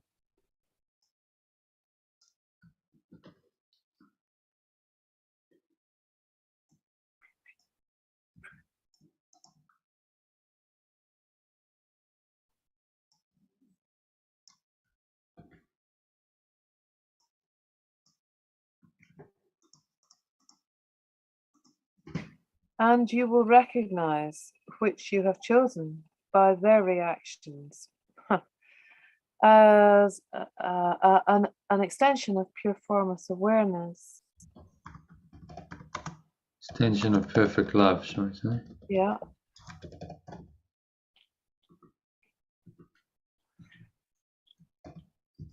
Who has been released through the remembrance of perfect love in a companion is always recognized.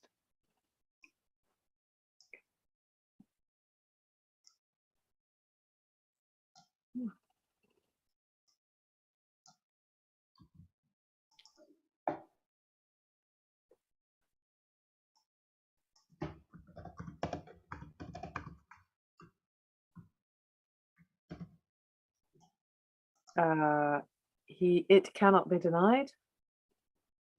If you remain uncertain, it is only because you have not given complete release. Because of this, you have not given a single instant completely to the remembrance of perfect love.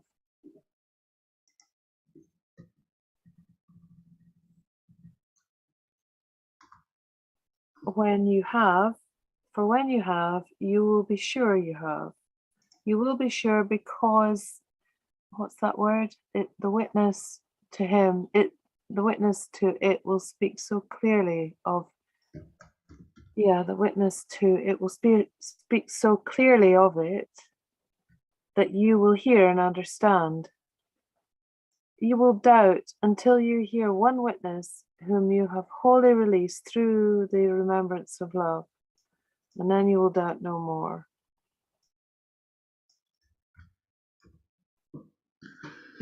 Okay. Do you want to read it from the top? Let's make sure it makes sense and then give a little summary. You do not realize how much you have misused your companions by seeing them as sources of support for your belief in separation. As a result, they witness to the belief in separation in your perception and seem to provide reasons for not letting it go. Yet they are far stronger and much more compelling witnesses for the remembrance of perfect love, and they support its strength. It is therefore your choice whether they support the belief in separation or the remembrance of perfect love in you. And you will recognize which you have chosen by their reactions. As an extension of perfect love who has been released through the remembrance of perfect love in a companion is always recognized. It cannot be denied. If you remain uncertain, it is only because you have not given complete release. And because of this, you have not given a single instant completely to the remembrance of perfect love. But when you have, you will be sure you have. You will be sure because the witness to it will speak so clearly of it that you will hear and understand. You will doubt until you hear one witness whom you have wholly released through the remembrance of perfect love, and then you will doubt no more. So it's my choice whether I support or whether I see my companions as support for my belief in separation, or whether I see them as witnesses for the remembrance of perfect love in me. And it will be obvious to me how I've chosen because of the reaction of my companion or companions. So even if they're behaving unconsciously, you can choose still to see them as what they really are. So it's a cry for love. If they're behaving unconsciously. I hope that Kenneth's seen me like that, because I've been a right arse. But well, that's unconditional love, isn't it? It's like it's seeing beyond the illusion of the ego in the person and saying, actually, that's all just a covering over their true self, over the pure formless awareness.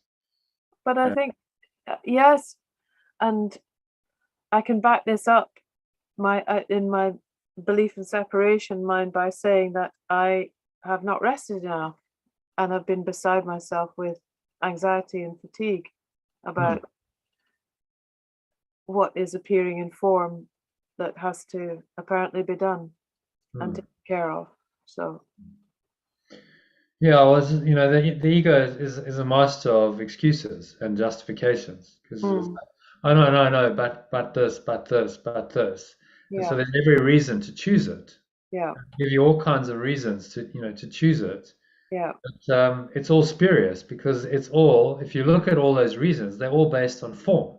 They're all based on what's happening in a dream, in an illusion. So, which is by definition false, as a projection of the false self. So none of the justifications really matter at all. And so really this teaching is just trying to get you to say, look, there are no exceptions, there are no excuses here. Like, I either apply this completely, as he says, or not at all. I'm in one or the other. Yeah. If only love is true, there's only this awareness, then I must hold to that at all times. Otherwise, I'm in an illusion. I'm believing what's not true. But he's doing it gently. It's not a kind of either or, right? One more strike and you're out. Which sometimes the ego can tell me that that's the case. Yeah. It's gently waking from victimhood to formless awareness. Yeah. Oh, okay. and just say, yes, I see you as you truly are, even if you're behaving in a not very nice way. I can still see you as a witness for perfect love. And that's my choice, to see you in that way. Okay, well, from that perspective, what do I now do? What do I now say?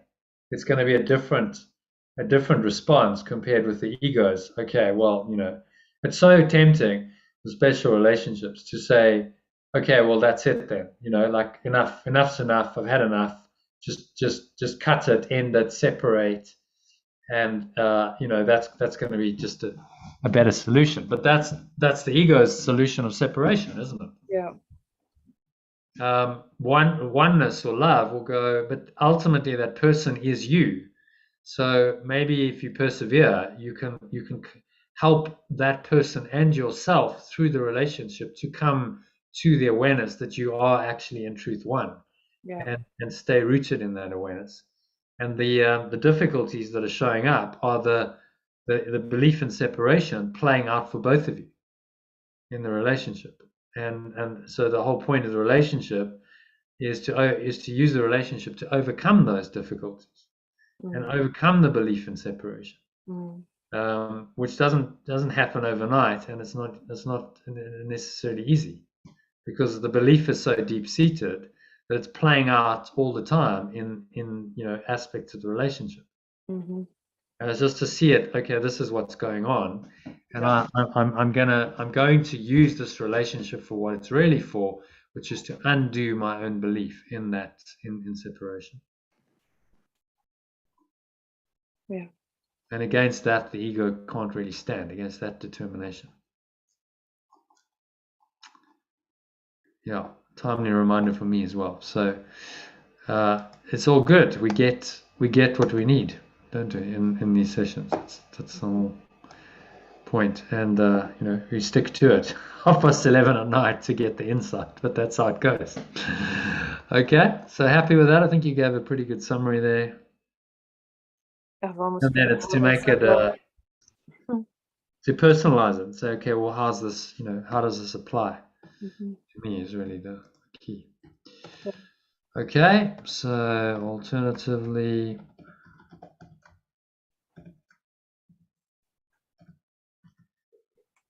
okay, so over to you, John.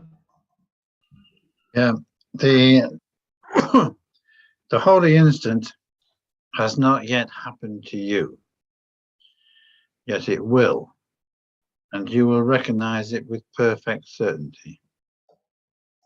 No gift of God is recognized in any other way.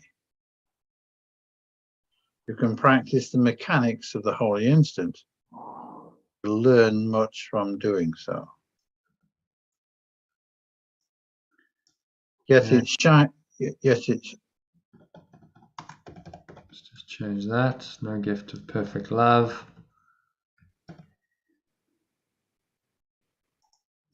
Yeah.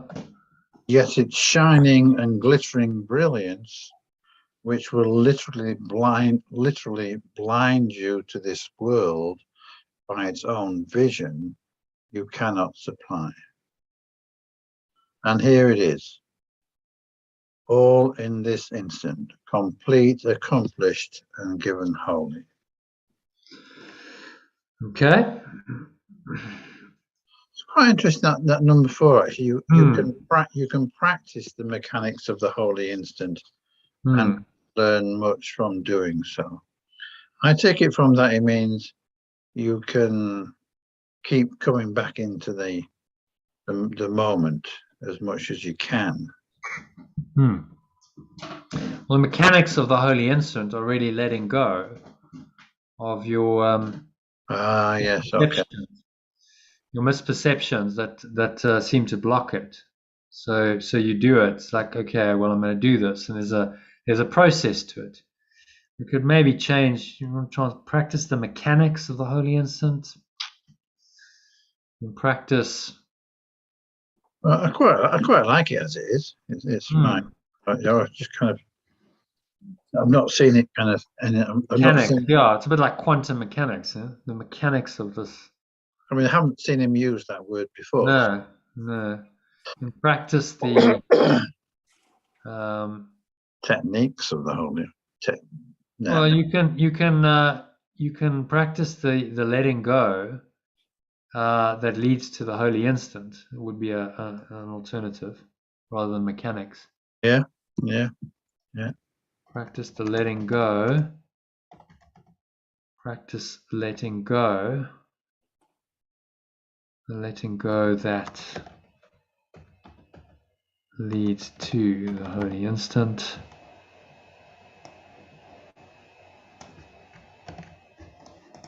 We'll learn much from doing so. Yeah, it's shining and glittering brilliance that you can let go. Which will, so this is all, but shining and glittering brilliance, which will literally blind you to this world. I think we'll leave that because otherwise the whole metaphor is using. Shining and glittering brilliance will literally blind you to this world by its own vision. You cannot supply. And here it is, all in this instant, completely accomplished, and given wholly to you. Okay. So you want to give a little summary of that?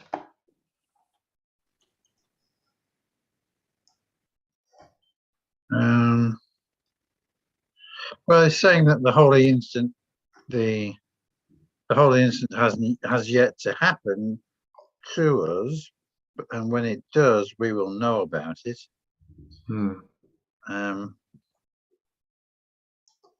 We can practice letting go. That will help us get there.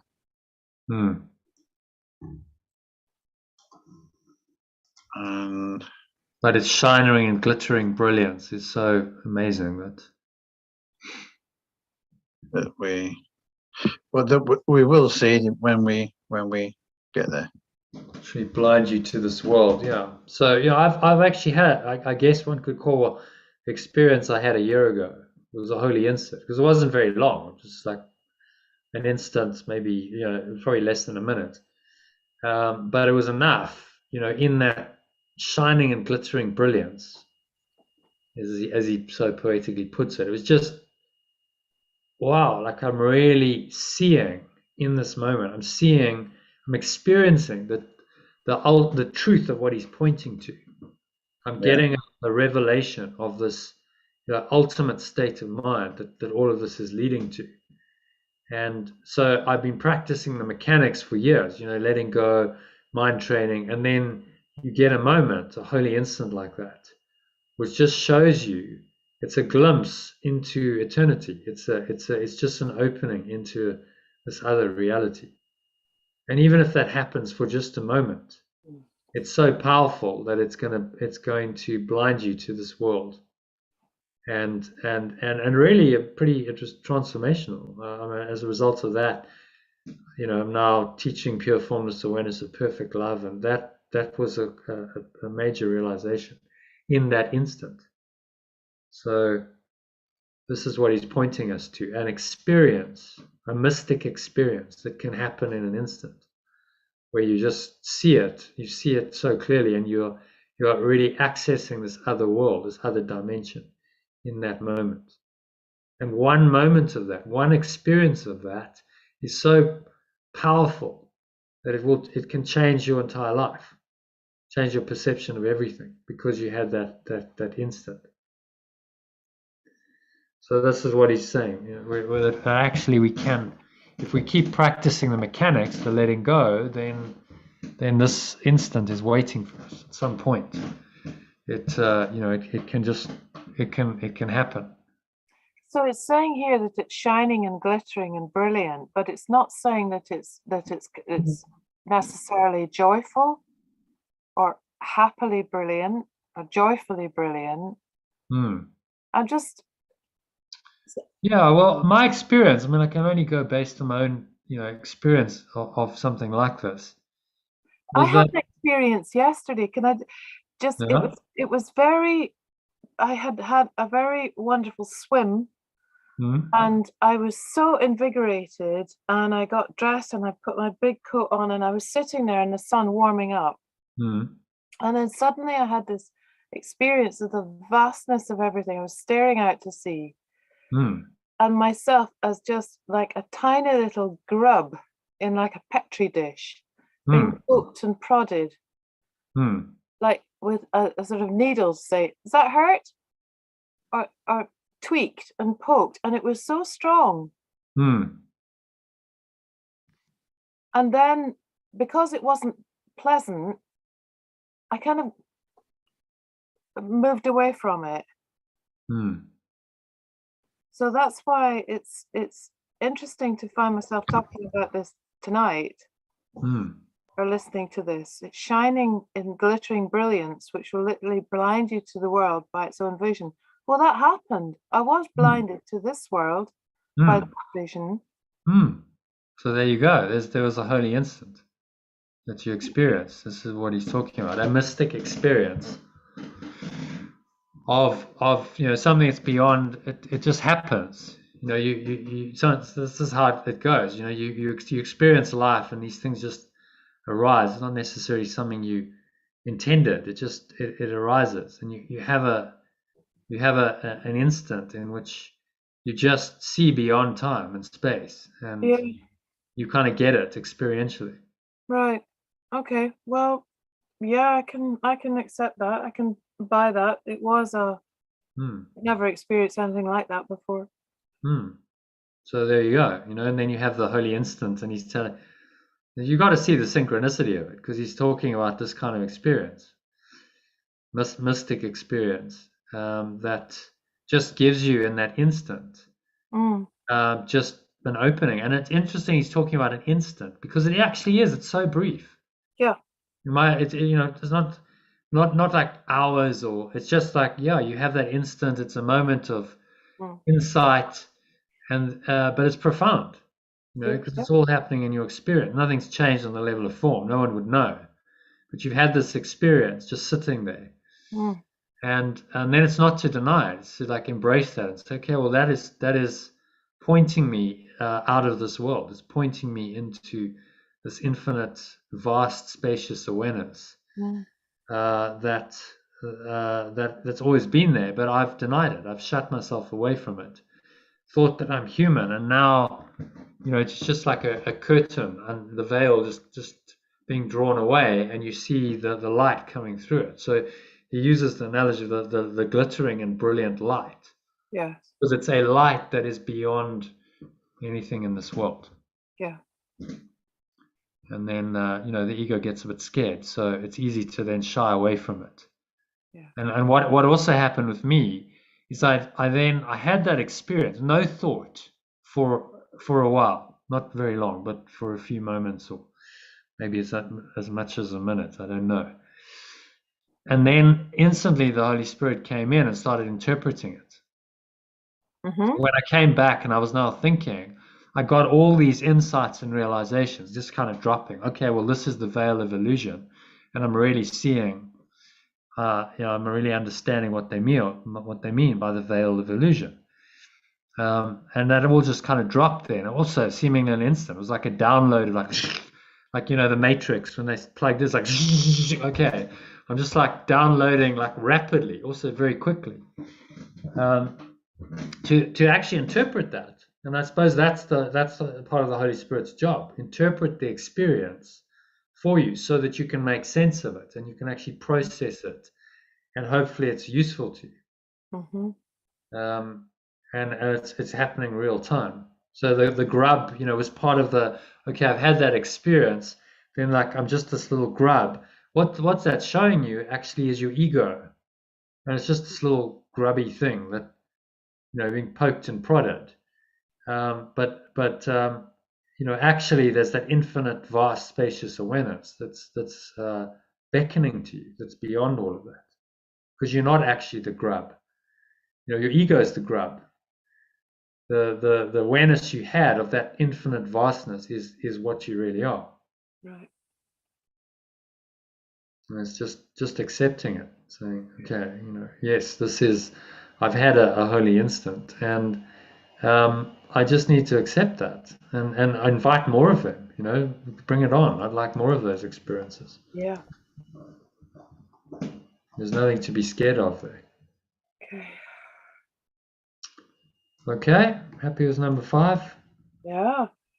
Did John give a summary? I can't remember, but it's quite short. I think we've kind of done that. Done that paragraph. Happy, John, to move on? Yeah, I'm happy with that. All right, number 6 is yours, Ayana. Okay. Take it over. Start now to practice your little part in separating out the holy instant. You will receive very specific instructions as you go along. To learn to separate out this single second and to experience it as timeless is to begin to experience yourself as not separate. Fear not that you will not be given help in this. God's teacher and his lesson will support your strength.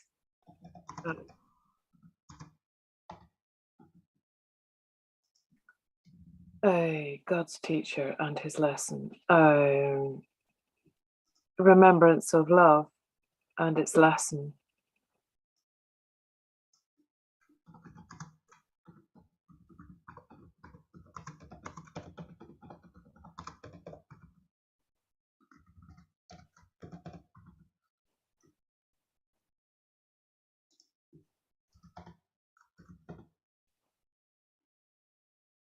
Yeah.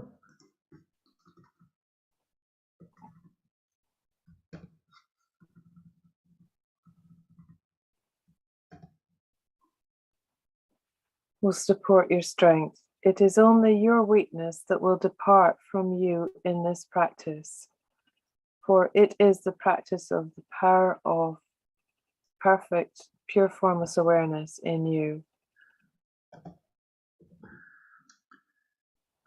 Perfect love or pure formless awareness? What do you think? I sort of did an amalgamation of both. Perfect love is fine. Yeah. Use it, but for one instant, and you will never deny it again. Who can deny the presence of what the universe bows to in appreciation and gladness? Before the recognition of the universe that witnesses to it, your doubts must disappear. Oh. Well, until this discussion tonight, I had kept that holy instant to myself.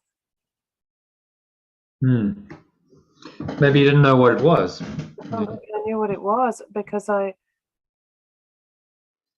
didn't translate it as the ego as being the little poked and prodded grub. I didn't see it like that. It felt like that was you. Yeah, just being tortured by this continued earthly trial. Yeah. All of that, that's the ego's alternative to the infinite, vast, expansive awareness. And that was the hell. And that's the hell of victimhood. Feeling like a poked and prodded little grub in a petri dish. Yes. Yeah. Totally vulnerable. You've got no control. Yeah. Or the alternative that you saw there is you are that infinite, vast, spacious awareness. Yeah, that was me. Yes. That is me. That is you, yes. So we're all that. And the poking, prodding grub in the petri dish doesn't even exist. It's a fiction in your mind. Wow. Something you've invented. Yeah. To deny, to cover over that pure formless awareness and deny it and give yourself some kind of separate identity as a miserable grub being poked and prodded by apparently external forces. Yeah. And eventually doomed to suffer and die. There's no, where's the grub going? The grub's going to die. Yeah. Tortured for life and eventually put out of its misery through death. This is the ego's conception. And I remembered, you'd put the Gary Larson cartoon up of all the sheep standing in the party and think, oh God, thank God there's a border collie, tell us what to do. And I just absolutely adored Gary Larson. And there is a cartoon of his with this giant eye staring through a magnifying glass at little ants. Yes. and I that was as well, like, the Petri dish being examined by a great force. Yeah. But I love that sentence, do not fear that you will not be given help in this. Maybe we should say, don't be afraid, you will be given help. Yeah, okay. What is this? Do not fear that you will not be given help in this. Yeah, it's like a double negative. Yeah. Don't be afraid. Do not be afraid. Maybe? Mm-hmm. Does that make it any Yeah. better? Yeah, a lot better. Do not be afraid that you will not be given help in this. Fear not, you will be given help in this. Yeah. Okay. Do not be afraid that you will not be given a double negative. But we have to change the whole sense of it if you want to. That's okay. It's all right for me now. Yeah. Be afraid that you will not be given help in this. Yeah. I love this. You'll receive specific instructions as you go along. Well, yeah, bring it on. When you have an insight like that, it's to really like use it, because it's there. It's grace. It's been given you to advance you on your journey and really help you to take another step. Because now you have an experiential. Okay, so this is what it is. It's not just a theoretical. I actually had the experience of it. And then he said here, one instant of this is enough to undo this weakness. Yeah. To learn to separate out the single second and to experience it as timeless is to begin to experience yourself as not separate. Yeah. Yeah. So in that moment, you experience yourself as timeless, infinite, spacious awareness. And it feels just so different, doesn't it? So expansive. It's beautiful, lovely. But then the ego comes in and goes, oh, so this is how it works. This is dangerous. So now we're going to bring into mind the image of the Petri dish and the grub. And that's going to be used to keep her away from this awareness. Yeah. Yeah. And then you get scared of the whole experience. But actually, that was just your ego's reaction to the experience that took you beyond the grub into pure formless awareness. So, recognize, that's actually what happened. You had two different thought systems playing out virtually simultaneously. The Petri dish, that infinite spacious awareness is not even aware of you as a separate being, as a separate entity. So how can it be torturing you if it's not even aware of you?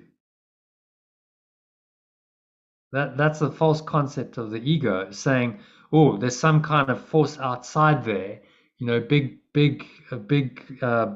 bad God that's kind of examining you like some kind of grub and is kind of pricking and poking you. And actually, you are doing that to yourself. There's nothing else doing it to you but yourself, is the truth of the matter. So you're the grub in the Petri dish, but you're also the researcher who's poking it. Going, oh, let's see what happens. Oh, now I feel the pain. Oh, okay. So now I'm feeling the pain, and I'm, and this is what the ego is, doing all the time, experimenting with something other than pure formless awareness, and seemingly liking it, going, oh, pain. Okay, well, I'm experiencing. Yeah, that's good because I'm experiencing something other than pure formless awareness. Well, that's what I want to experience, even though it's painful. And as Yeshua says, this doesn't make any sense at all. It's completely insane. Why would you torment yourself and experience pain just to experiencing something else other than what you are? That makes no sense at all. There's no reason for that. You're just tormenting yourself for no reason at all. Yeah, that's true. So, stop it already. That's all he's saying. Stop. I can't help you unless you're willing to stop this madness and accept that you are this perfect love. And actually, you want nothing else. All the experiments in pain and suffering and the experiment in separation, which is all this world is, all the human experience is really just a disaster. and you don't want it. Who would want to be a grub in a petri dish doomed to suffer and die when you can have that infinite, open, spacious awareness that you are all of it?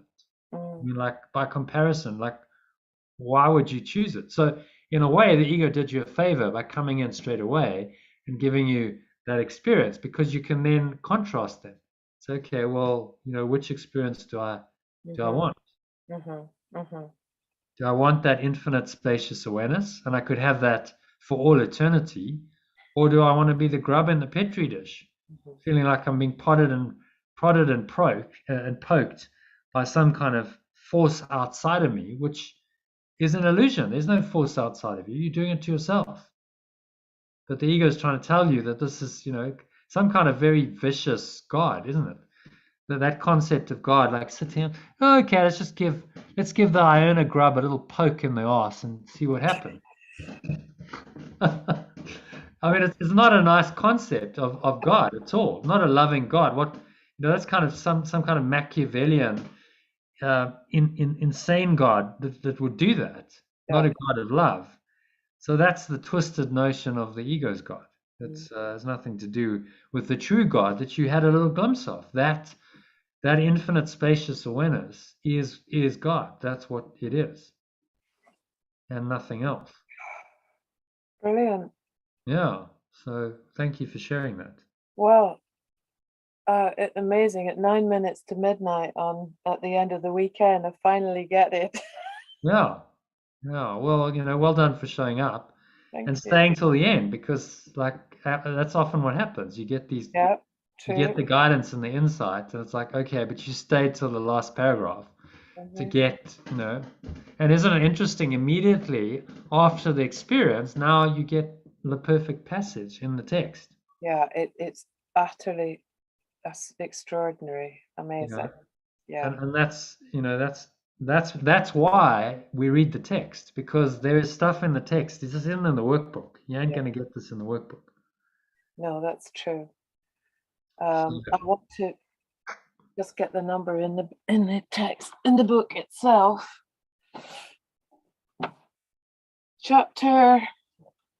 Section 2, chapter 15.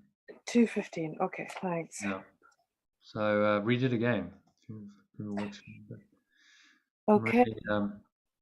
Really powerful stuff there. Yeah. So are you able to do a little exact summary of the whole thing? I remember it's about, first 2 paragraphs were about fear and making the right choices for the holy instant. Okay, so I'm going to type this as you go, saying that I, remember we personalize it, should make the right choice to allow the power and brilliance of the holy instant in and without fear.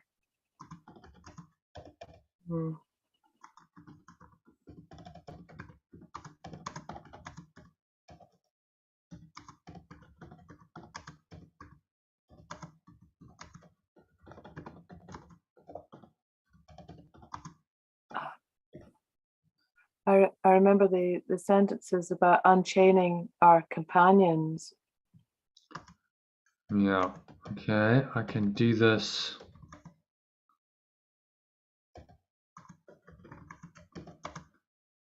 Where can I? Unchain other people from my belief in separation. Well, let's be very specific. When I stop using other people to confirm my belief in separation. Yeah, that's good. Okay, and then maybe one more sentence, maybe 1 or 2 more, just saying what he says in the last one. Start now to practice your little part. So, because this is quite practicing. Okay. See very specific instructions as you go along. Yes. Yes. Begin to experience yourself as not separate. Mm-hmm. Yeah. Something like that, just translated into. I will practice my part in separating out the holy instant.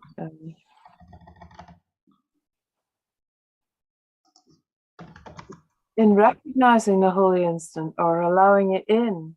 Oh. My part in that 1 month. Okay. By separating out. I wonder if we should change that. Instead of separating out. It's odd, isn't it? It is. We see a very part in separating out, in recognizing or acknowledging one of those. Yeah. In acknowledging, maybe. What do you think? I think acknowledging is better. Acknowledging. Because that's what you're doing, separating out. Yeah. It's acknowledging it in your awareness. It's like, okay, like you've just acknowledged that experience you had yesterday. Okay, I acknowledge what that was.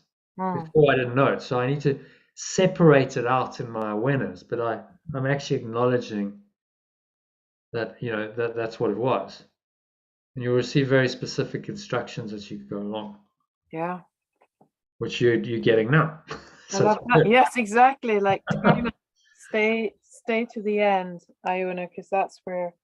Yeah, that's where the good stuff is. I will practice my part in it by acknowledging the holy instant. Because it's like another part of his learning toolkit that he's giving us here. In this holy instant, you get in the Eastern traditions, they call it satori. It's a moment of insight. You just like, ding, the lights go on. It's like a light bulb moment, and you get it. And it's so short. That's why he calls it an instant. It's not a long period of time. It can be, a few seconds, maybe anything less than a minute. But it's very powerful if you acknowledge it. That's what he means by separating it out. By acknowledging the holy instant.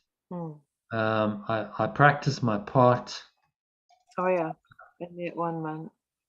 By acknowledging the holy instant and the specific instructions. Yes. Or the specific guidance.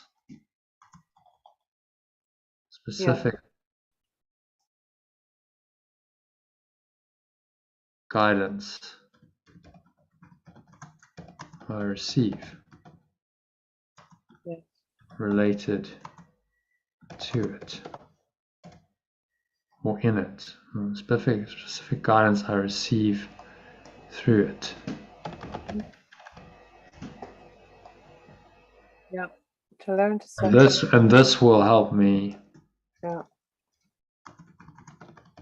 This will help me realize that. I understand. I think he's used it as a play. If I separate it out, then I will learn not to be separate. It's kind of a play.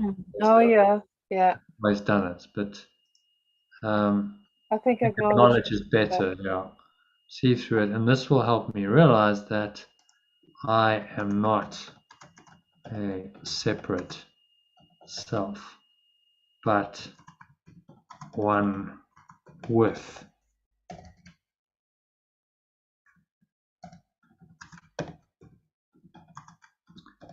pure formless.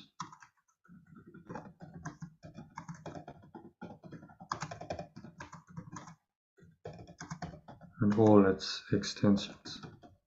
How about that? That's quite a nice executive summary.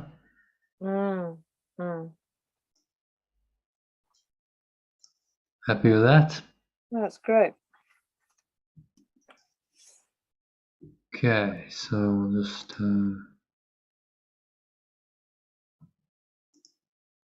I'll fix all of this up. Okay. Put it into some decent format. So we've got it for next time. And So it's 13 actually. Yeah, so any final comments, questions? Just reading it through. What's on that? I'm gonna drop out, guys, because my battery's about to go. Yeah. Yeah. Okay. Thank you very much. Good night, Thank you, John. Yeah, thanks for joining, staying till the end, and hopefully see you tomorrow. You're going to join us tomorrow afternoon? Yeah, I should be with you tomorrow. Yeah. Yeah, 12:30. All right. Not a separate self, but one with pure formless awareness, perfect love, and all its extensions. Great. Yep. Yeah. Because that acknowledges the companions whom I've abused in my belief in separation. Yeah. Yeah. Yeah. Exactly. Good. Nice one. Okay. So so well done. Shall we do a little 1 minute, 2 minute closing? Quite a nice way to end the thing. Yeah. Yeah. Close it out. So just sitting comfortably. Feet shoulder width apart.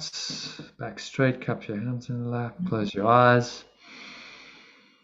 Take a nice deep breath in. And just breathe in this really gratitude. Feel enormously grateful for the holy instant that's just been revealed to you. This amazing process where you're getting the guidance, you're getting specific instructions and guidance based on your experience. So as these experiences happen, you then get guidance to interpret them, and all of that's designed to help you to come into the awareness of this perfect love, infinite, eternal, spacious awareness that you tapped into, that you had a little glimpse of yesterday. So just feel the gratitude for this, that this is given to you as a gift of spirit to you to help you to awaken to the truth of who you really are. And this presence is always with you, guiding you through this journey, this matrix of life in a dream world, illusion.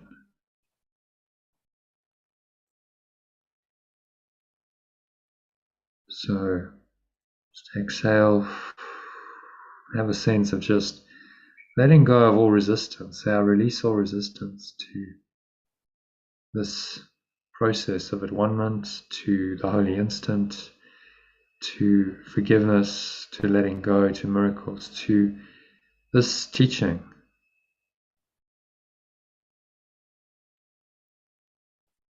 Profound teaching of A Course in Miracles. I release all resistance and I drop into a state of deep gratitude for it. Enormously grateful for this process that is for my highest good. It's enlightening me, awakening me to the knowledge of who I really am.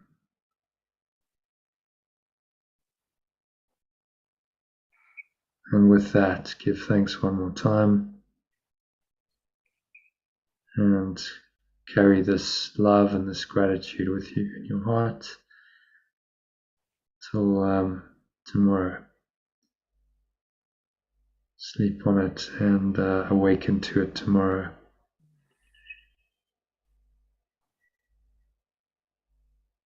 That brings us to the end of the session. So thank you, Iona, for sticking to the end. And at the end, there were 2. Started with 7, I think. Wow. So well done. And I'll see you tomorrow. You're going to join at 12:30? I can't join at 12:30, and I hope to drop in a wee bit later. Okay. From quite early, actually. Yeah. Join later, and maybe we can have a chat afterwards about the retreat. Yeah. Okay. If you're open to that, I'll message Lucy and ask her if she can join us. Yeah. Okay. All right. Okay, Namaste. Jonathan. Good night. Thank you. Okay. Thank you. Well. Thank you. You too. Bye. Bye.